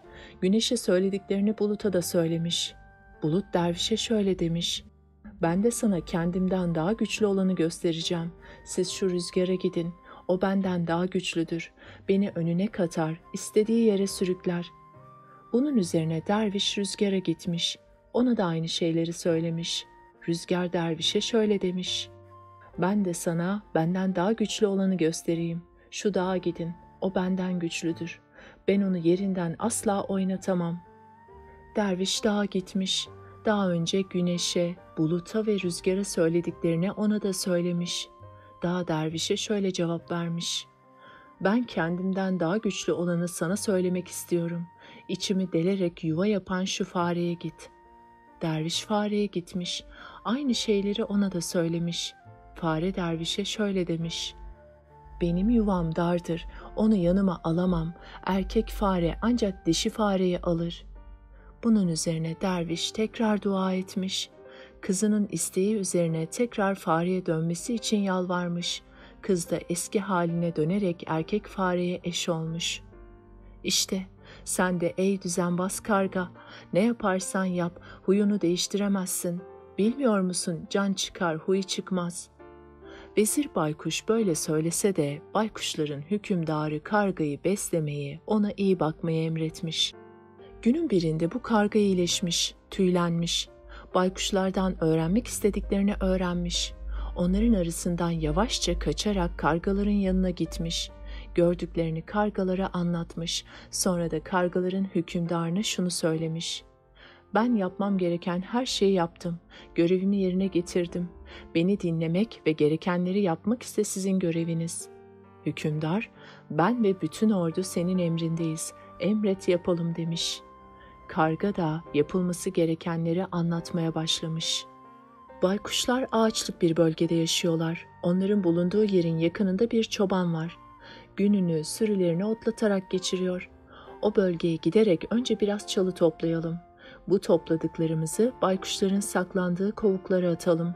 Sonra etraftan ateş bularak bunları tutuşturmaya çalışalım. Ateşin daha kısa sürede alevlenmesi için kanatlarımızı yelpaze yapalım. Çalılar tutuştuktan sonra baykuşlar kovuklarından kaçmak isterlerken yanıp ölürler. Kalanlar da dumandan boğulurlar. Bu düşünce hemen uygulamaya konulmuş. Sonunda kargalar baykuşları yok ederek huzur ve güven içinde yurtlarına dönmüşler. Kargaların hükümdarı bu düşünceyi ortaya atan vezir kargaya sormuş. Baykuşlar arasında nasıl yaşadın? Çünkü iyiler kötülerin arasında yaşayamaz. Karga anlatmaya başlamış.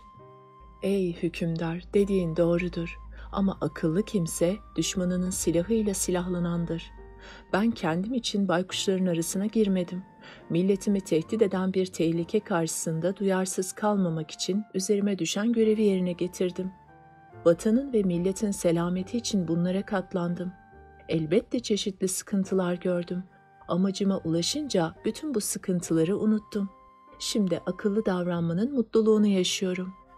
Hükümdar tekrar sormuş. Baykuşların aklı nasıl? Karga cevap vermiş. İçlerinde bir tek akıllı kimse vardı. Benim öldürülmemi tavsiye etmişti. Ötekiler onu dinlemediler. Benim durumumu anlamaya ve incelemeye gerek gördüler. Bunlar benim kargalar arasında mevki sahibi, sözüne güvenilen bir kimse olduğumu düşünemediler. Kendilerine öğüt veren kimseyi de dinlemediler. Sırlarını benden gizlemeye akıllarına getirmediler. Oysa devlet sırrı hiç kimseyle paylaşılmaz. Hükümdar söze karışmış. Bu durumda benim anladığıma göre baykuşların yenilmelerinin ve yok olmalarının nedeni saldırıcı olmaları, hükümdarlarının düşüncesizliği ve akılsız vezirler kullanmasıdır, öyle mi? Karga cevap vermiş. Evet, tespitiniz doğru. Zaten servete konarak israfa sapmayanlar, istek ve arzularına kapılarak rezil olmayanlar, aptallara akıl danışarak tehlikeye düşmeyenler çok azdır. Kibirli kimseler övülmeye layık değildir. Yalancı kimselerin dostu olmaz. Çünkü yalancının mumu yatsıya kadar yanar. Terbiyesiz kimseler şeref sahibi olamazlar. Cimriler cömert olamazlar. Arzularının peşinde koşan kimse her an günah işleyebilir. Tıpkı bunun gibi. Aptal vezirler kullanan hükümdarlar da devletini ve halkını tehlikeye atarlar. Kargaların hükümdarı tekrar sormuş. Sen baykuşlara dost görünerek onlara boyun eğdin, büyük eziyetler çektin. Bu zor olmadı mı? Karga cevap vermiş.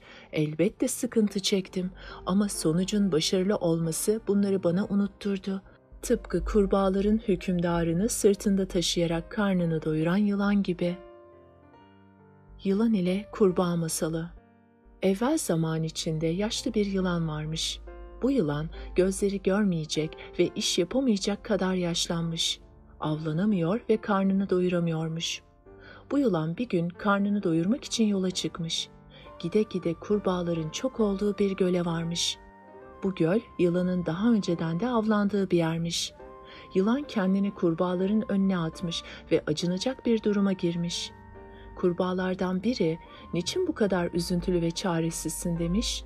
Yılan şöyle cevap vermiş. "Nasıl kederli olmayayım? Eskiden kurbağalarla beslenirdim. Şimdi kurbağaları bana yasak eden bir hastalığa tutuldum. Kurbağalarla karşılaştığım halde onları avlayamaz oldum." Kurbağa hemen hükümdarına gitmiş ve durumu anlatmış. Hükümdar da işin aslını anlamak için yılanın yanına gelmiş. Yılanı acınacak bir durumda görünce sormuş. "Sana ne oldu?" Yılan cevap vermiş. "Birkaç gün önce bir akşam vaktiydi. Kurbağa avlamaya çalışıyordum. Kurbağayı kovalarken bir dervişin evine vardım. Ortalık karanlıktı. Ben kurbağayı kovalarken dervişin uyuyan oğlunun parmağına dokundum. Onu kurbağa sanarak soktum. Çocuk öldü. Hemen oradan kaçtım ama dervişin bedduasından kurtulamadım. Ben kaçarken derviş arkamdan şöyle beddua etti. Sen benim yavrumu suçsuz yere nasıl öldürdüysen Allah da seni alçak ve dilenci yapsın. Kurbağalar hükümdarına binek eylesin. İnşallah kurbağalar hükümdarının sadakasına muhtaç olursun. Günahımın affedilmesi için yüzümü yere koyup sizin hizmetinizde bulunmak istiyorum." Kurbağaların hükümdarı yılanın bu pişmanlığından pek memnun olmuş. Sevinçle yılanın sırtına binip gezmeye başlamış. Yılan bir yandan kurbağaların hükümdarını gezdirirken bir yandan da durumunu anlatmaya başlamış. "Ey hükümdar, biliyorsun ben yoksul birisiyim. Geçimimi kıt kanaat sağlayabiliyorum. Senin gibi akıllı ve adaletli bir hükümdarın bana yardımcı olmasını istiyorum." Kurbağaların hükümdarı, "Madem benim bineğim oldun, o halde geçimini sağlamak da benim görevimdir," demiş. Kurbağaların vezirine dönerek her gün yılana 2 kurbağa verilmesini emretmiş. Yılan da bu sayede geçinip gitmiş. Karga bunları anlattıktan sonra hükümdara şöyle demiş. "Elde ettiğim bu başarılar sizin kararlılığınız ve ileri görüşlülüğünüzden, benim de şanslı olmamdan kaynaklanmaktadır. Ey hükümdar! 2 kişi bir iş peşinde koşarsa içlerinden daha gayretli olan kazanır. Eğer ikisi de gayretli ise daha azimli olan kazanır. İkisi de azimli ise şanslı olan kazanır. Akıllı, güçlü ve temiz kalpli olan, bolluk zamanında nankör olmayan, darlık zamanında ümitsizliğe düşmeyen bir hükümdar ile kim savaşırsa kendini ölüme atmış olur. Siz üzerinize düşen görevleri bilen bir kimsesiniz. Nerede sert ve yumuşak, nerede küskün ve barışık, nerede çabuk ve yavaş olunacağını iyi kavramış bir hükümdarsınız. Hem içinde bulunduğunuz zamanı değerlendiriyorsunuz hem de geleceği hesap ediyorsunuz. Siz bu halinizle elbette her türlü başarıya layıksınız. Bunun üzerine kargaların hükümdarı, veziri olan kargaya şunları söylemiş: bütün bu başarılar senin iraden, azmin, gücün, öğütlerin ve talihin sayesinde ortaya çıktı. Çünkü bir tek azimli ve kararlı kimse binlerce düşüncesizden daha hayırlıdır. Akıllı bir kimse tek başına yüzlerce akılsızdan daha büyük işler başarabilir. Özellikle senin baykuşlar arasında bu kadar kalmana ve türlü zorluklar görmene rağmen ağzından bir tek kelime çıkarmaman gerçekten övülmeye değer. Vezir karga hükümdarına şu cevabı vermiş: ben sizden öğrendiğim terbiye ile hareket ettim. Herkese karşı kucaklayıcı oldum. Gereksiz ve olumsuz konuları gündeme getirip münakaşa ortamı oluşturmadım. Anlaşabileceğimiz ortak noktaları tespit ettim. Bunlar üzerinde konuştuk ve anlaştık. Bunun üzerine hükümdar şöyle karşılık vermiş: sen iş başarırken diğer vezirlerimin sadece laf yaptığını görüyorum. Söylediklerini uygulamaya koyamıyorlar. İş başarma konusunda azimli ve kararlı görünmüyorlar. Söyledikleri sözlerin arkasında durmuyorlar. Verdikleri sözü tutmuyorlar. Bu durum benim onlara karşı olan güvenimi azaltıyor. Senin azmin, kararlılığın sayesinde Allah'ın büyük lütfuna mazhar olduk. Büyük bir başarı elde ettik. Çünkü daha önce düşman korkusuyla rahat yiyip içemez, oturup uyuyamaz olmuştuk. Hasta bir kimse bu hastalıktan kurtulmadıkça yemekten ve uyumaktan tad alamaz. Yaptığı bir iş karşılığında ödüllendirilmeyi bekleyen bir kimse o ödülü almadıkça rahat edemez. Biz de tıpkı bunun gibi günlerdir düşman korkusuyla yatıp kalkıyorduk. İçimizdeki korku bir türlü dinmiyordu. Ama şimdi düşmanı yok edince yüreğimize su serpildi ve rahatladık.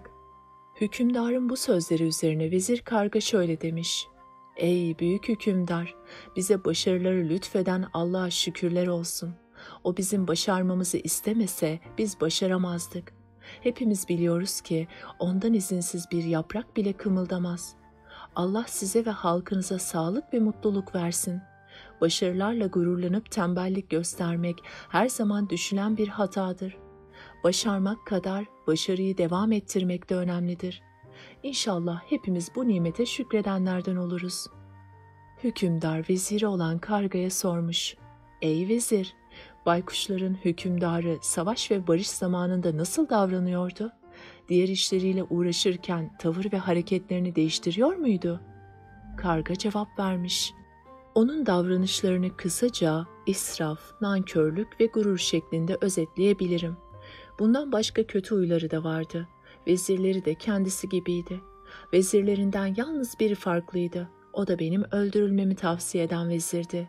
Bu vezir akıllı, kararlı, azimli ve ileri görüşlüydü. Oldukça bilgili ve olgundu. Hükümdar tekrar sormuş: onun akıllı ve bilgi olduğunu hangi hareketlerinden anladın?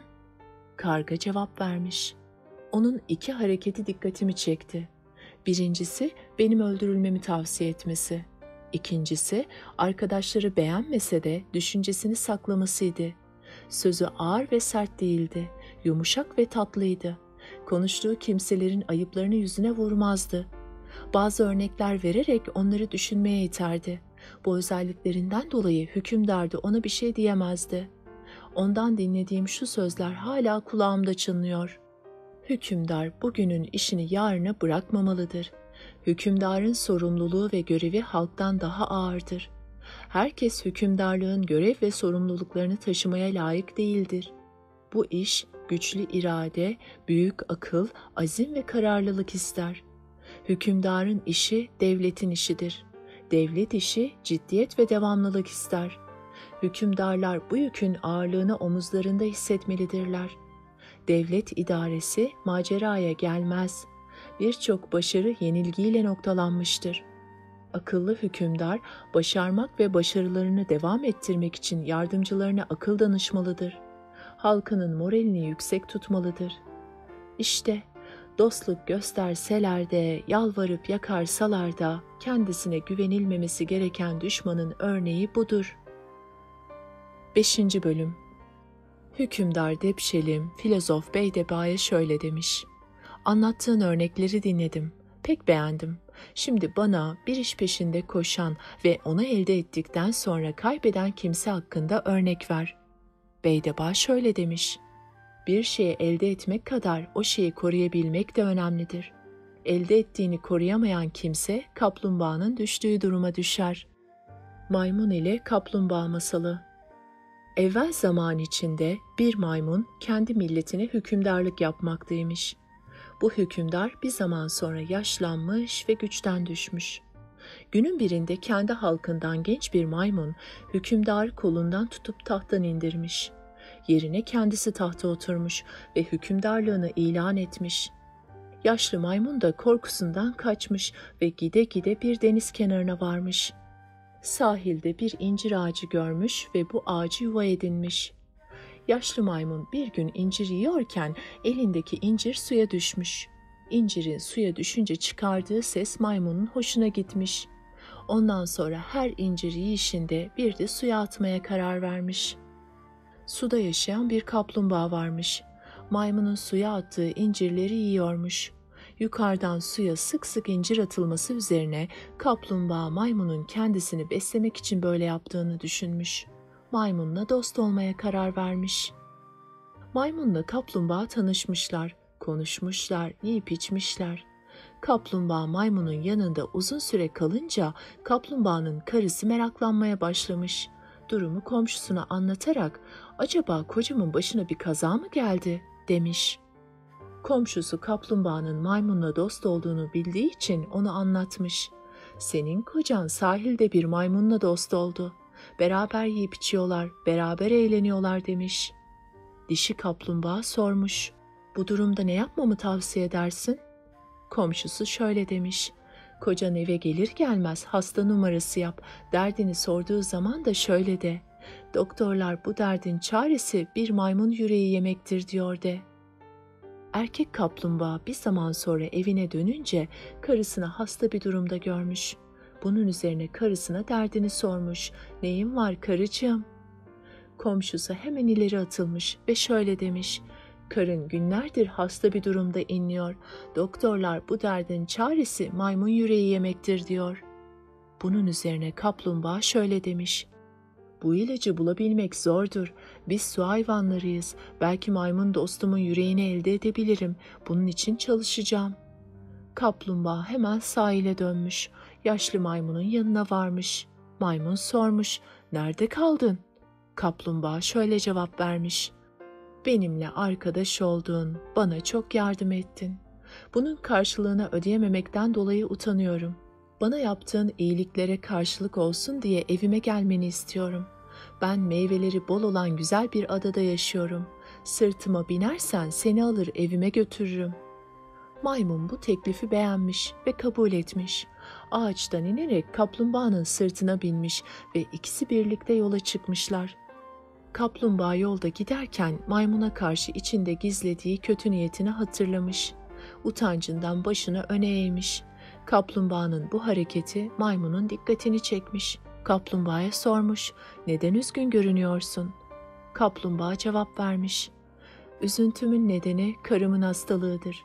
Onun hastalığı yüzünden seni istediğim gibi ağırlayamayacağım." Maymun şöyle demiş: "Beni ağırlamayı ne kadar istediğini biliyorum. Beni yabancı gibi görme, kendini zahmete sokup yorma." Kaplumbağa peki demiş ve yoluna devam etmiş. Biraz gittikten sonra tekrar duraklamış. Kaplumbağanın bu hareketi maymunu şüphelendirmiş. Maymun kendi kendine şöyle demiş: "Kaplumbağanın böyle sık sık duraklaması iyilik işareti değil. Hakkımda bir takım kötü düşüncelere sahip olabilir. Benim için kötülük düşünebilir. Çünkü kalp kadar değişen başka bir nesne yoktur. Meydana gelen her olaydan ders almak akıllı kimselerin işidir. Bu hareketin nedenini küçümsememeliyim. Çünkü davranışlar kalpten geçen duyguların bir yansımasıdır. Dostlar arasında şüphe meydana gelince tedbirli hareket etmek gerekir. Böyle yapan kimse kazançlı çıkmış olur. Eğer şüpheleri doğru ise yanılgıya düşmemiş olur. Şüphesi doğru değilse bir şey kaybetmez, yeniden güven tazelenmiş olur." Maymun içinden bunları geçirdikten sonra kaplumbağaya tekrar sormuş. Niçin duraklıyorsun? Neden küskün ve üzgün bir durumdasın? Kaplumbağa cevap vermiş. Karımın rahatsızlığı yüzünden evimi istediğim gibi göremeyeceğine üzülüyorum. Maymun cevap vermiş.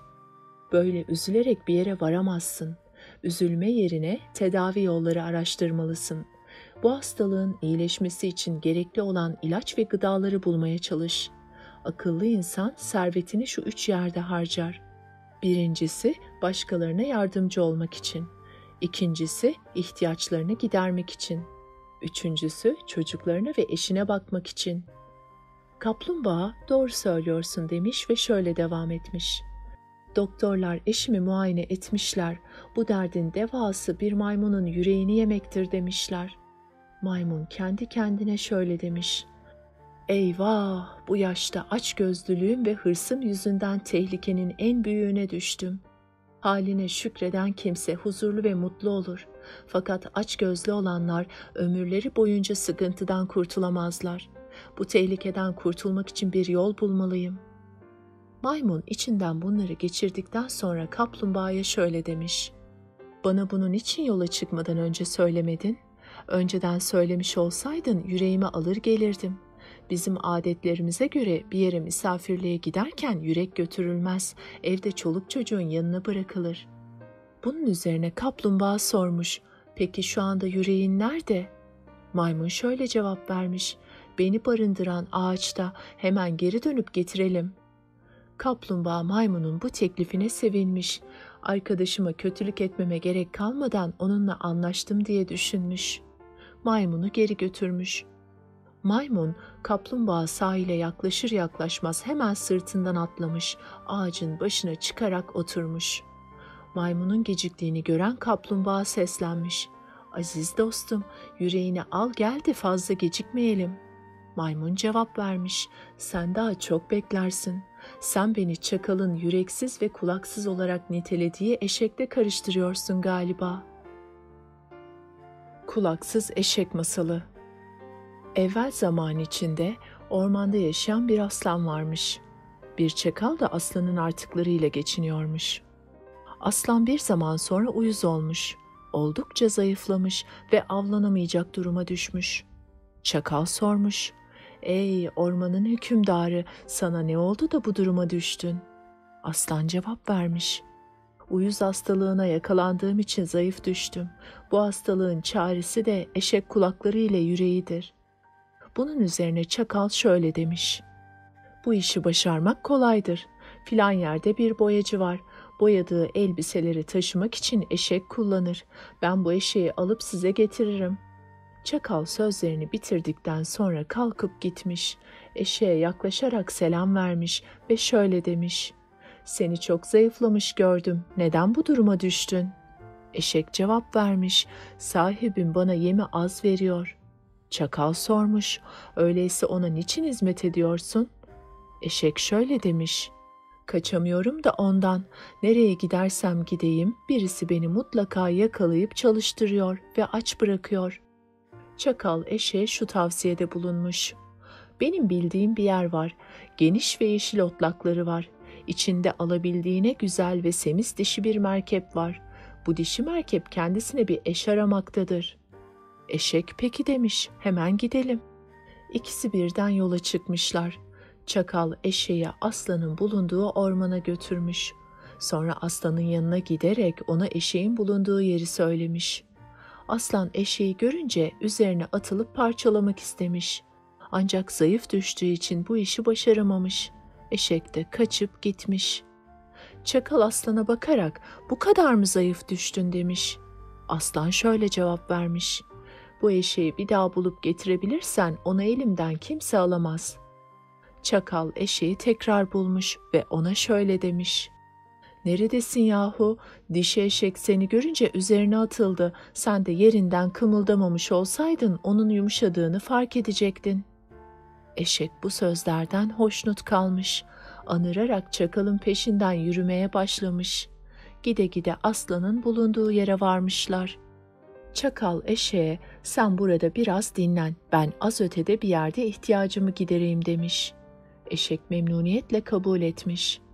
Çakal hemen aslanın olduğu yere koşmuş ve ona şöyle demiş: "Eşeği getirdim. Bu kez ne yapacaksan yap. Eşeği elden kaçırma. Elden kaçırırsan bir daha beni dinlemez." Aslan tamam, bu kez elimden kurtulamaz demiş. Ormanın kuytu bir köşesinden eşeğin bulunduğu yere yaklaşmış. Birden eşeğin üzerine atlamış ve eşeği oracıkta parçalamış. Arkasından çakala şöyle demiş: "Eşeği yemeden önce temizlenmeli ve yıkanmalıdır. Bu doktorların tavsiyesidir. Sen eşeğin yanında dur, ben dönünceye kadar bekle. Ben döndükten sonra onun kulaklarını ve yüreğini yerim, gerisini sana bırakırım." Aslan yıkanmaya gittikten sonra çakal eşeğin kulaklarını ve yüreğini yemiş. Aslanın eşeği uğursuz sayarak ona yaklaşmayacağını düşünmüş. Aslan yıkanıp temizlendikten sonra çakalın yanına gelmiş. Bir de ne görsün, eşeğin yüreği ve kulakları yok. Çakala sormuş: "Eşeğin yüreği ve kulakları nerede?" Çakal şöyle demiş: "Onun kulakları ve yüreği olsaydı ilk tehlikeyi atlattıktan sonra hiç geri döner miydi?" Aslan şaşkınlık içinde ne diyeceğini bilememiş ve çakala hak vermiş. Maymun bu masalı kaplumbağaya anlattıktan sonra şöyle demiş: "İşte ben bu eşek gibi olmadığımı sana göstermek istedim.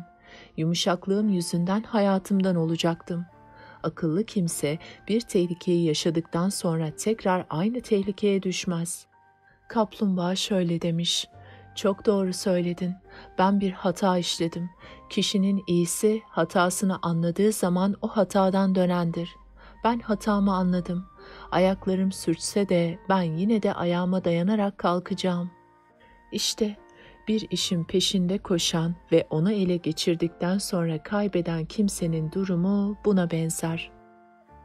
6. Bölüm. Hükümdar Depşelim, filozof Beydeba'ya şöyle demiş: "Anlattıklarını dinledim. Çok anlamlı buldum. Beğendim.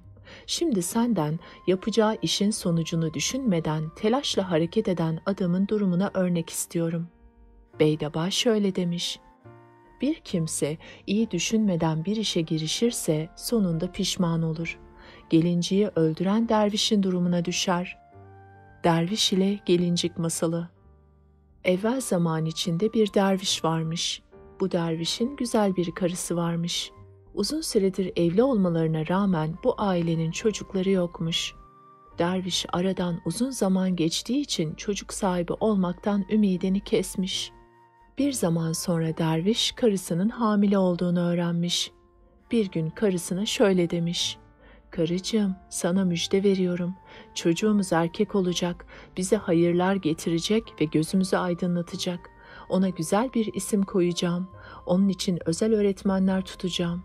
Onun mükemmel yetişmesi için elimden gelen her şeyi yapacağım."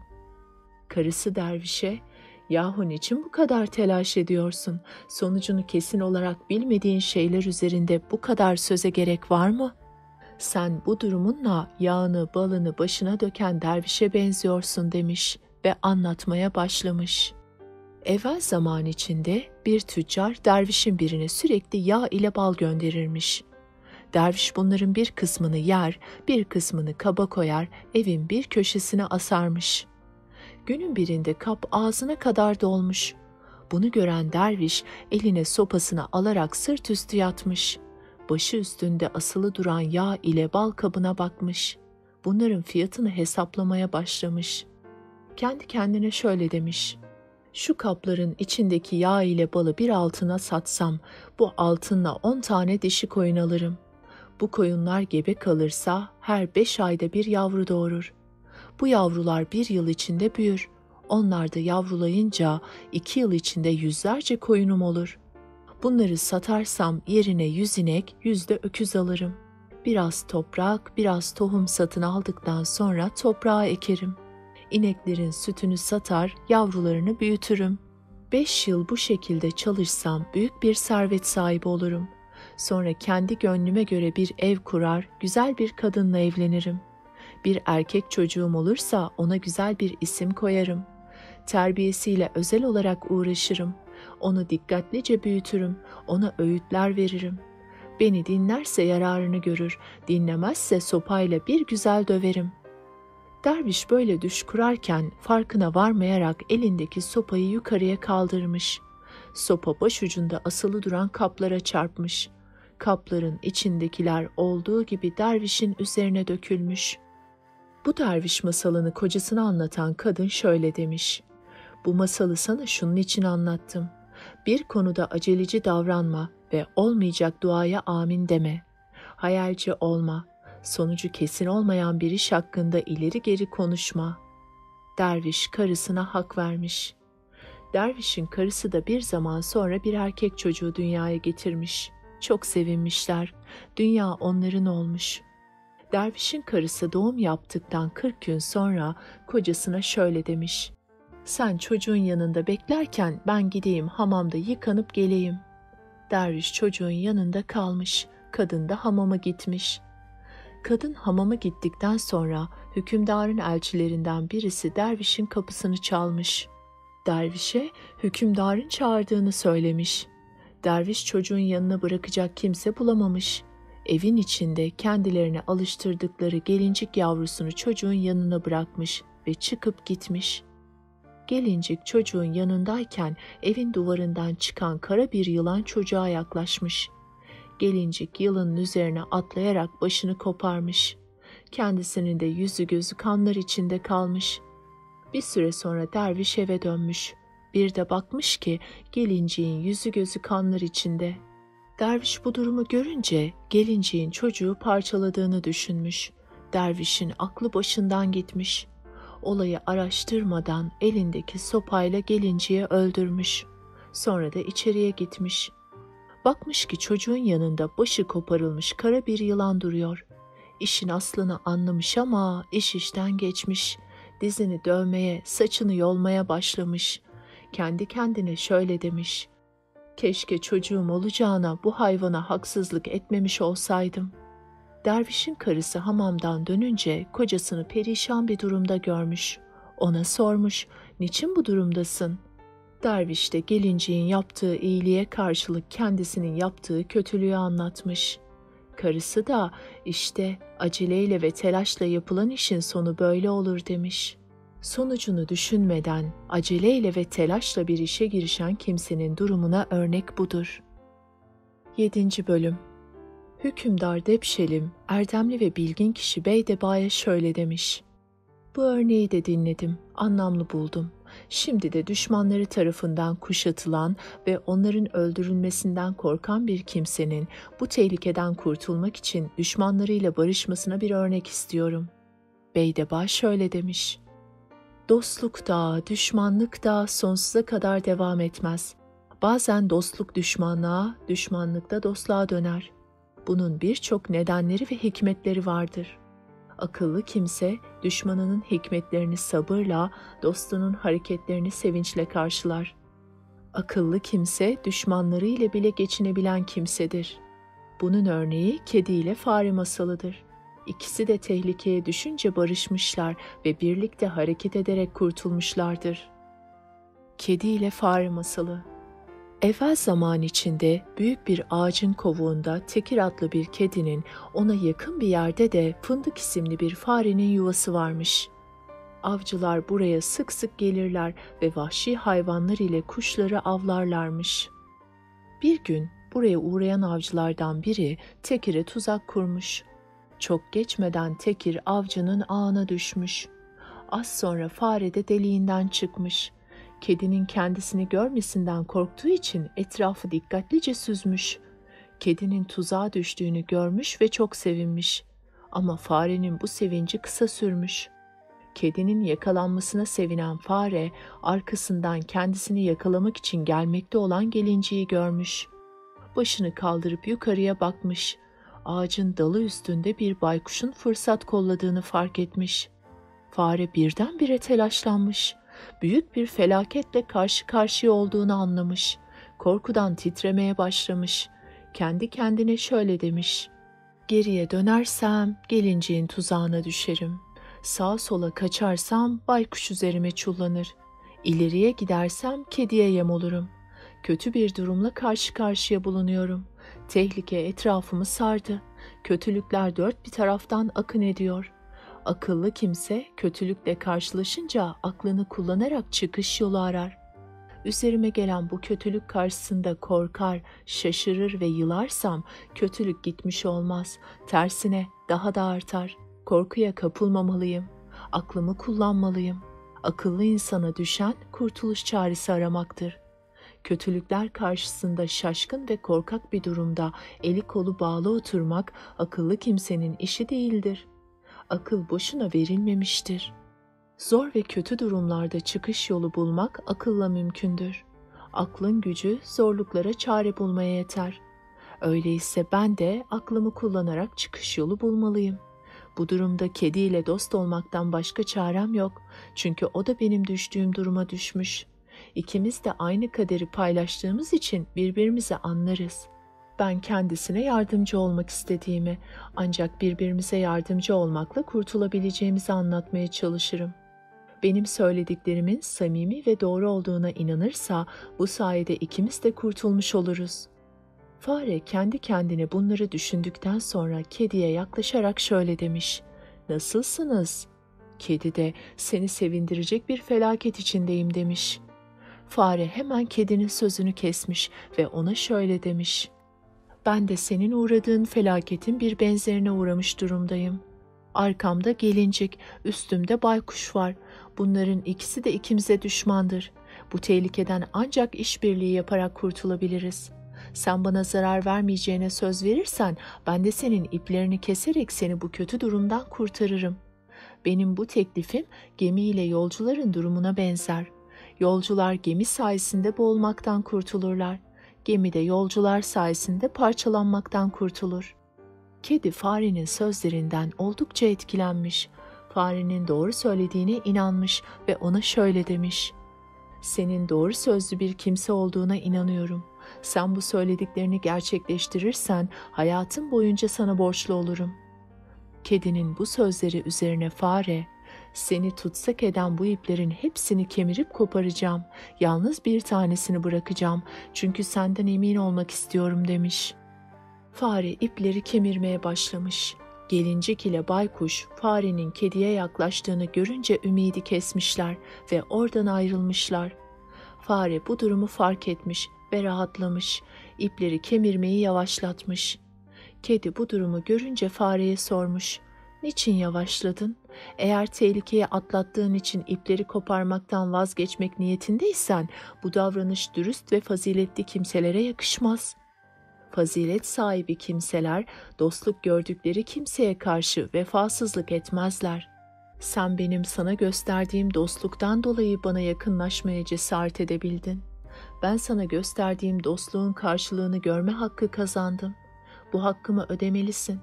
Aramızdaki eski düşmanlıklar buna engel olmamalı. Ahlaklı ve üstün kimselere nankörlük yakışmaz. Bir iyilik onlara bütün kötülükleri unutturur." Fare şöyle cevap vermiş: "Dostluklar iki türlüdür. Birincisi bir amaca dayanan dostluklar. İkincisi zoraki dostluklardır. Yani zorunlu durumların ortaya çıkardığı dostluklar. Birincisi daha güvenilirdir. İkincisine bazı durumlarda güvenilir. Bu tür dostluklar çıkara dayanır. Ortadaki sıkıntılı durum kaybolunca iş eski şekline döner.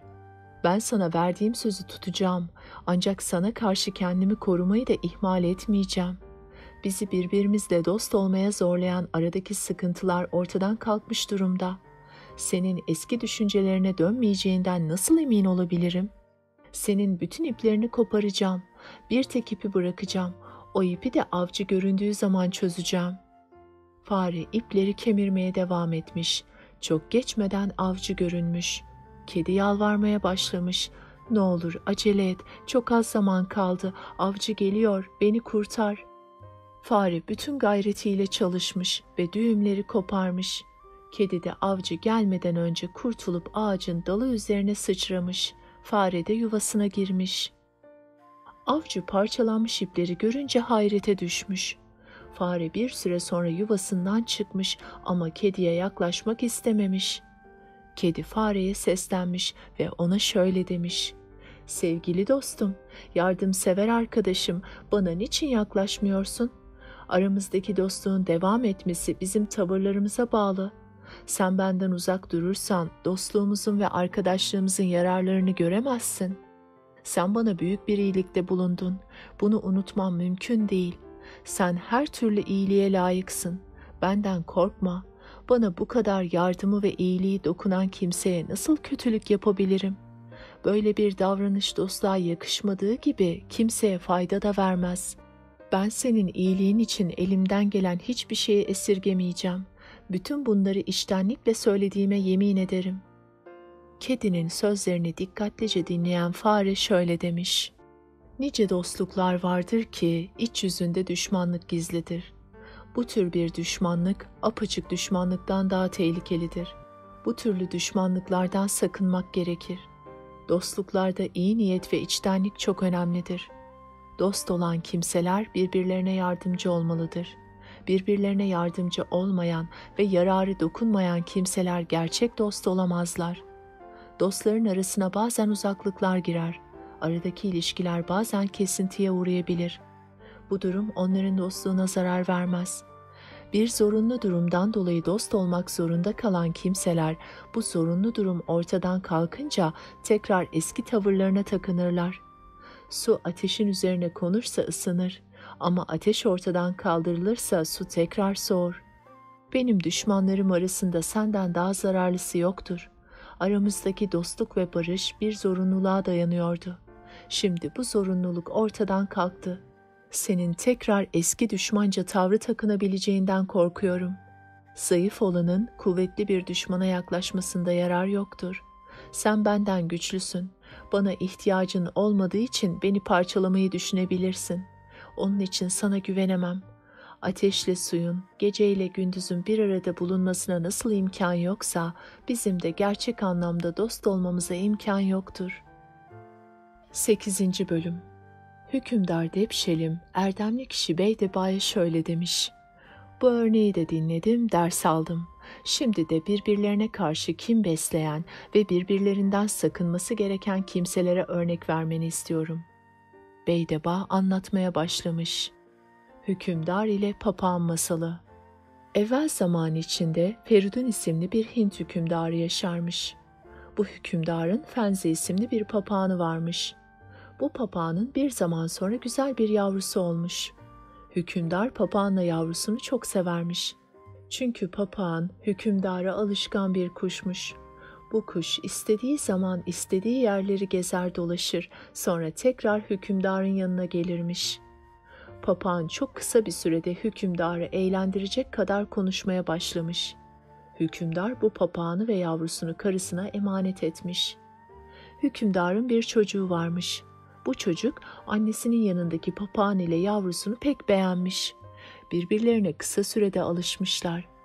Çocuk her gün yavru papağanla oynuyor, onunla konuşuyormuş. Ana papağan her gün uzaklara uçuyor, ağzında bilinmeyen bir meyveyle geri dönüyormuş. Bu meyvenin bir parçasını hükümdarın oğluna, bir parçasını da yavrusuna veriyormuş. Hükümdarın çocuğuyla papağanın yavrusu kısa zamanda büyüyüp gelişmişler. Hükümdar bu duruma çok sevinmiş. Ana papağana karşı olan sevgisi daha da artmış.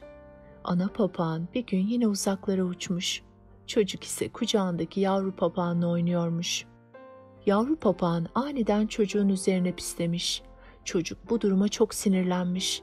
Yavru papağanı tuttuğu gibi yere çarpmış. Yavru papağan oracıkta ölmüş.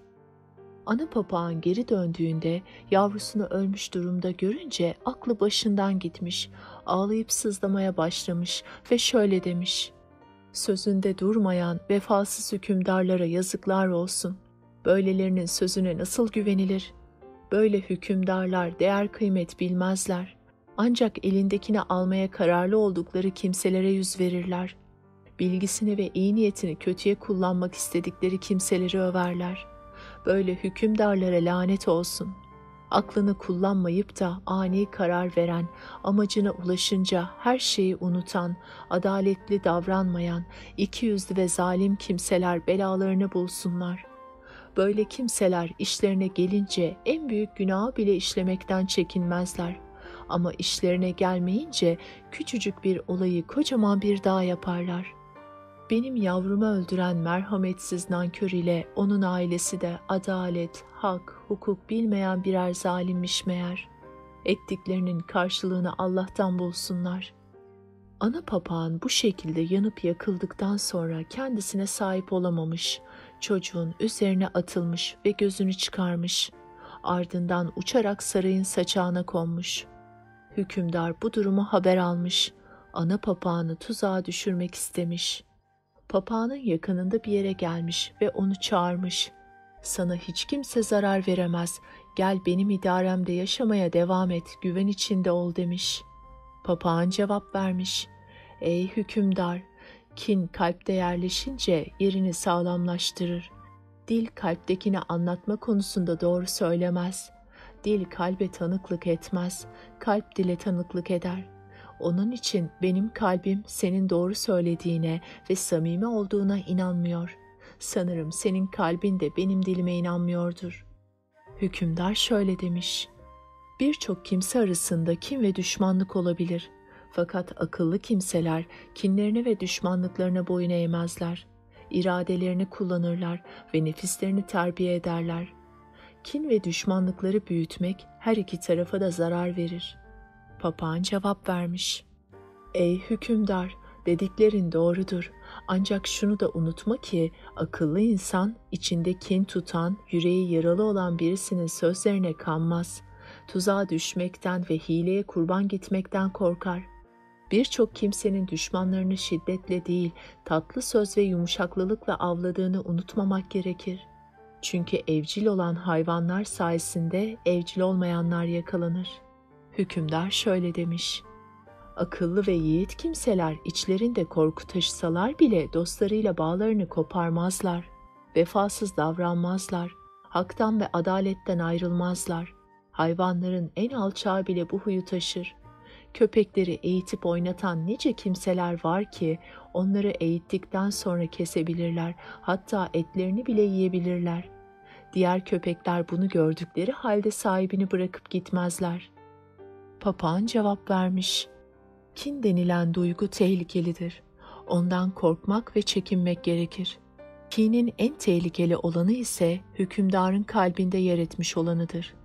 Çünkü hükümdarlar öç almayı pek severler. Bunu şerefli ve övünülecek bir durum gibi görürler. Akıllı kimse, kin tutan ve kalbi yaralı olan bir kimseye kendini teslim etmez. Kin sahibinin kinini küllenmiş ateş gibi görür. Ateş nasıl üflemekle ve eşelemekle parlayıp alevlenirse, kin de parlamak için bahane arar. Bu bahaneyi bulunca parlar ve alev saçar. O zaman güzel ve yumuşak sözlerin hiçbir etkisi kalmaz. Yalvarıp yakarmanın yararı olmaz. Çünkü bu kadar alevlenmiş olan bir kini ancak kan dökmek ve can yakmak yatıştırır. Bazı kimseler kendilerinin kin tutmasına neden olanlardan yarar umdukları için seslerini çıkarmazlar. Ben zayıf ve güçsüz bir yaratığım. Size yararımın dokunacağını sanmıyorum. Bana güven vermiş olsanız bile bunun çok yararı olacağına inanmıyorum. Çünkü yanınıza dönersem ömrümü korku ve şüpheyle geçireceğim. Onun için yapmam gereken en doğru iş buradan ayrılmak ve uzaklaşmaktır. Hükümdar şöyle cevap vermiş. Aslında kimse kimseye zarar vermiyor. Çünkü her olay kaza ve kadere bağlı olarak meydana geliyor. Bir canlıyı yaratmak elimizde olmadığı gibi onun yaşayışında karşılaşacaklarını bilmek de elimizde değildir. Her canlının bir kaderi var ve her canlı kendi kaderini yaşar. Kimse kaderinin dışına çıkamaz. Senin oğluma yaptığından ve oğlumun senin yavruna yaptığından suçlu olan siz değilsiniz. Kaderde olan ortaya çıkmış oldu. Papağan şöyle demiş. Bir kimse yaptığından mutlaka sorumludur. Kaderde varmış deyip suçu kadere atamayız. Suç işleyen kimsenin iradesi olduğunu unutuyor olmalısın. Bütün olaylardan, cinayetlerden yapanlar değil de kader sorumluysa o zaman iradenin ne önemi var? Meydana gelen her olay kaderimizde olanın ortaya çıkması demektir. Bu olay olmuş bitmiştir. Bu konuda yapılacak yorumların sonucu etkisi olmaz. Senin söylediklerinle içinden geçenlerin farklı olduğunu düşünüyorum. Sen kaderimize boyun eğmeliyiz desen de içinden geçenler farklı. Çünkü sende öç alma hırsı var. Benimse yüreğim yaralı. Ben de senin yavrunun gözünü çıkardım. Aramızdaki düşmanlık büyüktür. Sen istesen de bu davadan vazgeçemezsin. Sen güzel sözlerle beni tuzağa düşürmek istiyorsun. Yoksulluk, keder, düşmana yakın olmak, dosttan ayrılmak, hastalık ve yaşlılık hep birer sıkıntıdır. Bütün bu sıkıntıların en büyüğü ise ölümdür. Yüreği yanan ve yas tutan bir kimseye aynı derde uğrayan anlar. Kendi duygularıma bakarak senin neler hissettiğini anlayabiliyorum. Sen ve ben yavrularımıza yapılanları hatırladıkça kalplerimizin değiştiğini fark ederiz. Onun için ben seninle bir arada bulunmak istemiyorum. Hükümdar cevap vermiş. Duygusallığı yenemeyen, sağduyulu davranamayan, kinini ve düşmanlığını unutamayan kimseden hayır gelmez. Akıllı insan kalbiyle birlikte aklını da dinlemesini bilir. Papağan şöyle karşılık vermiş. Ayağında yara olan kimse yürümeye kalkarsa yarası daha da azar. Gözünden rahatsızlığı olan kimse gözünü rüzgardan sakınmazsa rahatsızlığı artar. Bir öce hedef olan kimse öç almak isteyene yaklaşırsa kendi sonunu hazırlamış olur. Yaşamak isteyen bir kimse tehlikelerden sakınmalıdır. Böyle kimseler bir işe başlarken iyi düşünmelidir. Kendi gücüne güvenip de tehlikeye düşmemelidir. Bir kimse taşıyamayacağı yükün altına girerse o yükün altında ezilir. Ağzına büyük lokma koyan kimse boğazını tıkayarak kendini tehlikeye sokmuş olur. Düşmanının güzel sözlerine kanıp da aklını kullanmayan kimse de bilerek tehlikeye atılmış demektir. Korkulu rüya görmektense uyanık durmak hayırlıdır. Düşmana yakın olup da her gün korkuyla yatıp kalkmaktansa düşmandan uzakta kalmak daha iyidir. Benim kendimi korumam için birçok imkanım var. Bu imkanları kullanmayıp da senin sözlerine göre hareket edersem yanılmış olurum. 5 şey vardır ki onları elde eden kimse kendini tehlikelerden korumuş olur. Bunların birincisi eziyet etmemek, ikincisi terbiyeli olmak, üçüncüsü şüpheli şeylerden sakınmak, dördüncüsü güzel huylu olmak, beşincisi de şartlar ne olursa olsun erdemli davranmaktır. Bir kimse kendini tehlikede hissederse evini, barkını, malını, mülkünü gözden çıkarabilir. Fakat canını kaybeden bir kimse tekrar elde edemez. Malın en kötüsü hayırda harcanmayanıdır. Eşlerin en talihsizi birbirine uygun olmayanıdır. Evladın en kötüsü anne ve babasına karşı gelenidir. Arkadaşın en kötüsü kara günde dostunun yardımına koşmayanıdır. İdarenin en kötüsü suçsuz kimseleri korkutan ve cezalandıranıdır. Memleketin en kötüsü güven ve huzurdan yoksun olanıdır. Yurdun en kötüsü verimsiz ve çorak topraklara sahip bulunanıdır. Bana gelince senin yanında güven ve huzur içinde yaşamama imkan yoktur. Anne papağan bunları söyledikten sonra hükümdarın yanından uçup kaybolmuş. İşte birbirlerine kin besledikleri için birbirlerine güvenemeyen kimselerin örneği budur. 9. Bölüm. Hükümdar Depşelim, bilgin ve erdemli kişi Beydeba'ya şöyle demiş. Anlattığın örneği can kulağıyla dinledim. Şimdi senden bir isteğim var. Suç işlemediği halde ceza çeken, hatası olmadığı halde gözden düşen kimsenin durumuna örnek verebilir misin? Beydeba cevap vermiş. Hükümdarlar birisine ceza veya ödül verirken onların durumlarını iyi incelemelidirler. Duygusal davranmamalıdırlar. İyice araştırılmadan verilen karar isabetli ve doğru olmaz. Hükümdarlar kötü kimselere iyi denildiği için onları korumamalıdır. İyi kimselere kötü denildiği için onların da gözden düşmesine fırsat vermemelidir. Hükümdarlar mümkün olduğu kadar adaletli ve şefkatli davranmalıdırlar. Halkına sevgi ve merhametle yaklaşmalıdırlar. Toplumda ihtiyaç sahibi kimseler çoktur.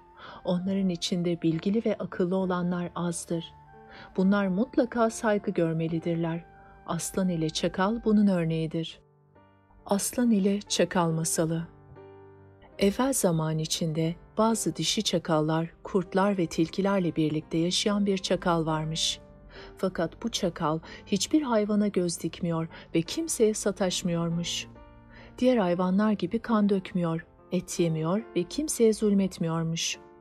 Diğer yırtıcı hayvanlar çakalın bu tutumu yüzünden ona düşman kesilmişler ve şöyle demişler: "Senin bu tutumunu beğenmiyoruz. Sen bizim ailemizden birisin. Bizim gibi davranmak zorundasın. Yaratılışına ters hareket ederek bir yere varamazsın. Bizimle beraber hareket etmelisin ve bizim yaptığımızı yapmalısın. Niçin hayvan parçalamaktan ve et yemekten vazgeçtin?" Çakal şu cevabı vermiş: "Benim sizinle beraber yaşamam suç değildir. Ben ne zaman suç işlersem o zaman suçlu olurum.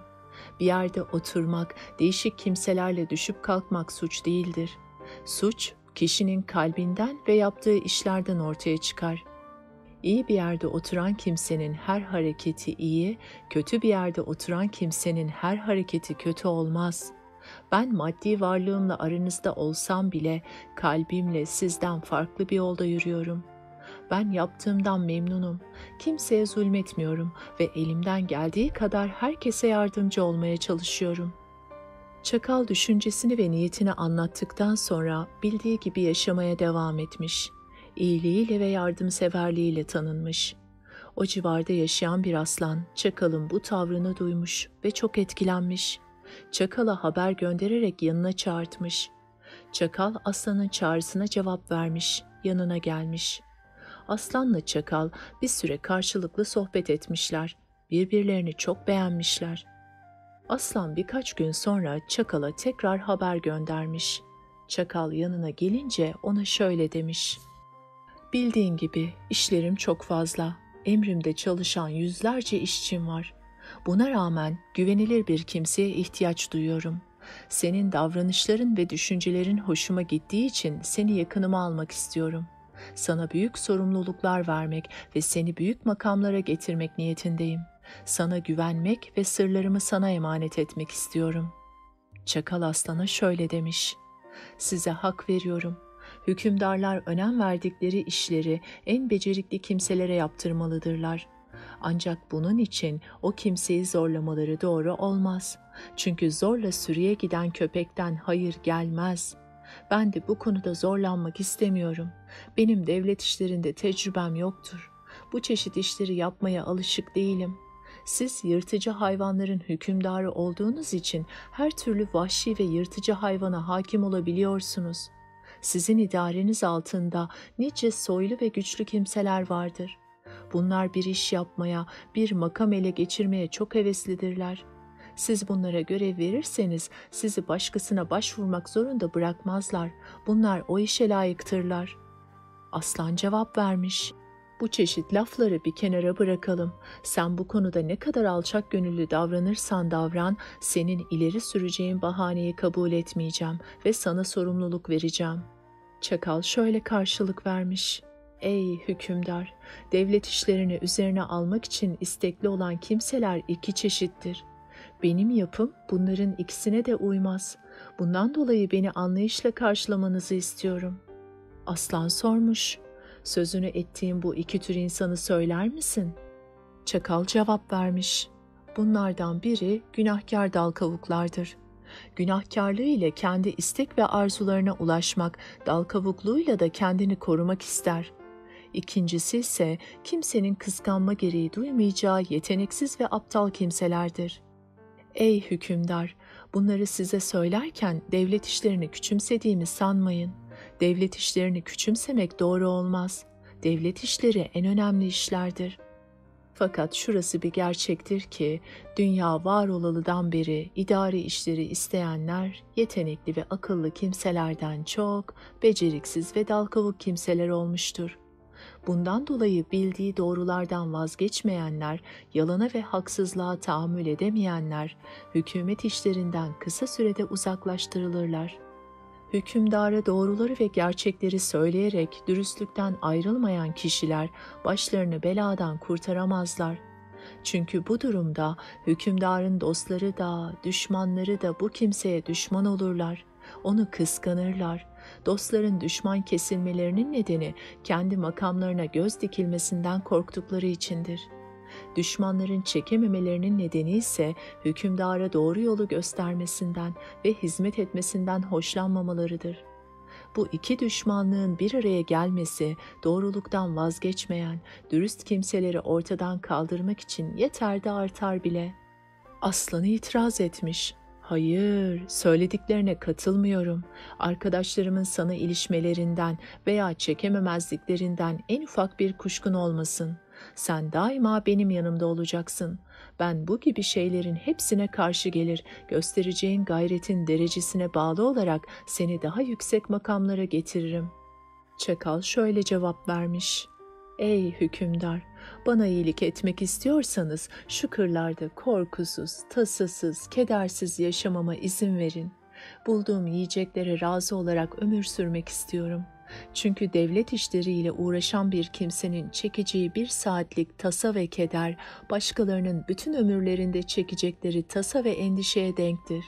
Huzur ve güven içinde aza kanaat ederek yaşamak, korku ve tasa içinde bolluğa kavuşmaktan daha hayırlıdır.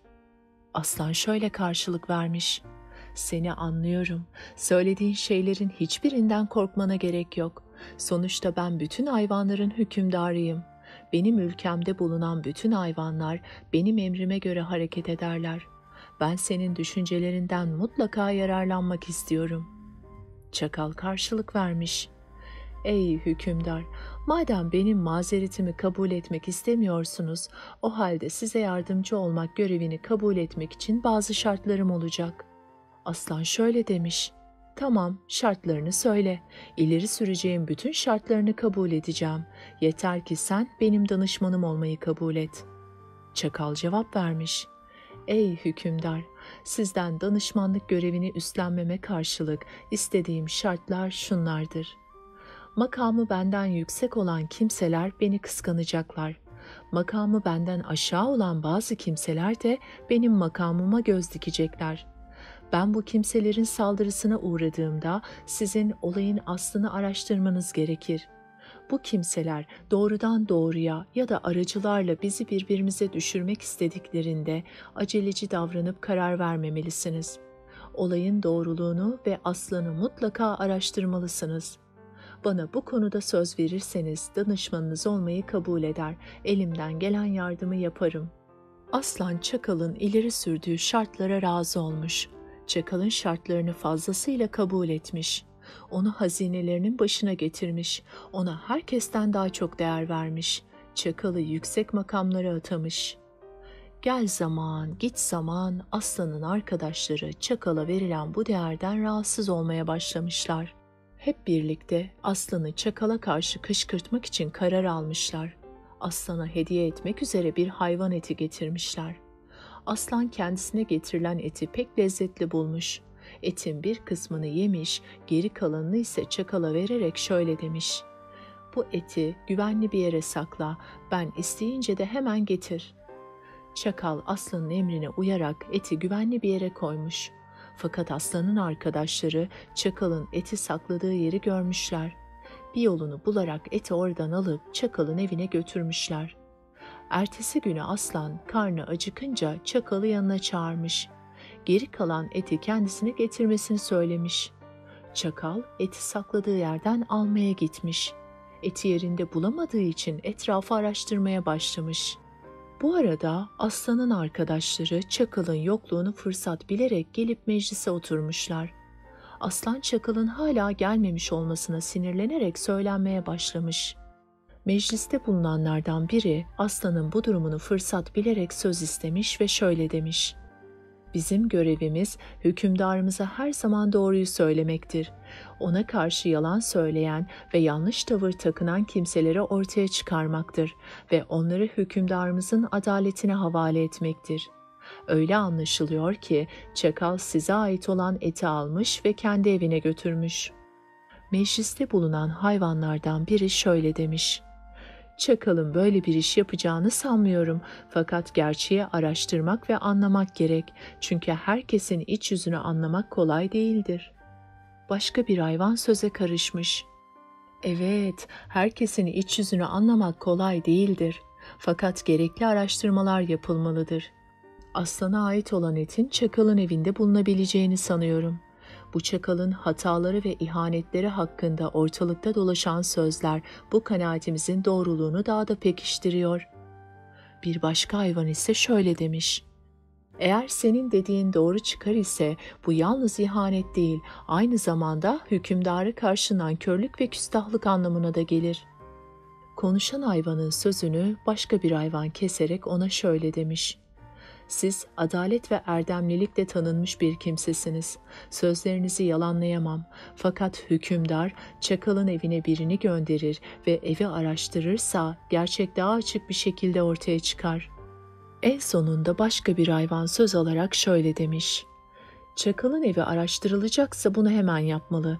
Çünkü onun birçok gözcüleri ve casusları vardır. Bunlar etraftaki haberleri anında çakala iletirler.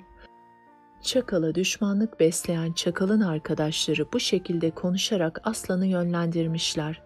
Aslan mecliste bulunan bu hayvanların konuşmalarından oldukça etkilenmiş. Çakalın huzuruna gelmesini emretmiş. Çakal hemen gelmiş. Aslan ona sormuş: Sana emanet ettiğim ve korunmasını istediğim et nerede? Çakal cevap vermiş: Sizin yiyeceklerinize bakan memura vermiştim. Üstelik sıkı sıkı tembih etmiştim. Aslan görevli memuru huzuruna çağırtmış. Ona etin nerede olduğunu sormuş. O da çakalın kendisine herhangi bir et teslim etmediğini söylemiş. Çünkü görevli olan bu memur da çakala karşı düşmanlık besleyenlerden biriymiş. Bunun üzerine aslan güvendiği kimselerden birini çakalın evine göndermiş. Bu görevli de eti çakalın evinde bulup aslana getirmiş. Baştan beri söylenenleri dinleyen fakat konuşmayan bir kurt varmış. Bu kurt bir olayın iç yüzünü tam olarak anlamadıkça görüş bildirmemekle ün kazanmış. Bu hayvan aslana yaklaşarak şöyle demiş: Çakalın ihaneti ortaya çıkmıştır. Hükümdara düşen onu bağışlamamaktır. Ey hükümdar, siz bu haini bağışlarsanız mülkünüzde başka hainlerin ortaya çıkmasına fırsat vermiş olursunuz. Bu sözler üzerine aslan çakalın meclisten çıkarılmasını ve tutuklanmasını emretmiş. Emir yerine getirilmiş. Onun tutuklanmasından sonra mecliste bulunan hayvanlardan biri şöyle demiş: Hükümdarlar olayları önceden kavrayabilmeli ve geleceği görebilmelidir. Durum böyleyken hükümdarın kendisi hakkında ortaya atılan yalancılığa ve ihanete sessiz kalması şaşılacak bir durum. Hele hele çakalın bu ihaneti ortaya çıktıktan sonra onun affedilmesi büsbütün hata olur. Aslanın yiyeceği eti çakalın evinde bulan elçi de çakalı kıskananlardan birisiymiş. Bundan dolayı çakalın söylemediği sözleri onun adına uydurarak aslana bildirmiş. Aslan, çakalın kendisine karşı bu derece saygısızlık göstermesine öfkelenerek öldürülmesini emretmiş. Aslanın annesi bu durumu fark etmiş. Bu konuda oğlunun aceleci davrandığını anlamış. Çakalı öldürecek olan kimselere haber göndererek emri geciktirmelerini söylemiş. Kendisi de hemen oğlunun yanına giderek ona şöyle demiş: Oğlum, çakalın öldürülmesi için neden emir verdin? Aslan durumu anlatmış. Annesi ona şöyle demiş: Oğlum, çok acele ettin. Akıllı kimse aceleci davranmaz. Aceleciliğin getireceği pişmanlıktan korunmak için her işi düşünerek yapar. Aceleciliğin sonucu olan pişmanlık ise akıl kıtlığına işaret eder. Bunun için hükümdarlar herkesten daha ağırbaşlı ve oturaklı olmalı. Her işi düşünerek ve danışarak yapmalıdır. Bu dünyada kadın kocasıyla, çocuk anne babasıyla, öğrenci öğretmeniyle, asker komutanıyla, derviş dindarlığı ile, halk önderleriyle, önderler liyakatlarıyla, liyakat akıl ile, akıl düşünce ve inceleme ile ayakta durur. Bütün bunların başı ise geleceği görebilmelidir. Geleceği görebilme bir hükümdar için çok önemlidir. Çünkü geleceği görebilen bir hükümdar dostlarını iyi tanır, onlara layık oldukları makamı verir. Çevresinde bulunan kimselerin birbirlerine karşı gösterdikleri kıskançlıkları ve rekabetleri iyi inceler. Çünkü bu durumdaki kimseler birbirlerine karşı o kadar kıskançlık beslerler ki fırsat buldukları anda birbirlerini öldürürler. Sen çakalı denedin, sabrını ölçtün, güvenilir ve doğru sözlü olduğunu anladın. Onu her fırsatta övüyordun ve ondan hoşnut olduğunu söylüyordun. Bu durumda çakala yaptığın güvensizlik ve ihanet suçlaması doğru değildir. Çakal senin hizmetine gireliden beri kimse onun ihanetini görmedi. Aksine herkes onun dürüstlüğünü ve yardımseverliğini gördü. Onun için senin et yüzünden onu öldürmeye kalkışman doğru olmaz. Çakal hakkında sana haber geldiği zaman önce bu haberin doğruluğunu araştırman gerekirdi. Haberi getirenin kıskançlık yapabileceğini düşünmeliydin. Eğer bu haberin aslını araştırsaydın gerçeği anlardın. Çaylak gagasına bir yiyecek alsa diğer kuşlar hemen çevresine toplanırlar. Köpekler de böyledir. Kemik parçası bulan köpeğin etrafında bir sürü köpek dolaşır. Çakal buraya geldiği günden beri herkese faydalı olmaya çalışıyor. Senin iyiliğin için elinden geleni yapıyor. Bu zamana kadar hiçbir kimseye kötülük yapmadığı gibi hiçbir kimsenin aleyhinde de söz söylemedi. Aslanın annesi oğluna bu öğütleri verirken aslanın yanına güvendiği bazı arkadaşları gelmiş. Onlar da çakalın suçsuzluğundan söz etmişler. Aslanın annesi sözlerine şöyle devam etmiş. Çakalın suçsuzluğu anlaşılmış olduğuna göre hükümdarın çakala iftira atan kimselere cezasını vermesi gerekir. Çünkü bu kimseler suçlarının cezası verilmezse daha büyük iftirada bulunurlar, daha büyük küstahlık gösterirler. Bunlar hak ettikleri cezayı çekerlerse bir daha böyle bir işe cesaret edemezler. Böylece başkalarının suç işlemesi de önlenmiş olur. İyiliğe karşı nankörlük gösteren, kötülük işlemek için her fırsatı değerlendiren, iyilikten kaçan, Allah'tan korkmayan kimseler suçlarının cezasını mutlaka çekmelidir. Ey oğul! Sen aceleci davranmanın, gazaba kapılmanın ve hataya düşmenin ne demek olduğunu gördün. Küçük bir şey yüzünden gazaplanan kimse büyük şeylere katlanamaz. Böyle davrananlar kimseye hoşnut edemezler, birçoklarını da küstürürler. Senin yapman gereken çakalı yanına çağırmak ve onun gönlünü almaktır. Çakala karşı yaptığın yanlış davranıştan dolayı ümitsizliğe düşme. Zararın neresinden dönülürse kârdır. Çakalla yeniden dostluk kurmaya çalış, çünkü bazı kimselere yakın olmak her zaman yararlıdır. Dürüst kimseler, sözünü tutanlar, vefa gösterenler, kıskançlık ve düşmanlıktan uzak duranlar, dostlarına karşı yumuşak ve sabırlı olanlar böyledir. Bu kimselere her zaman yakın olmak gerekir. Bunun tersi de söz konusudur. Yalancı ve huysuz kimseler, sözlerini tutamayanlar, yalancılar, nankörler, vefasızlar, inatçılar da uzak durulması gereken kimselerdir. Böyle kimselere yakın olmak her zaman zararlıdır. Aslan annesinin sözlerini dinledikten sonra çakalı çağırtmış, ondan özür dileyerek şöyle demiş. Seni tekrar eski makamına getirmek istiyorum, senin suçsuz olduğunu anladım. Çakal cevap vermiş. En kötü dost, kendi çıkarı için karşısındakine zarar verendir. Bazı kötü dostlar da karşısındaki kimseyi kötülememek için onu haksız yere över ve hoşnut eder. Bu şekilde bir davranış da hatalıdır ve kötüdür. Buna benzer olaylar önce olduğu gibi şimdi de olmaktadır. Ey hükümdar! Benim uğradığım iftirayı biliyorsun. Söyleyeceklerim sana ağır gelmesin. İtibarımın zedelendiğini ve hizmetinizde bulunmak istemediğimi size anlatmak için böyle diyorum. Böyle bir durumda hükümdara düşen, nankörlük ve kıskançlık gösteren yalancı kimseleri yakınından uzaklaştırmaktır. Bu kimseleri cezalandırırken dikkatli olmak gerek. Böyle kimselerin elinden bütün makam ve varlıklarını almak, onları yok saymak da doğru değildir. Böyle kimselere makama sahipken de makamdan uzaklaştırıldıktan sonra da saygı göstermek gerekir. Yoksa etrafa zarar verebilirler. Aslan çakalın söylediklerine dikkate almayarak ona şöyle demiş: "Ben senin doğruluktan yana olduğunu önceden beri biliyorum. Seni çekemeyen kimselerin hatalı olduğunu da anladım. Sen benim gözümde vefalı, dürüst ve yardımsever bir kimsesin. Vefalı dost bir tek iyilikle bütün kötülükleri unutur. Benim bu dostluk çağrıma cevap verirsen sevinirim." Çakal aslanın pişman olduğunu anlayınca teklifi kabul etmiş. Aslan da çakalı daha büyük makamlara getirmiş. Her geçen gün aralarındaki dostluk artarak güçlenmiş. 10. Bölüm.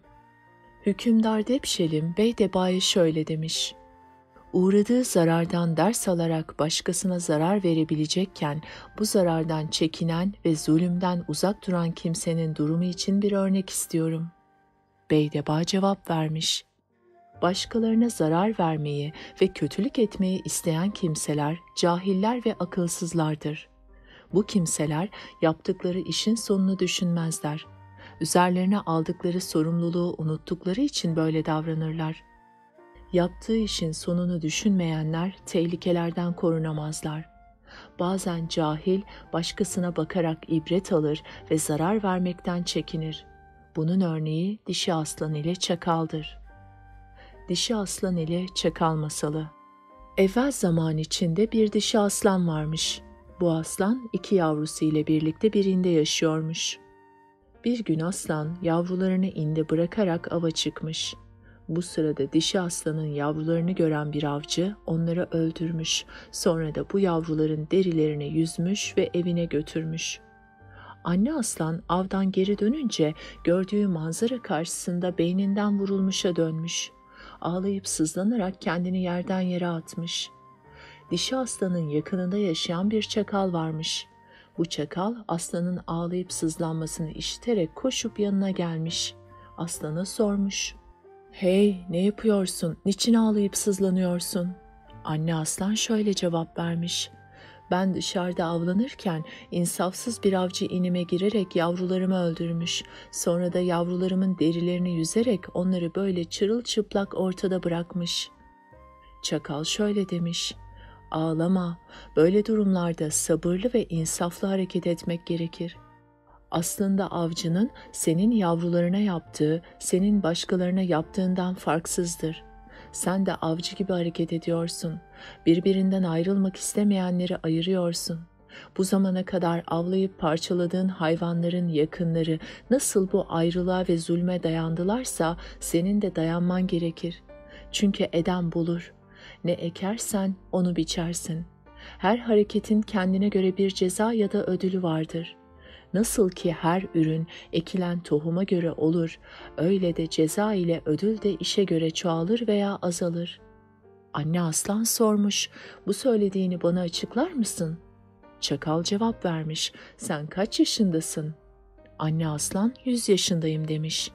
Çakal: "Bu zamana kadar ne ile beslendin?"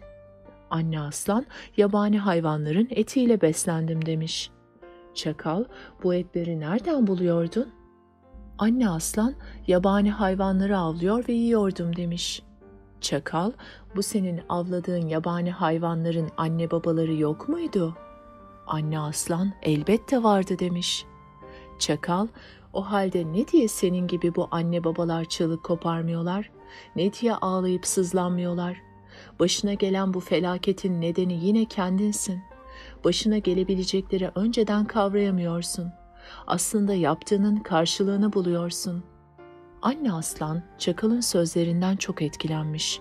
Başına gelen felaketlerin kendi eseri olduğunu anlamış. Anne aslan çakalın sözlerinden çok etkilenmiş. Başına gelen felaketlerin kendi eseri olduğunu anlamış. Yaptığının zulüm olduğunu düşünerek avlanmaktan vazgeçmiş. Yalnız meyveyle beslenmeye başlamış. Dünyadan el etek çekmiş ve kendini ibadete vermiş. Anne aslanı bu durumda gören bir kuş ona şöyle demiş: Ben de ağaçların bu yıl kuraklık yüzünden meyve vermediğini sanıyordum. Meğer öyle değilmiş. Senin kendi rızkın olan eti yemeyip de başkalarının rızkı olan meyveye musallat olmandanmış. Onun için meyveyle beslenen birçok canlı rızık bulmada güçlük çekmektedir. Böyle devam ederse belki de birçokları ölme tehlikesi geçirecek. Anne aslan kuşun konuşmalarından oldukça etkilenmiş. O günden sonra meyve yemeyi bırakmış, sadece otla yetinmeye başlamış. Ey hükümdar, size bu örneği anlatmadaki amacım aslanın cahilliğini ve başına gelen felaketten ders alarak başkalarına zarar vermekten çekindiğini göstermektir. İnsanlar başkalarına zarar vermekten çekinmelidirler. Kendimiz için istemediğimiz bir şeyi başkaları için de istememeliyiz. Böyle davranmak adalettir. Adalet ise Allah'ı da insanları da hoşnut eder. 11. Bölüm. Hükümdar Depşelim Beydeba'ya sormuş. Bir hükümdar için kendisi ve devleti adına temel kabul edilmesi gereken konu nedir? Beydeba cevap vermiş. Devletini ve kendini korumak isteyen bir hükümdara en çok gerekli olan şey uysallıktır. Uysallık çok önemlidir. Özellikle hükümdarlara en çok yaraşan davranış budur. Hükümdar ile vezir masalı. Evvel zaman içinde Belaz adlı bir hükümdar ile İyaz adlı bir vezir yaşarmış. Bu vezir ibadetle meşgul olan derviş bir kimseymiş. Hükümdar bir gece rüyasında 8 düş görmüş. Korkuyla uyanmış, gördüğü düşleri yorması için birehmenleri çağırtmış. Birehmenler gelmiş, hükümdar gördüğü düşleri anlatmış. Onlar da dinledikten sonra hükümdara şöyle demişler. Ey hükümdar, siz oldukça garip düşler görmüşsünüz. Bize 7 gün süre verin. Bu süre içinde biz sizin düşlerinizi yorumlama imkanı buluruz. Hükümdar onlara istedikleri süreyi vermiş. Onlar da içlerinden birinin evinde toplanıp şöyle konuşmuşlar. Hepimiz biliyoruz ki bu hükümdar bizim düşmanımızdır. Daha dün biz birehmenlerden 12.000 kişi öldürdü. Ondan öç almak için elimize fırsat geçti. Bizi yanına çağırarak büyük bir sırrını söyledi. Bunun manasını bizden öğrenmek istiyor. Bize düşen onun içine korku düşürmek ve bu korku sayesinde ona istediğimizi yaptırmaktır. Hükümdarın yanına gelince ona şöyle diyelim. Biz kitaplarımıza baktık. Senin uğrayacağın beladan kurtulman için isimlerini vereceğimiz kimseleri öldürmen şarttır. Bize kimlerin öldürülmesi gerektiğini sorarsa ona şu isimleri sayarız. Ey hükümdar, oğlun Cüveyr'i, onun en çok sevdiği karısı İrah'tı. Senin kendi eşini, değerli vezirin İyaz'ı ve başkatibin Kala'yı öldürmen gerekmektedir. Bunlardan başka eşi benzeri olmayan kılıcını, eğitilmiş filini, savaşta bindiğin atını da bizlere vermen gerekmektedir. Birehmenler kendi aralarında bunları konuştuktan sonra hükümdara şunları da söyleme kararı almışlar. Ey hükümdar, bütün bu saydığımız kimseleri öldürüp kanlarını bir havuzda toplayacaksın. Sonra bu havuzun içine girip çıkacaksın. Çıktığın zaman biz birehmenler dünyanın dört bir yanından gelip sana okuyacaklarımızı okuruz. Senin üzerine tükürür, üzerindeki kanı siler, sana güzel kokular süreriz. Sen de kalkıp görkemli sarayına gidersin. Böylece başına gelmesinden korktuğun belayı da atlatmış olursun. Hükümdar bu söylediklerimizi yaparsa ondan öcümüzü almış oluruz. Birehmenler kendi aralarında böyle karar aldıktan sonra hükümdarın huzuruna çıkıp ona şöyle demişler. Ey hükümdar, gördüğünüz düşün manasını anlamak için kitaplarımıza baktık. Bulduklarımız üzerinde konuştuk. Sonucu size anlatmamız için baş başa kalmamız gerekir. Hükümdar yanında bulunanları çıkartmış. Birehmenlerle baş başa kalmış. Onlar da aralarında kararlaştırdıklarını hükümdara anlatmışlar. Hükümdar itiraz etmiş. Onlara şöyle demiş. Canım gibi sevdiğim bu kimseleri öldürmektense kendim ölmeyi tercih ederim. Nasıl olsa sonunda ölecek değil miyim? Hayat zaten kısa, ömür su gibi akıyor. Bu saltanat bana sonsuza dek kalmayacağına göre önemli değil demektir. Dostlardan ayrılmakla ölmeyi bir tutarım. Onlardan ayrıldıktan sonra yaşamanın ne önemi var? Brehmenler şöyle demişler: Ey hükümdar, darılmazsanız size söyleyeceklerimiz var. Hükümdar söyleyin demiş. Onlar da şöyle demişler: Başkalarının canını kendi canınızdan aziz tutmakla hata ediyorsunuz. Sizin yapmanız gereken önce kendinizi ve saltanatınızı düşünmektir. Onun için tavsiyelerimize uymanızı istiyoruz. Kendi başınıza hareket ederseniz kendiniz de saltanatınızı da tehlikeye atmış olursunuz. İnsan kendini sevdiği için hayatı sever. Sizin hayatınızın temeli saltanattır. Saltanatsız bir hükümdar ne yapar? Siz bu saltanata kolay kavuşmadınız. Birçok sıkıntı çektiniz. Onu küçümseyip hor göremezsiniz. Söylediklerimizi iyi düşünün. İş işten geçtikten sonra yanıp yakılmanın önemi yoktur. Hükümdar Brehmenlerin bu ağır sözlerinden ve şartlarından dolayı çok üzülmüş. Onların yanından kalkarak kendi odasına geçmiş. Orada bir süre yüzüstü kapanıp ağlamış. Kendi kendine şöyle demiş: Acaba ne yapsam? Ölmek mi daha iyi, yoksa dostların ölümüne razı olmak mı? Dostlar öldükten sonra hayatın ne kıymeti kalır? Onlar olmadıktan sonra nasıl sevinip mutlu olabilirim? En değerli varlıklarım yaşamadıktan sonra neye yarar? Eşim olmadan nasıl ayakta dururum? Oğlum olmazsa bu acıya nasıl dayanırım? Akıllı vezirim olmazsa devlet işlerine kim bakar? Vezir, devlet, saltanat olmazsa benim hükümdarlığımı kim tanır? Hükümdarın üzgün olduğu kısa bir sürede bütün memlekete yayılmış. Vezir İyaz, hükümdardan işin aslını öğrenmek istemiş. Ancak bu hareketin doğru olmayacağını düşünmüş. Kendi kendine şöyle demiş: Hükümdar bu konuyu bana açmadığına göre mutlaka bir bildiği vardır. Bu konu hakkında ona soru sormam yakışık almaz. Vezir bu konuyla ilgili olarak uzunca bir süre düşünmüş, taşınmış ve hükümdarın hanımına giderek ona şöyle demiş: Ben bugüne kadar hep hükümdara hizmet ettim. Onun bana danışmadan bir iş yaptığını görmedim. Şimdi ise onun benden bir konuyu sakladığını ve bana bu konuyu açmak istemediğini görüyorum. Hükümdar birkaç gün önce Brehmenlerle baş başa konuşmuş ve bizi bu toplantıya kabul etmemişti. Sanırım hükümdar onlara bir sırrını açtı. Onlar da hükümdarı zora soktu. Siz onun eşisiniz. Hemen kalkıp hükümdarın yanına gidiniz. Bu işin aslını öğrenip bana bildiriniz. Çünkü ben hükümdarın yanına giremiyorum. Hükümdarın eşi vezire şöyle demiş: Geçen gün hükümdarla aramda kırgınlık oldu. Bundan dolayı hükümdarın yanına gitmek istemiyorum. Vezir ısrar etmiş. Böyle durumlarda bu gibi önemsiz şeyleri bir kenara bırakmak gerekir. Siz hükümdarın eşisiniz. Onun yanına ancak siz gidebilirsiniz.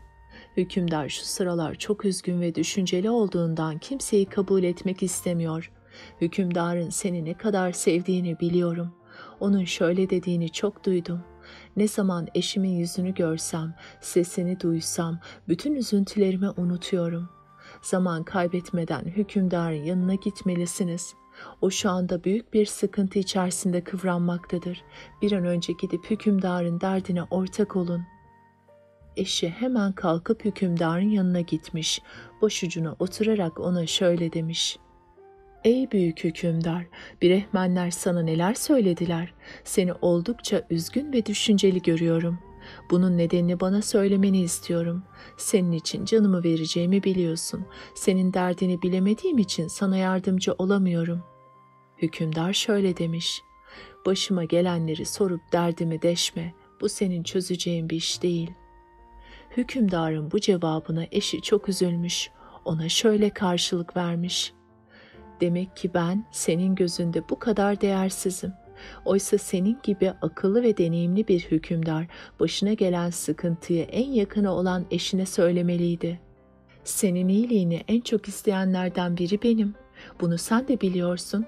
Buna rağmen sırrını ve sıkıntını bana açmadığın için ne kadar üzüldüğümü bilemezsin.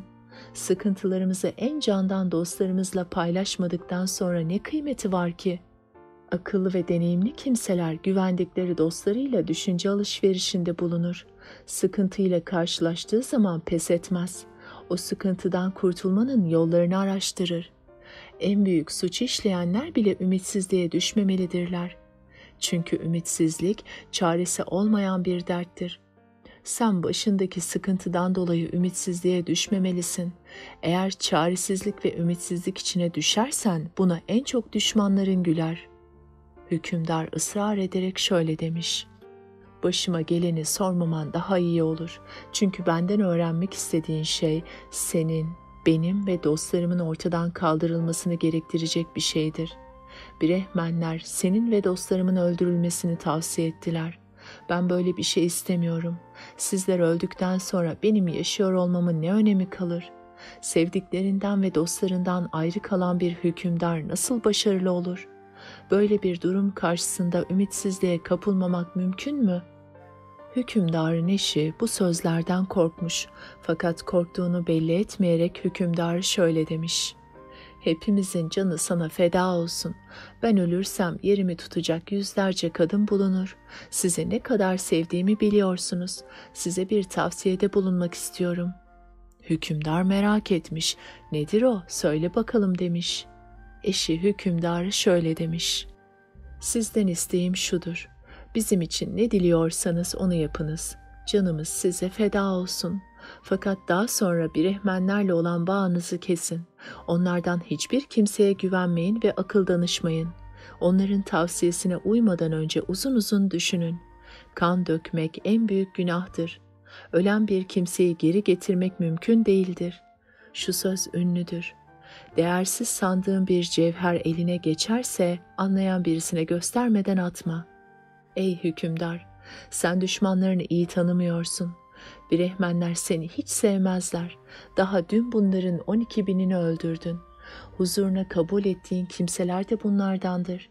Sen bunlara sırrını vermekle büyük bir hata işledin. Ama zararın neresinden dönülürse kârdır. Bundan sonra bu kimselere hiçbir sırrını söylememelisin. Bunlar sana kin tuttukları ve düşman oldukları için iyi tavsiyede bulunmazlar. Senin dostlarını ve sevgililerini öldürmeyi tavsiye ederek seni ortada bırakmak istiyorlar. Onların dediklerini yapacak olursan ellerine düşersin. Onların eline düşmek demek senin ölümün demektir.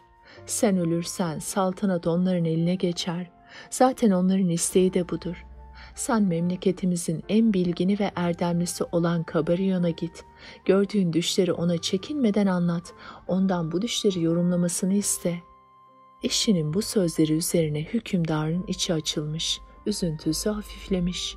Eşinin tavsiyesine uymaya karar vermiş. Hizmetinde bulunanlara atını hazırlamalarını emretmiş. Hiç kimseye haber vermeden atına binip doğru bilgin kişi Kabaryon'a gitmiş. Atından inip bilgin kişinin huzuruna varmış.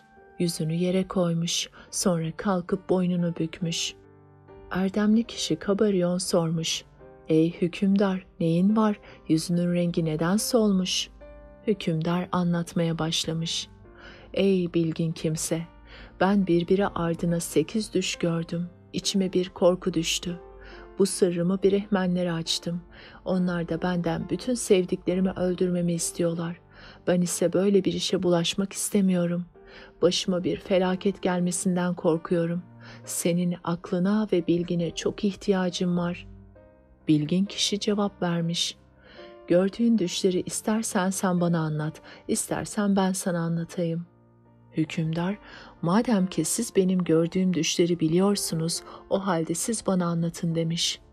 Bilgin kişi anlatmaya başlamış.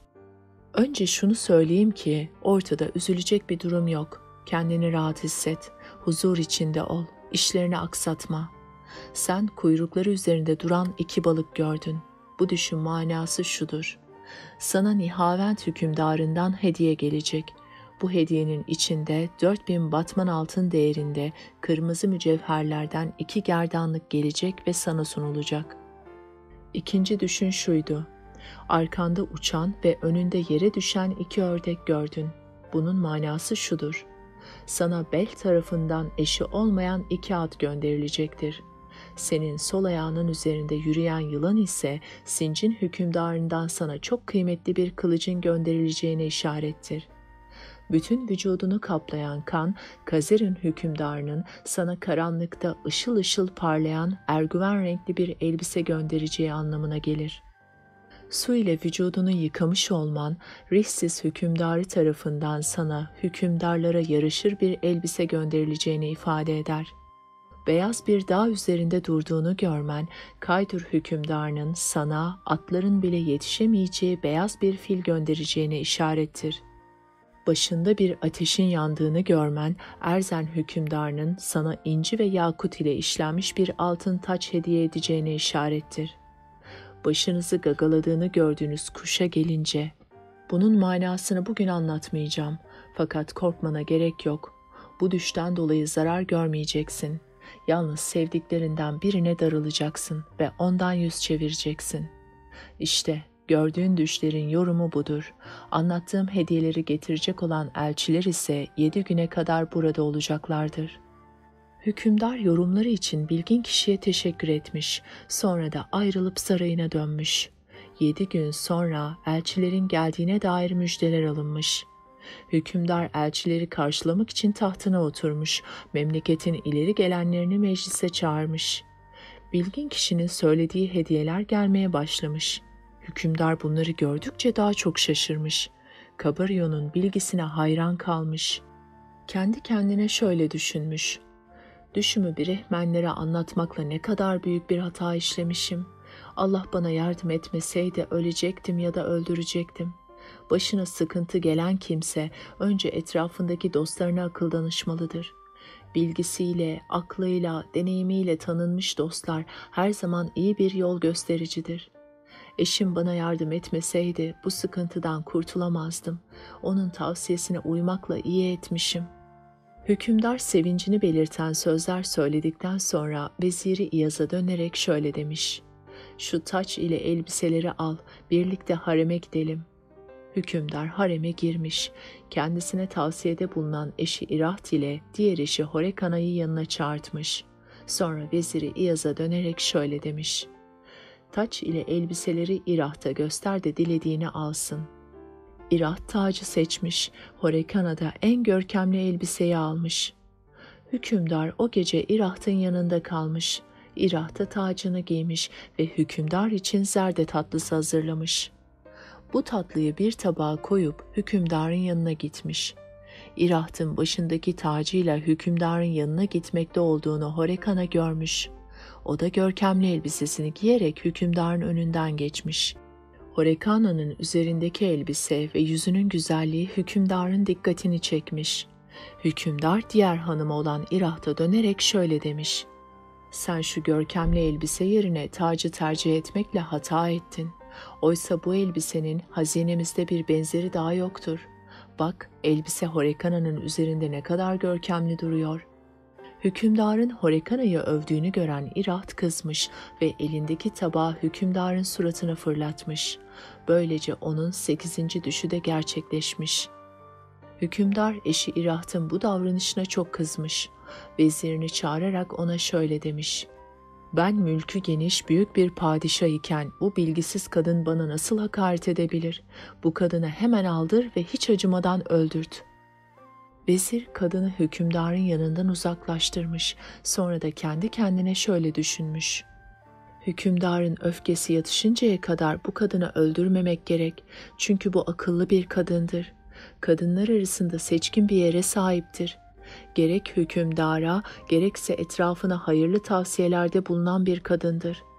Hükümdar her ne kadar öfkeyle böyle bir emir verdiyse de öfkesi geçtikten sonra mutlaka pişman olacaktır. Çünkü bu kadın hükümdarı ölümden kurtardı, büyük işler başardı. Onun bundan sonra da başka büyük işler başaracağını umuyorum. Hükümdar beni yarın öbür gün çağırıp emrimi yerine getirmek için neden bu kadar aceleci davrandın, bana son bir kere daha danışsan olmaz mıydı derse bu kez ben zor durumda kalırım. Onun için bu kadını öldürtmeyip bekletmeliyim. Eğer hükümdar pişman olup da üzülürse bu kadını ona götürmek onun için en büyük iyilik olur. Bu durumda hem İraht'ı ölümden kurtarmış hem de hükümdarın takdirini kazanmış olurum. Yok, eğer böyle olmaz da hükümdar verdiği karardan memnuniyet duyarsa kadını cellada vermek zor bir iş değildir.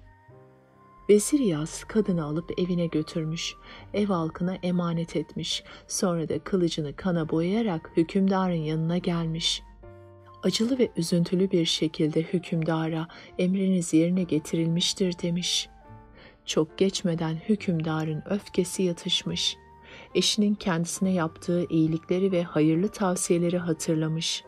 Eşi hakkında yanlış bir karar verdiğini düşünmüş. Eşinin öldürülüp öldürülmediğini utancından vezirine soramamış. Her tarafını üzüntü ve sıkıntı kaplamış. Vezir hükümdarın sıkıntısını anlamış ve ona şunları söylemiş. Kendinizi üzmeyiniz, çünkü üzüntünün kimseye yararı yoktur. Olacakla öleceğe çare bulunmazmış. Bu durum karşısında sabretmekten başka çare yoktur. Eğer isterseniz size teselli verecek tavsiyelerde bulunabilirim. Hükümdar, ne olur söyleyin, buna çok ihtiyacım var demiş.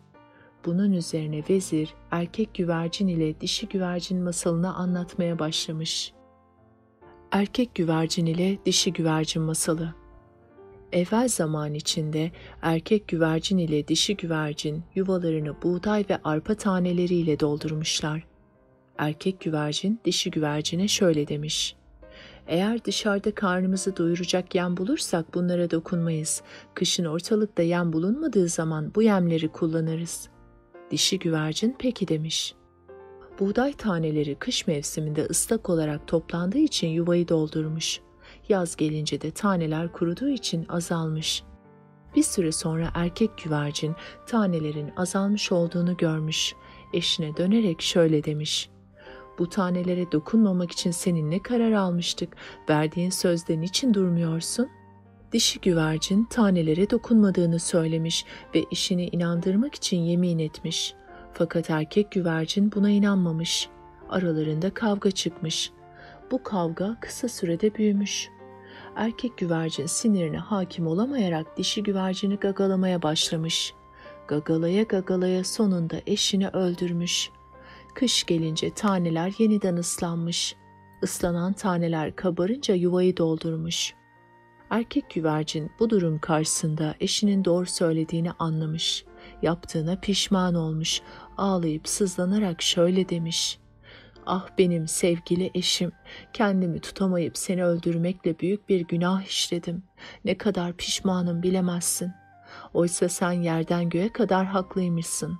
Sen artık yanımda yoksun. Sensizlik bana ağır geliyor. Hayatı seninle birlikte paylaşmayınca yuvanın içindeki tanelerin hiçbir önemi yok.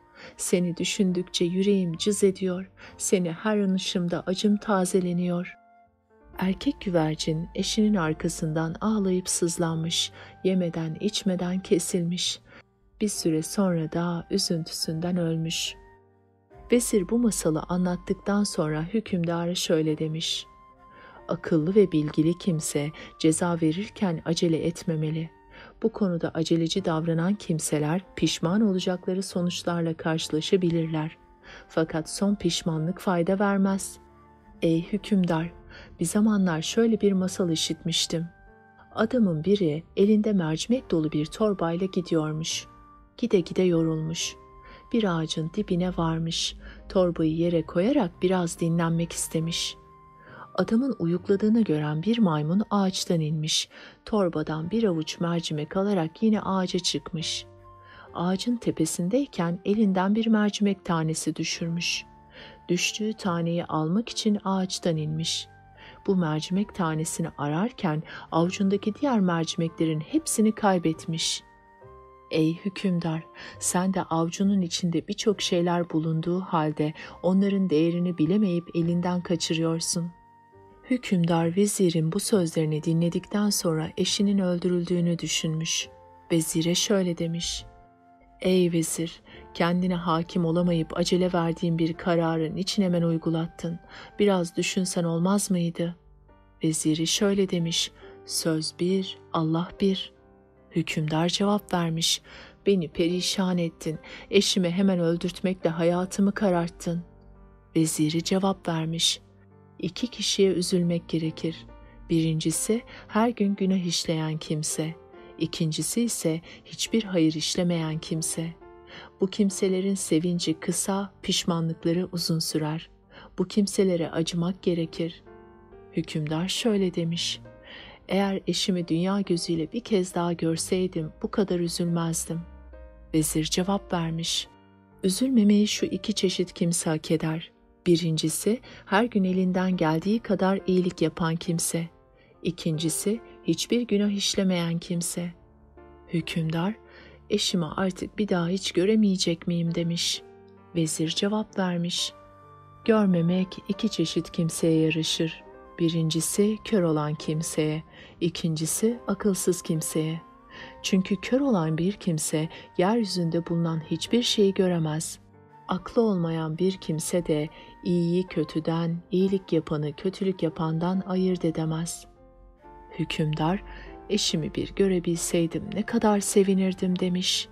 Vezir cevap vermiş: sevinmek şu iki çeşit kimseye yakışır. Birincisi ileri görüşlü kimseye, ikincisi bilgili kimseye. İleri görüşlü kimse bir şeye karar verirken düşünür, uzağı yakını hesap eder. Bilgili kimse ise iyi ile kötüyü ayırt eder. Bir işe başlamadan önce o işin sonucunu düşünür. Hükümdar, senden biraz uzak durmamız ve çekinmemiz gerekiyor anlaşılan demiş. Vezir cevap vermiş: şu iki çeşit kimseden uzak durmak ve çekinmek gerekir. Birincisi, iyiliği, kötülüğü, ödülü, cezayı tanımayan kimsedir. İkincisi, gözlerini haram olan şeylerden, kulaklarını kötü sözler işitmekten çevirmeyen kimsedir. Hükümdar şöyle demiş: artık eşimden ümidi kestim, kendimi yok sayıyorum. Vezir cevap vermiş: üç şeyi yok saymak gerekir. Birincisi, içinden su akmayan ırmak. İkincisi, hükümetsiz bir memleket. Üçüncüsü de kocası olmayan kadın. Hükümdar sonunda sabırsızlanıp şöyle demiş: ey vezir, söylediğim her söze niçin hemen cevap veriyorsun? Vezir şöyle demiş: üç çeşit kimse her söze hemen cevap verebilir. Birincisi akıllı hükümdar. İkincisi dengiyle evlenen kadın. Üçüncüsü bilgili ve dürüst bir kişi. Hükümdar vezirin verdiği cevaplar karşısında kararsız kalmış, oldukça üzülmüş. Onun bu halini gören vezir şöyle demiş: ey hükümdar, eşin hayattadır. Hükümdar bu habere çok sevinmiş. Vezire şöyle demiş: ey vezir, senin iyilikseverliğin, doğru sözlülüğün beni ümitsizliğe düşmekten alıkoydu. Senin bilgine ve ileri görüşlülüğüne güvenerek zaman zaman eşimi öldürtmemiş olabileceğini düşündüm. Gerçi İrat büyük bir suç işledi, ağır sözler söyledi. Fakat bunu kötü niyetle yapmadı. Kıskançlık duygusuna kapılarak yaptı. Ben onun bu davranışını görmezden gelmeliydim. Sen de beni denemek istedin. Sana nasıl teşekkür edeceğimi bilemiyorum. Haydi git de eşimi alıp getir. Vezir hükümdarın yanından çıkıp İraht'ın yanına gitmiş. Ona giyinmesini ve hazırlanmasını söylemiş. Sonra onu hükümdarın yanına götürmüş. O da hükümdarın karşısına gelince şöyle demiş: hayatta olduğum için önce Allah'a, sonra sana teşekkür ederim. Sana karşı küstahlık ettiğimin farkındayım. Bu küstahlığı işledikten sonra benim yaşamamam gerekirdi. Fakat hükümdarın bağışlaması, cömertliği ve merhameti sayesinde yeniden hayata kavuştum. Ayrıca vezire de teşekkür borçluyum. Çünkü vezirin bilgisi ve ileri görüşlülüğü sayesinde ölüm cezasının uygulanması geciktirildi. Bu da benim hayatımı kurtardı. Hükümdar vezirine şöyle demiş: yaptığın iyilik çok büyüktür. Çünkü ben onun öldürülmesini emrettiğim halde sen onu hayata kavuşturdun ve onu bana yeniden bağışladın. Ben senin iyilikseverliğine ve dürüst idareciliğine öteden beri hep güveniyordum. Şimdi ise gözümdeki değerin daha da arttı. Devletin idaresini senin eline veriyorum. Bundan böyle devleti sen yöneteceksin. Vezir hükümdara teşekkür ettikten sonra şöyle demiş: ben büyük ve önemli işlerde acele etmem. Çünkü acele işin sonu pişmanlıktır. İnsan gibi değerli bir varlık hakkında karar verirken dikkatli olmak gerekir. Hele hele sizin eşiniz gibi iyiliksever ve akıllı bir kadın hakkında karar verirken daha da dikkatli olmak gerekir diye düşündüm ve ölüm emrini geciktirdim. Hükümdar, haklısın demiş. Söylediklerini kabul ediyorum. Bundan sonra senin tavsiyelerine uymak için daha da dikkatli olacağım. Hükümdar bunları söyledikten sonra vezirine ödüller vermiş. Dostlarını öldürmek isteyen Brehmenlere karşı savaş açması için yetki vermiş. Vezir de hükümdarın emrini yerine getirerek Brehmenleri kılıçtan geçirmiş. Böylece halk da huzura kavuşmuş. 12. Bölüm. Hükümdar Depşelim Beydeba'ya şöyle demiş: kendi işini bırakıp da başka işlerle uğraşan, sonra başarısızlığa uğrayarak çaresiz kalan kimsenin durumuna örnek vermeni istiyorum. Beydeba anlatmaya başlamış. Derviş ile misafir masalı. Evvel zaman içinde Kerk denilen yerde ömrünü ibadetle geçiren bir derviş varmış. Günün birinde dervişe bir misafir uğramış. Derviş misafirine hurma ikram etmiş. İkisi birlikte hurma yemişler. Hurmayı beğenen misafir şöyle demiş: bu ne kadar lezzetli bir hurma. Bizim memleketimizde hurma yoktur. Keşke olsaydı. Ben bu çekirdekleri memleketime götürmek ve orada da hurma yetiştirmek istiyorum. Bu konuda bana yardımcı olabilir misiniz? Derviş cevap vermiş: buna ne gerek var? Belki memleketinizin toprağı böyle bir hurmayı yetiştirmek için uygun değildir. Sizin memleketin meyvesi boldur. Bu hurmaya ihtiyaç yoktur. Onun için buradan oraya kadar ne çekirdek ne de fidan taşımaya değer. Boşuna zahmet çekmeye gerek yoktur. Olmayacak işin peşinde koşmaktansa olacak işle uğraşmak iyidir. Derviş İbrani dilinde konuşuyormuş. Dervişin yanında bulunan arkadaşı da söylenenleri misafire tercüme ediyormuş. Misafir dervişin tatlı tatlı İbranice konuşmasını çok beğenmiş. İbranice konuşmaya özenmiş. Onun bu durumunu gören derviş şöyle demiş: yahu senin kendi dilini bırakarak İbranice öğrenmeye heves etmen karganın macerasına benziyor demiş ve anlatmış. Evvel zaman içinde bir karga serçenin yürüyüşüne bakmış ve onun seke seke yürüyüşünü beğenerek ona özenmiş. Günlerce serçenin yürüyüşünü taklit etmiş ama bir türlü becerememiş. Sonunda vazgeçip eskisi gibi yürümeye karar vermiş. Fakat bunu da becerememiş. Kuşların en kötü yürüyüşlüsü olmuş. Sen de bildiğin dili konuşmayarak İbranice'ye özeniyorsun. Fakat dilin buna yatkın değil. Gülünç duruma düşüyorsun.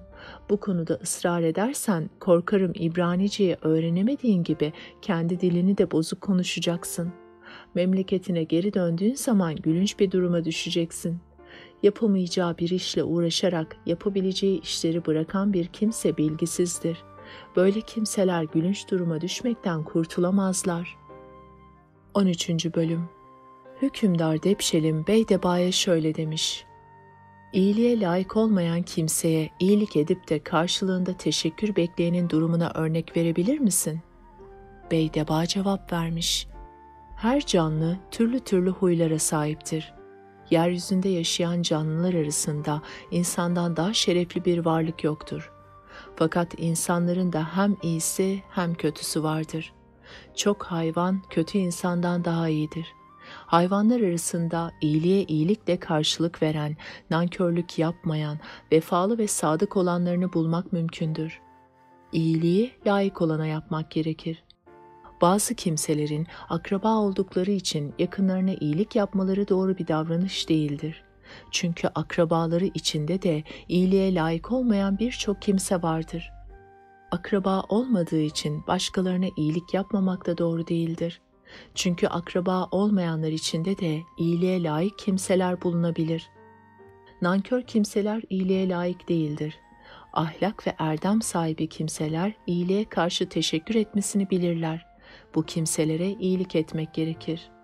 Bir doktorun hastayı tedavi edebilmesi için o hastanın hastalığını iyi tanıması gerekir.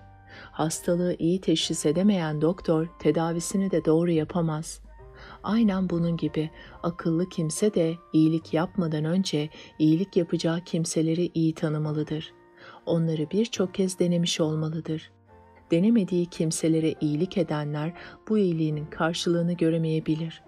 İyilik, karşılık beklemek için yapılmaz ama iyiliğe karşı teşekkür etmek de bir görevdir. Çünkü iyiliğe karşı nankörlük etmek doğru bir davranış değildir.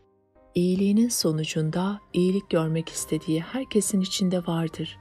Bunu başarabilmek için kalıcı dostlar edinmeliyiz. Bunun örneği Gezgin ile Kuyumcudur. Gezgin ile Kuyumcu masalı.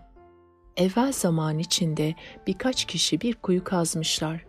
Bir kuyumcu, bir yılan, bir maymun ve bir pars bu kuyuya düşmüşler.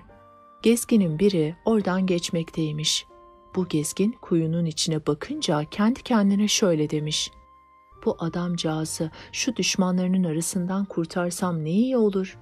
Bu kadar düşmanın arasında bu adamcağız her dakika ölüp ölüp diriliyordur. Ona yapılabilecek en büyük iyilik onu buradan kurtarmaktır."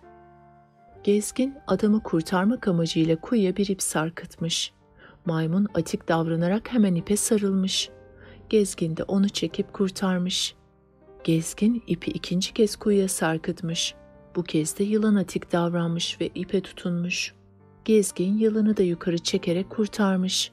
Gezgin ipi üçüncü kez kuyuya sarkıtmış.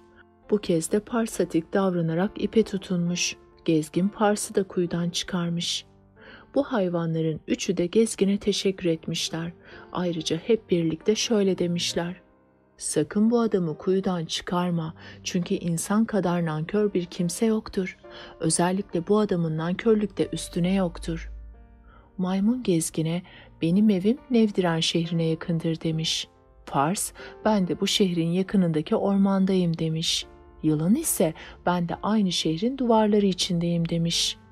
Hep birden gezgine şu teklifte bulunmuşlar: "Eğer bir gün bu şehre yolun düşer de bizim yardımımıza ihtiyaç duyarsan bizi çağır. Biz de senin yaptığın iyiliğe karşı sana yardım ederiz." Hayvanlar gezgine bu teklifi yaptıktan sonra oradan ayrılmışlar. Gezgin hayvanların söylediklerini dikkate almayarak ipi kuyuya tekrar sarkıtmış. Kuyumcu ipe tutunarak kuyudan çıkmış. Gezginin ayaklarına kapanarak, "Bana yaptığın iyiliğe teşekkür ederim. Senin hakkını ödeyemem. Bir gün Nevdiren şehrine yolun düşerse mutlaka bana uğra. Çünkü ben orada kuyumculuk yapıyorum. Senin bana gösterdiğin iyiliğin karşılığını ben de sana göstermek istiyorum," demiş. Kuyumcu adını da söyledikten sonra oradan ayrılmış. Gel zaman git zaman gezginin yolu bu şehre düşmüş. Maymun gezgini karşılayarak ona şöyle demiş: "Biz maymunların dünyaya ait bir şeyleri yoktur. Sen oturup dinlenmene bak, ben az sonra gelirim." Maymun gezgin için en güzel meyvelerden bulup getirmiş. Gezgin de bir güzel yemiş. Sonra izin isteyip ayrılmış. Gezgin şehrin kapısına vardığı zaman Pars tarafından karşılanmış. Pars gezgine şöyle demiş: "Senin bize çok iyiliğin dokundu. Şuraya otur dinlenmene bak, ben az sonra gelirim." Pars gezginin yanından ayrıldıktan sonra duvardan atlayarak hükümdarın sarayına girmiş. Hükümdarın kızını öldürerek mücevherlerini almış. Pars mücevherleri getirip gezgine vermiş. Gezgin doğal olarak Pars'ın bu mücevherleri nereden getirdiğini bilmiyormuş. Hayvanların yaptığı iyilikten memnun kalan gezgin kendi kendine şöyle düşünmüş: "Bu hayvanlar bana bu kadar iyilik yaptığına göre kuyumcu kim bilir bana ne iyilikler yapar. Kuyumcunun yanına vardığımda kendisine sorarım. Eğer darlık içindeyse ona bu mücevherleri veririm. O da satar, parasını birlikte paylaşırız. Nasıl olsa o bu işin ehlidir. Mücevherin değerini herkesten daha iyi bilir." Gezgin gide gide kuyumcunun yanına varmış. Kuyumcu onu çok iyi karşılamış. Gezgini alıp evine götürmüş. Gezginin elindeki mücevherleri görünce tanımış. Çünkü bu mücevherleri hükümdarın kızı ona yaptırmış. Kuyumcu gezgini evinde alıkoymuş. Ona, "Seni evimdeki yiyeceklerle ağırlamak istiyorum. Çarşıdan senin için en lezzetli yiyecekleri bulup getirmek istiyorum. Sen burada rahatına bak, dinlen. Ben az sonra gelirim," demiş. Kuyumcu gezginin yanından ayrıldıktan sonra kendi kendine şöyle düşünmüş: "Bu fırsat her zaman ele geçmez. Hükümdarın kızına ait mücevherler bu gezginin elinde. Ben hükümdara bu durumu haber verirsem onun yanındaki değerim artar. onun gözüne girerim. Böylece hükümdar beni büyük makamlara getirir. Bunun üzerine sevinçle kalkmış, hükümdarın huzuruna çıkmak için saraya varmış. Hükümdarın adamlarına şöyle demiş: "Hükümdarın kızını öldüren kimse benim evimde bulunmaktadır," demiş. Adamları durumu hükümdara haber vermişler. Hükümdar kuyumcunun hemen çağrılmasını emretmiş. Kuyumcu da gelmiş.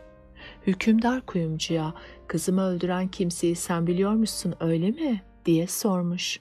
Kuyumcu, "Evet biliyorum, sizin kızınızı öldüren bir gezgindir ve şu anda benim evimde bulunmaktadır. Üstelik kızınızın mücevherleri de yanındadır," demiş. Hükümdar adamlarını çağırtmış. "Gidin hemen o gezgini bulup getirin," demiş. Gezgin hükümdarın huzuruna getirilmiş. Hükümdar gezginin üzerinde kızının mücevherlerini görünce hiç düşünmeden şöyle emretmiş: "Bu gezgine önce işkence edin, sonra da onu boynunda tasma ile şehirde dolaştırın ve dar ağacında asın." Gezgin korkusundan ağlamaya başlamış. Kendi kendine şöyle demiş: "Keşke kurtardığım hayvanların sözünü dinleseydim. Onlar bana insanoğlunun nankörlüğünü hatırlatmışlardı. Onları dinlemiş olsaydım bunlar başıma gelmeyecekti." Gezginin bu şekilde ağlayıp sızlamasını gören yılan çok üzülmüş. Bir kurtuluş çaresi aramış. Hemen oradan ayrılıp hükümdarın sarayına gitmiş. Hükümdarın oğlunu bulup sokmuş. Hükümdar bu duruma çok üzülmüş. Hemen doktorları çağırtmış. Doktorlar tedavi için ellerinden geleni yapmışlar ama başarılı olamamışlar. Yılan hükümdarın oğlunu soktuktan sonra arkadaşı olan bir peri kızına gitmiş. Ona gezginin yardımseverliğini anlatmış. Gezginin başına gelen sıkıntılardan kurtulması için kendisine yardım etmesini istemiş. Peri kızı hemen hükümdarın oğluna koşmuş. Ona, "Senin derdinin çaresini şu gezgin biliyor," demiş. Daha sonra yılan gezgine şunları söylemiş: "Sana insanoğlu nankördür, iyilikten anlamaz demiştim. Sen benim söylediklerimi dikkate almadın. Bunlar başına geldi işte." Yılan gezgine bunları söyledikten sonra eline birkaç yaprak vermiş ve şöyle demiş: "Hükümdarın oğlunu tedavi ettirmek için sana gelecekler. Sen de bu yaprakları kaynat ve suyunu hükümdarın oğluna içir. O hastalığın tedavisi bu yaprağın suyundadır. Hükümdarın oğlu senin tedavin sayesinde kurtulacaktır. O zaman hükümdar senin kim olduğunu ve durumunu soracaktır. Sen de bu fırsatı değerlendirirsen başına gelen felaketten kurtulursun." Kısa bir süre sonra hükümdar gezgini huzuruna davet etmiş. Ona oğlunu tedavi etmesini söylemiş. Gezgin de yaprakları kaynatarak çocuğa içirmiş. Çocuk bu sayede zehrin etkisinden kurtularak iyileşmiş. Hükümdar çok sevinmiş. Gezgine durumunu sormuş. Gezgin de başına gelenleri anlatmış. Hükümdar gezgini bağışlamış ve ona türlü türlü hediyeler vermiş. Kuyumcuyu gösterdiği nankörlük yüzünden de cezalandırmış.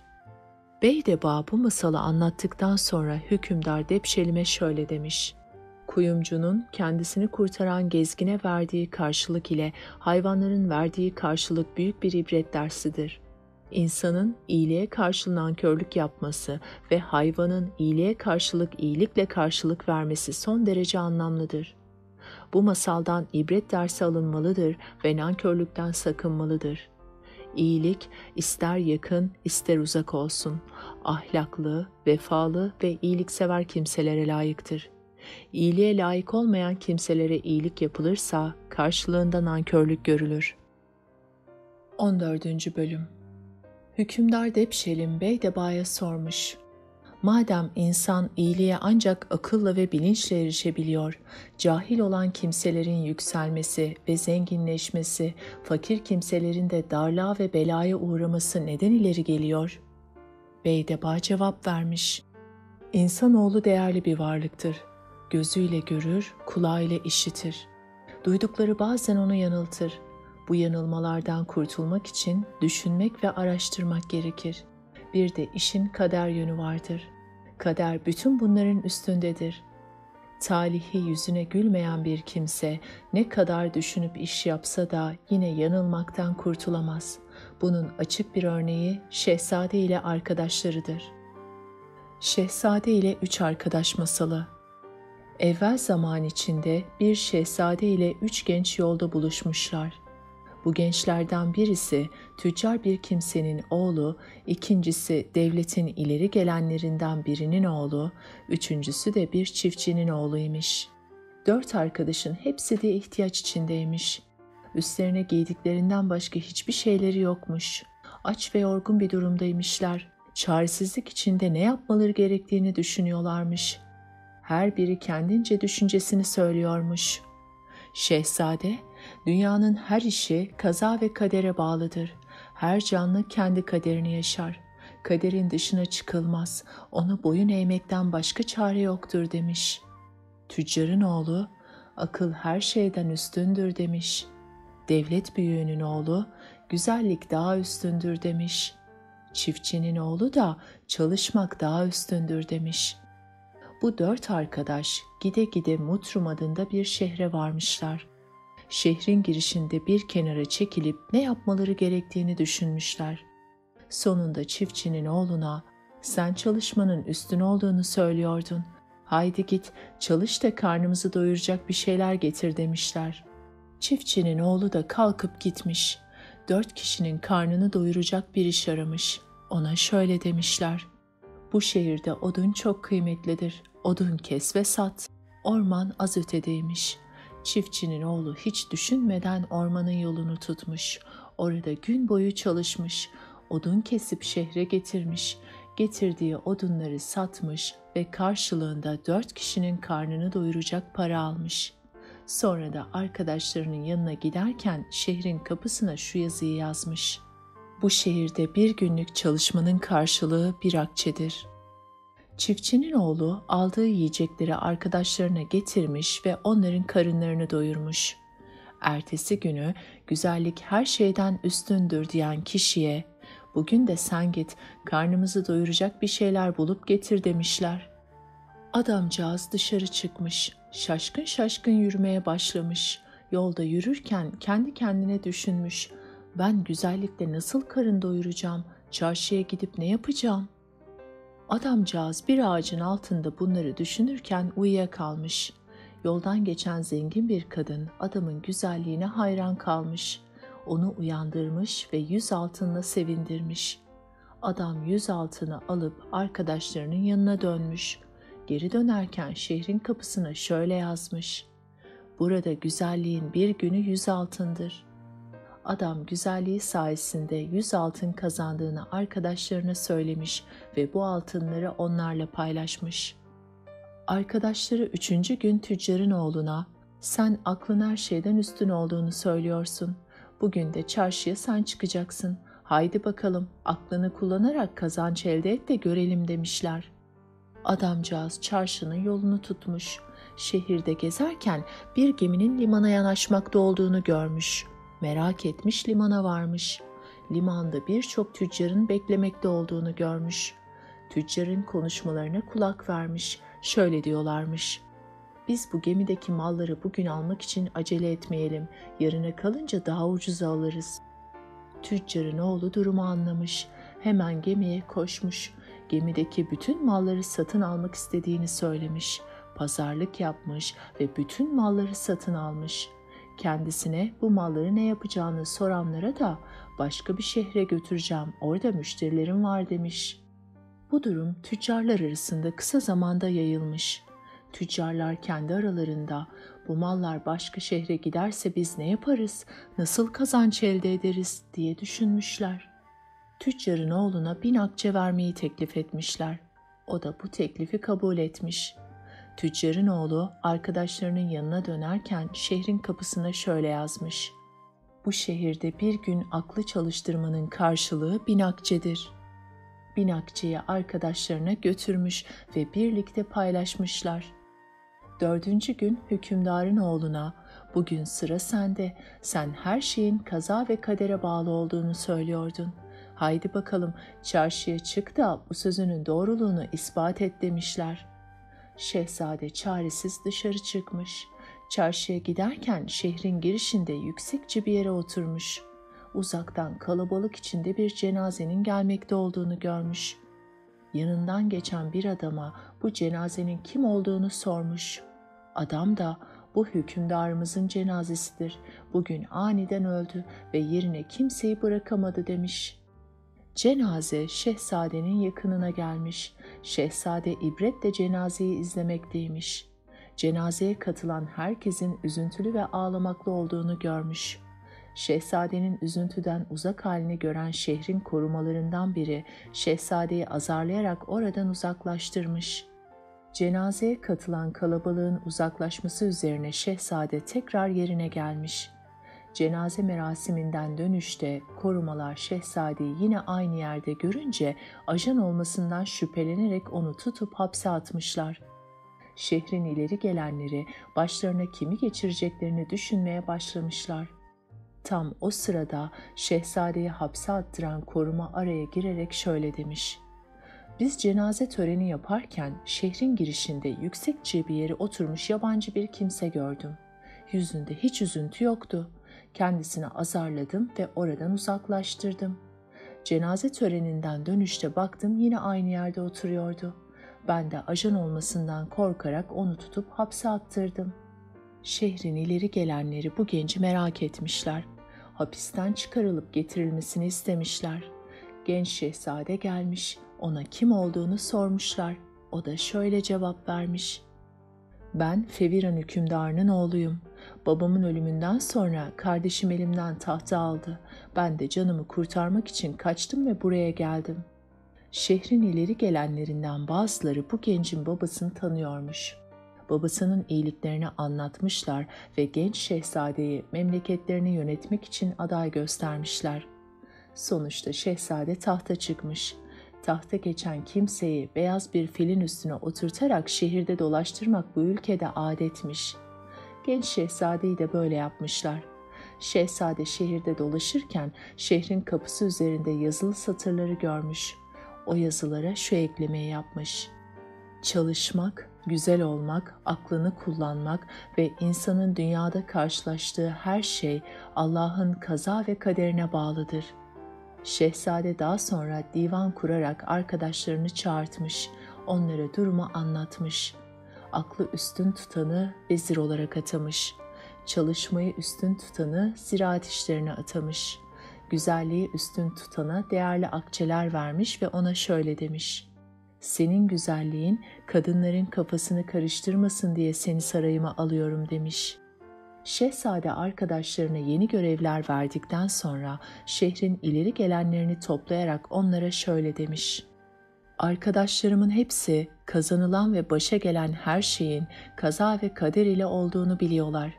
Sizlerin de bunu böyle bilmesini ve kabullenmesini isterim. Benim elime geçen fırsatlar bu sayede oldu. Bu işlerde aklımın, çalışkanlığımın ve güzelliğimin etkisi yoktur. Kardeşim elimden tahtımı aldığı zaman canımı zor kurtarmıştım.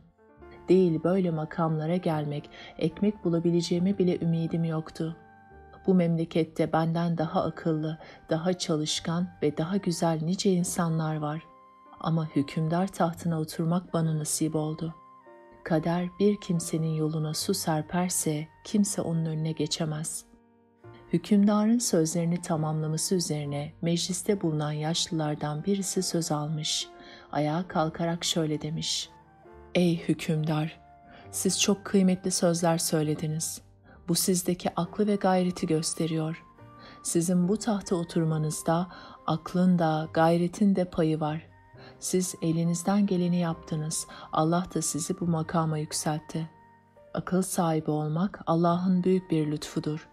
Dünya ve ahirette mutlu olmak, aklı doğru yolda kullanmakla mümkündür." Daha sonra mecliste bulunan bir gezgin şöyle demiş: "Ey hükümdar, ben gezgin olmadan önce ululardan birine hizmet ediyordum. Daha sonra dünyadan el çekip kendimi ibadete vermek istedim. Bu düşüncemi hizmet ettiğim kimseye söyledim. O da bana 2 altın verdi. Ben de altınların birini sadaka olarak bir fakire vermek, diğerini de yanımda alıkoymak düşüncesiyle çarşıya çıktım. Çarşıda bir avcının bir çift hüdhüt kuşu sattığını gördüm. Avcıdan bu 2 kuşu serbest bırakmak için 1 altın karşılığında almak istedim. Fakat avcı buna razı olmadı. 2 kuşa 2 altın istedi. Ben kuşlardan birini alıp diğerini bırakmak istedim ama gönlüm razı olmadı. Birinin erkek, diğerinin dişi olabileceğini düşünerek onları birbirinden ayırmak istemedim. Allah'a güvenip 2 kuşa 2 altınımı da verdim. Kuşları aldım, tekrar yakalanmasınlar diye şehrin dışında bir yere götürdüm. Burası sulak, yeşillik ve ağaçlık bir yerdi. Burada kuşları salıverdim. Kuşlar uçtular ve yemişli bir ağaca kondular. Ben daha önce ululardan birinden biraz kuş dili öğrenmiştim. Onun için bu kuşların söyleyeceklerine kulak kesildim. Yemiş ağacının başına konan kuşlar bana teşekkür ettiler. Sonra biri diğerine şöyle dedi: "Bu gezginin bize çok büyük yararı dokundu. Bizi özgürlüğümüze kavuşturdu. Biz de bu iyiliğin karşılığını ona vermeliyiz. Bu ağacın dibinde bir kap dolusu altın olduğunu hissediyorum. Genelde tahminimde yanılmam.